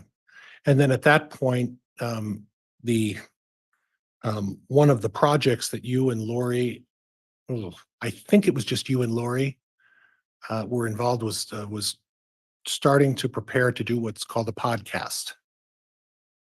Are you talking about the evening, the one on Sunday evening? That Sunday, we're on Sunday right now, I think. Yeah. So yeah. We were going to sometime do it. We weren't sure exactly we were going to get to it, but we finally got to it on Sunday night. Right. And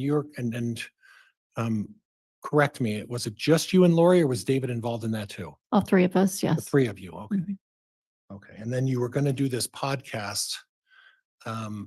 And you did that. And my recollection is it started at like 8 or 9 o'clock Yeah. That sounds about right. and it went till after midnight. Yeah. Somewhere. I knew it was like around midnight. I don't know if it was after it. I just know it was kind of late. Okay. So you didn't see Chad other than on Sunday, you saw Chad for the land. And you didn't see him that night during the podcast, right? He might have come over after the land. I don't recall, but he was not at the podcast. Okay. And you don't recall whether he was there after the land though. You think you're saying he may have. It's possible. Okay. Okay. But then during the podcast, my understanding is that sometime during the podcast, you observed Alex Cox carrying JJ Vallow on Sunday night with his head on his shoulders upstairs. That's right. Okay.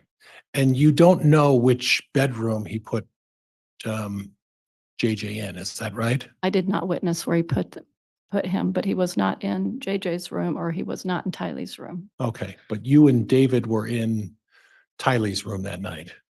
No, we were in both. Well, no, it was JJ's room. Oh, you were in JJ's room? Yeah, it was JJ's room. Okay. Now, in terms of the bedrooms, when you walk up the stairs, there's 3 bedrooms up there, correct? Yes. And they're all relatively close bedrooms. Would you agree with that?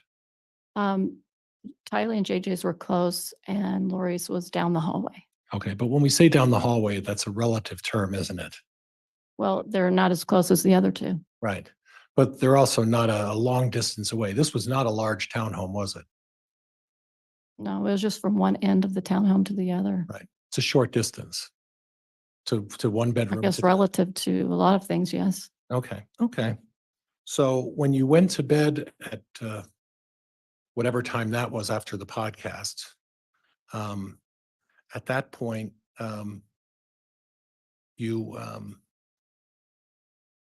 you were presuming that, Lori also went to bed and decided to lay down with JJ, right?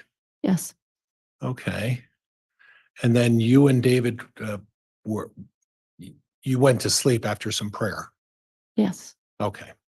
So you don't know, really, you don't know where JJ was that night, correct? No, I don't. Okay. Okay. But you were in the house when Alex brought him up initially at, what time was that when Alex brought him up again? You know, I don't recall. It was a little bit, maybe a few hours into us doing the podcast. Okay.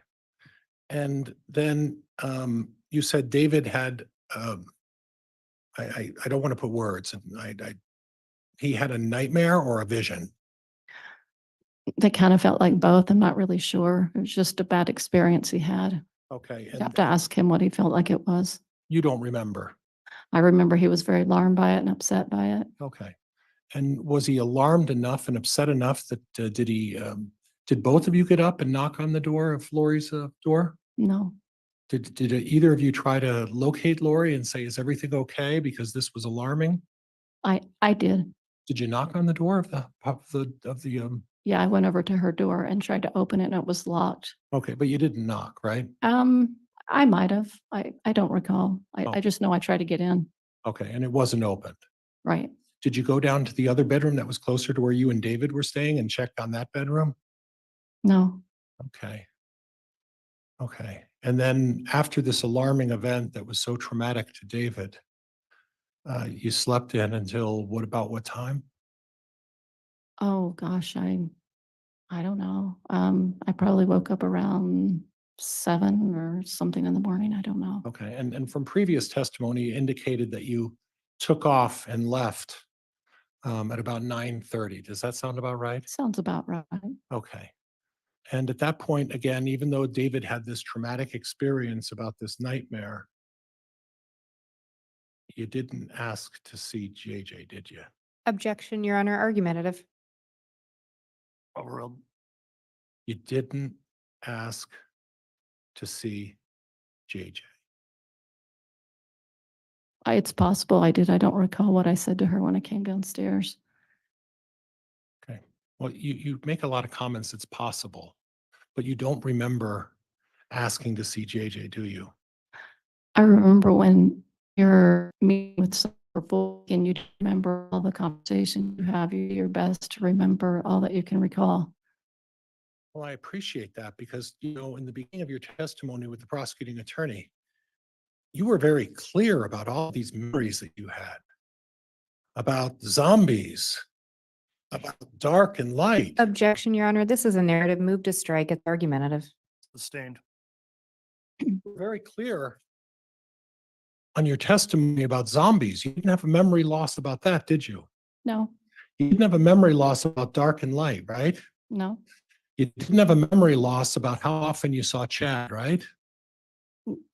Sometimes I remember seeing him. It wasn't a memorable weekend to remember when he came in and out all the time. But you were very clear about all of the things that Lori Vallow told you at the bequest of Chad. You were real clear about that, weren't you? No? I said, yeah. Okay. John, if you want, I unfortunately have quite a ways to go now, and I apologize to the court, but I got a ways to go. Oh, you don't need to apologize, Mr. Pryor. Take our time to get to this witness, but we are towards the end of where we're going to get with the witness today. As I mentioned, the court's got another hearing to take up this afternoon. So if there's no objection from either side, I would like to recess for the day and resume tomorrow. State okay with that? Yes, Your Honor. Thank you. Thank you, Ms. Blake. Yes, Judge. Very well.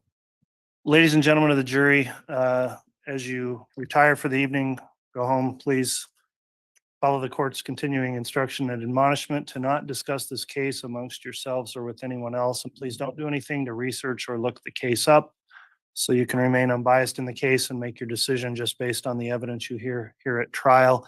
If you happen to run across any media about this case, please try to your attention from and in my look forward to seeing you all tomorrow morning. Thank you. All rise, please.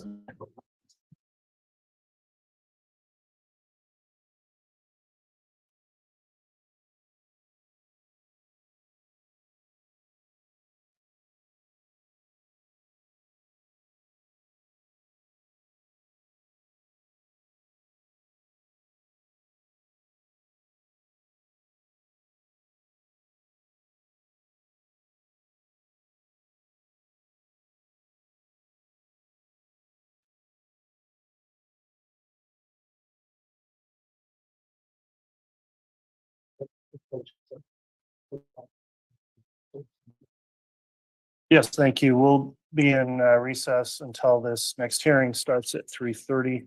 The witness can step down, and I will just remind you, Ms. Gibb, also you're not to discuss your testimony with others that have testified in the case.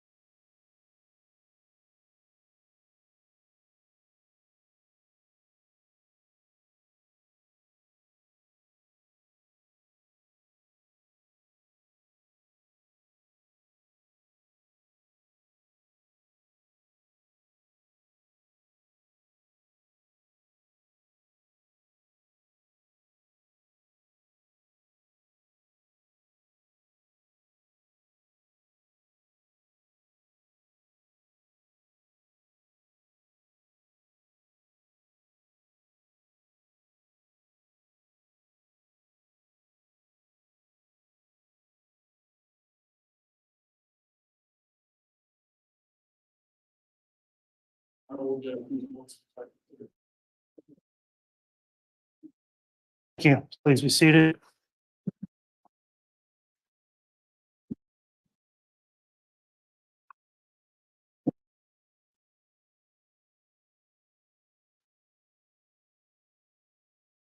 All right, good afternoon. We're on the record on case CR 22-21-1623, State of Idaho versus Chad Guy Daybell.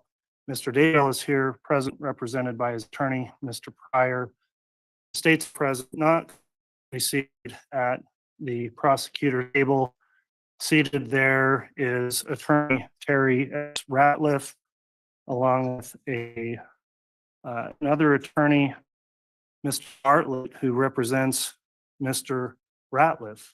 The court is taking up today an order to show cause hearing, and I'm going to briefly discuss the procedural history that brings us to this at this time.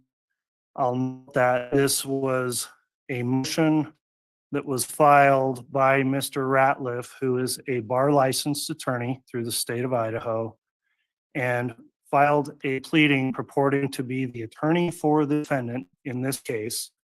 And the pleading was filed on March 29th at 11:42 p.m., so shortly before midnight on a Friday. And I do want to discuss briefly the timing of the filing. The court was conducting jury questionnaires and preparing for jury voir dire in this case, which of course is a capital murder case, an incredibly serious case where the court counsel has spent a tremendous amount of time preparing for and getting ready for trial where we are now. The court was not made aware of the filing because it was not entered in the case until Sunday morning on March 29th, the day, I'm sorry, it would have been on March 31st. That was Easter Sunday before we were going to start with our voir dire the following Monday. On Easter Sunday, my staff attorney, who had an opportunity finally to travel home and spend Easter with her family after a very long week, was interrupted out of her church services and contacted the court that we had an emergency happening. Our case was going. The emergency was we had a motion to continue the trial. And I wasn't sure who was asking to have the trial continued, why the trial would be continued. But this created a tremendous amount of quick response required by the court, by staff, by clerks, by the prosecutors, by the defense, all occurring again on one of the days of break as we were grinding through jury selection, Easter Sunday.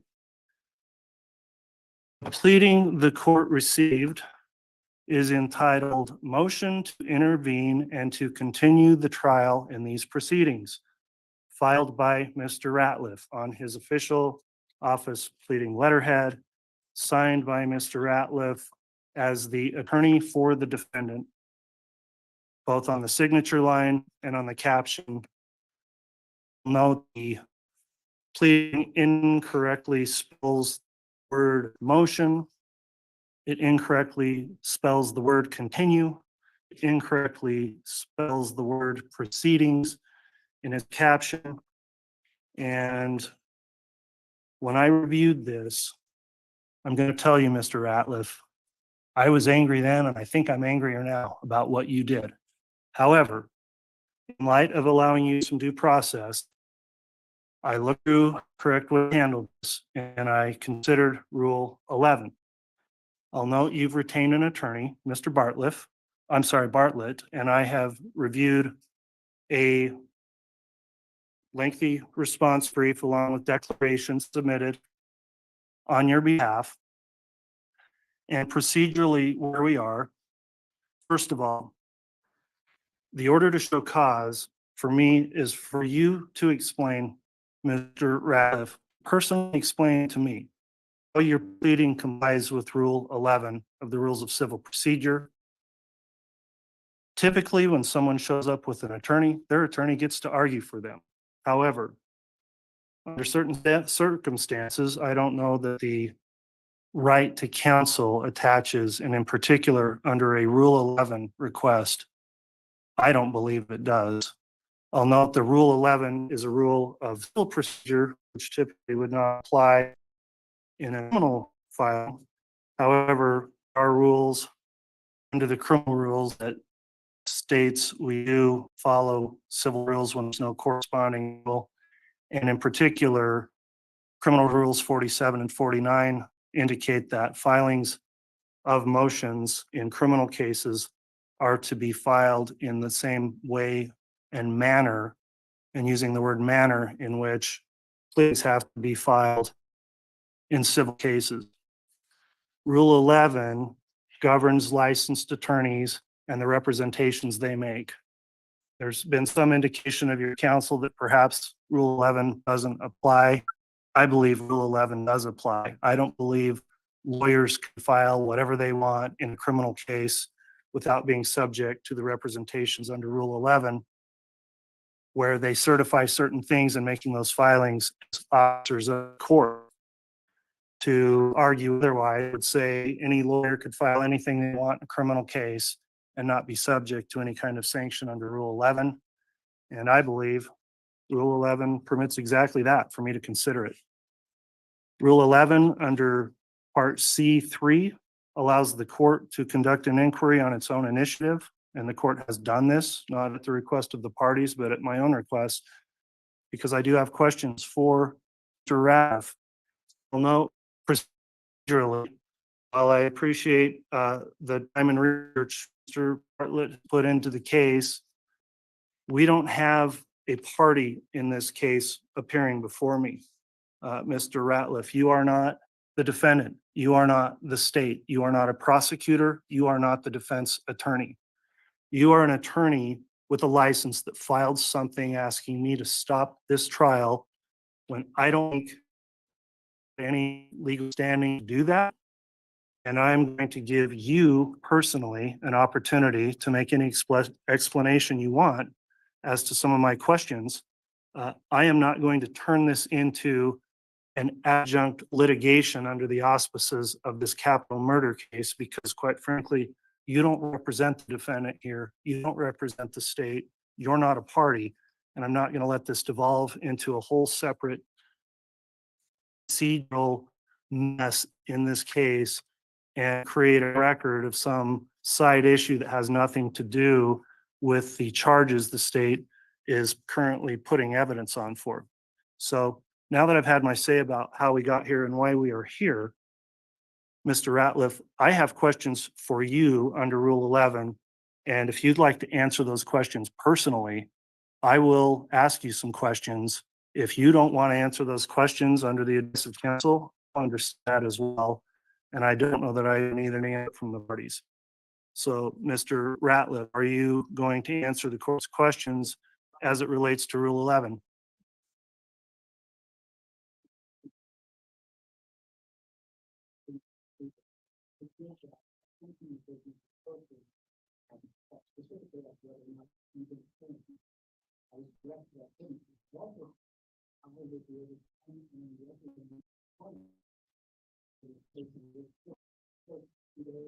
Okay.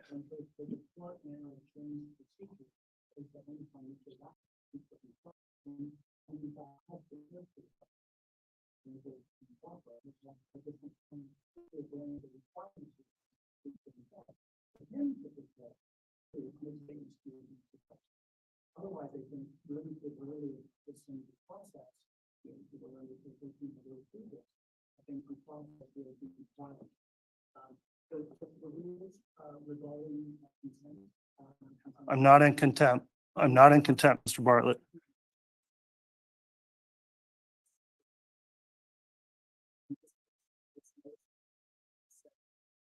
Well,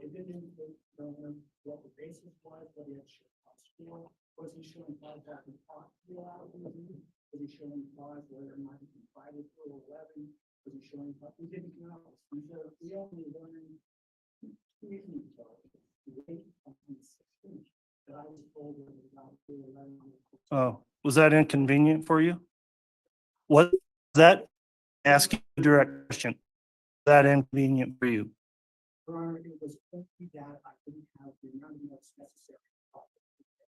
It's not that.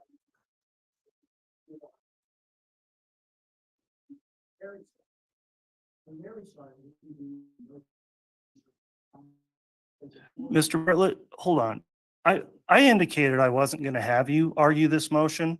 I allowed you to start making it, and you are doing precisely that. I've thought this through. I'm in Rule 11 here. I'm in a rule that governs lawyers and their pleadings. When lawyers sign off on pleadings, lawyers are responsible for their pleadings. Lawyers, unless they're facing a sanction of jail under contempt, not necessarily have the opportunity to have counsel represent them on a Rule 11.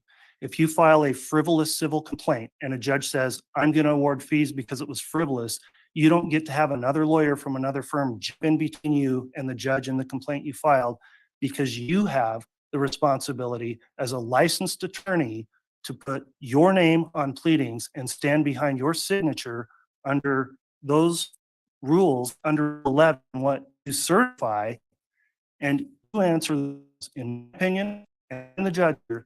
This is how you address Rule 11. So with all due respect, Mr. Bartlett, I appreciate you attempting to and wanting to represent your client. Again, you can do that. You've talked to him before. You can talk to him after. But the questions I have on Rule 11 relate directly to a pleading that Mr. Ratliff filed as licensed attorney in this case. And I have a right to ask him about pleading that he filed. And so if you want to take a moment to consult with him, you can do that, but I'm not going to have you argue the merits of this. That will be up to you or Mr. Ratliff. Ask that I have an opportunity to speak with him. So thank you so much for that. Okay, I'll take the time you need. I don't want to spend much more time this afternoon. We're in the middle of this trial. We've had evidence today. We're going to have evidence tomorrow. Make it quick and then let me know what your client wants to do. Yes, sure.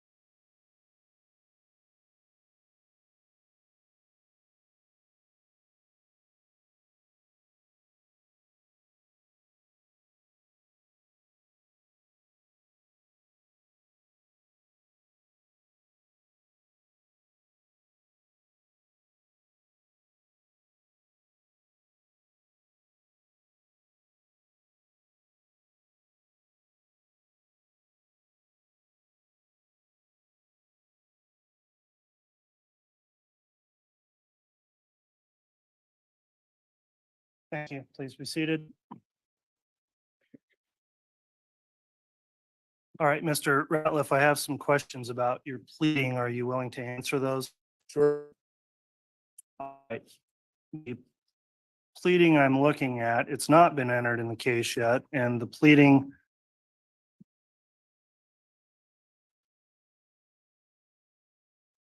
give me just a second.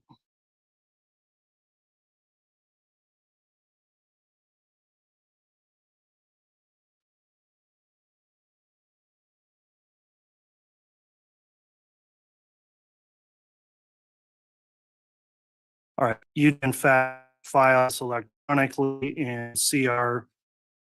Well, that's wrong to the case number, but this is case CR 22-21-16-23, the state of Idaho versus Chad Guy Daybell. Is that correct? That's correct.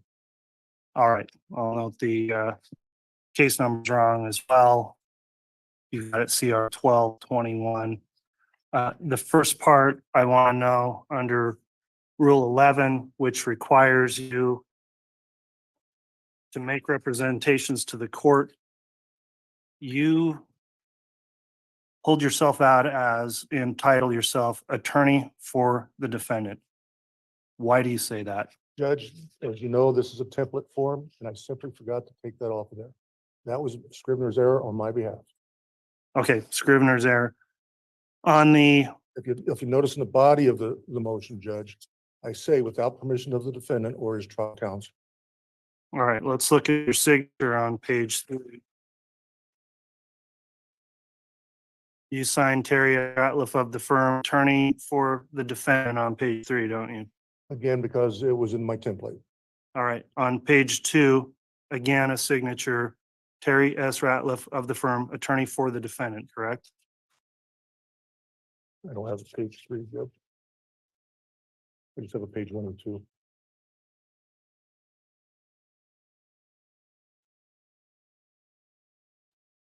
The bottom of the certificate of service is one signature, another at the bottom of the contents of the pleading.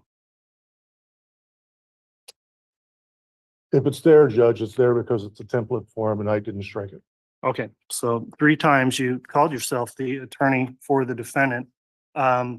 So who are you the attorney for? Me. So Terry S. Ratliff, attorney for Terry Ratliff in this case. I should have signed citizen. Citizen? Yes. Why are you Avoid- referencing your bar number if you're just citizen? Again, it's the form, Judge. It's a reference to the form. I am not Mr. Daybell's attorney, never was. You put this on a pleading. If you look at the top left, you've got your name, your Idaho State bar number, your Ratliff Law offices, and you're telling me you mistakenly want to file something as a citizen and not as a lawyer? I was looking for immediate leave because of the current concerns I had of the case, Your Honor. And why were you doing that on a Friday night at almost midnight? What, Because- you've known about this case for a long time, according to your own content here, right? That's correct. So why are you doing it then? Because I thought I needed to do something to slow it down. Trial scheduled for how many years? And you wanted to slow it down the day before trial started? I also gotten calls from Mr. Baird, Judge, for That might be fine, but did he ever retain you on the case, or did you ever enter an appearance for the defendant? I did not. All right, and you do state in here you're filing this pleading without the permission of the defendant or his counsel, correct? That's correct. You also state in here and call yourself an intervener. What basis do you have intervened? Based on my, In the brief. it's set out in our brief, Judge, as the basis for why I wanted to intervene. Hmm. I, in motion, quote you the relief I wanted. I give you the grounds on page 1 as to why I wanted that relief and why I thought it was necessary. Okay, and you're going to intervene now, not as Terry Ratliff lawyer, Terry Ratliff citizen at large? I think it's semantics, Your Honor. Oh, boy, let me stop. Absolutely not. Our licensed attorney filing something with our number to the court is completely different than a citizen. That is not semantics. This is Okay. what brings you within the auspices of Rule 11. I understand. I said perhaps I should have signed it as a citizen, but I didn't. All right. In your intent to intervene, whether it's as a citizen or an attorney, let me read you a couple of case quotes. Quote, "The Idaho rules of criminal procedure do not provide a process for intervention. The inability of non-parties to intervene in a criminal case recognizes that the considerations underlying intervention in civil cases are not applicable to criminal proceedings." That's People versus Ham, and that's State versus Johnson, 167 Idaho 454. And we've also got another Idaho case citing, quote, "Petitioners are correct that Idaho's rules of criminal procedure do not provide a specific mechanism for third parties to intervene in a criminal case." So again, I think there's settled case law that prohibits intervention in a criminal case. And I'd like to know what authority you have that says you have a right to intervene either as an attorney or a citizen in this case. As outlined in our brief, Judge, sorry about that. As outlined in our brief, we have given the court several cases where the Idaho appellate courts have allowed people to intervene in cases in a criminal matter, even though they're not parties. That's my basis. You intervene, and then we've got two parties here. We've got the state, we've got Tammy Daybell, and you're going to fit around and be what if you intervene in this case? What are you going to be? I'm not going to be floating around this case, Judge, because you haven't granted my motion. Well, assuming you got to intervene, you assumed in your motion you did intervene because you called yourself the intervener once you got going in your motion. What were you going to be at that point? I was hoping to have a hearing in front of you before the trial started. Okay. And you said you were going to be the lawyer for the defendant or already were the lawyer for the defendant. Is that? Not. I explained to you just a few minutes ago that that was a mistake. Explain to me all of the misspellings and typographical errors in your late night filing. I was nervous. It was late at night. I didn't take this lightly. You didn't take it lightly, but you used the wrong form. You misrepresented it for an attorney or a citizen, and you signed 3 times as attorney for defendant. And that's your explanation? Yes. All right. Mr. Ratliff, I find based on your responses, you have violated Idaho's Rule 11 under the Rules of Civil Procedure, which I find are incorporated through Idaho Criminal Rule 47 and 49. The court would note that in the rules, there's one not, it's mandatory. It says the court must impose an appropriate sanction on an attorney, law firm, or party that violated the rule. And similar to what would happen in a civil case with a frivolous type filing, which this was, this cost time, this cost effort, this cost real loss for the attorneys, for the court. Going to instruct counsel for both the state and the defense if they could itemize the time they have spent both in today's hearing, in preparing for the hearing, as well as in dealing with this pleading from the time it was filed on Friday night, the 29th, whatever time you've put into that. I'm going to direct Mr. Ratliff that you pay reasonable attorney fees incurred for the time the prior event that is typical hourly rate for the state's attorneys and whatever rate they are entitled to charge as public prosecutors. And the court will likewise itemize some billing time incurred in this. And the sanction the court's going to order is the payment of those attorney fees. The court will provide time for counsel to submit those. I'll review those for reasonableness before I make an order. And pursuant to the rule requires a written order under Rule C6 of Rule 11. The court will describe in that order the conduct and the basis for the sanction, and you're going to pay for those fees. Do you understand that, Mr. Ratliff? That's fine, Judge. Very well. That'll. Your Honor, if I may, I'm going to request findings of facts and conclusions of law. As this court is aware, we submitted briefing that addressed many of the issues you addressed to Mr. Ratliff in great detail, giving multiple basis for his right to intervene. The judge, you have not addressed those arguments, and so I'm going to ask for findings of fact, conclusions of law. All right. Well, Mr. Bartliff, you can ask. I'm not inclined to do that because again, I've got a lawyer in front of me that submitted a pleading, and the lawyer is responsible for the pleading. I'm not necessarily allowing any further input on behalf of counsel for the lawyer that filed the pleading. I don't think it's proper because I'm not imposing any kind of jail or sanction similar to Rule 75 of the civil rules, which would implicate on a contempt proceeding the right to counsel. So I'm going to stand by my ruling that I made and ask the attorneys to submit those. That concludes the matter for this afternoon. Judge, if I may. I'm You sorry, may- Judge, I am You may not, not. I'm done. I'm done with this issue, and I'm done wasting time on this issue in the middle of a capital case. We're done. We're in recess, period.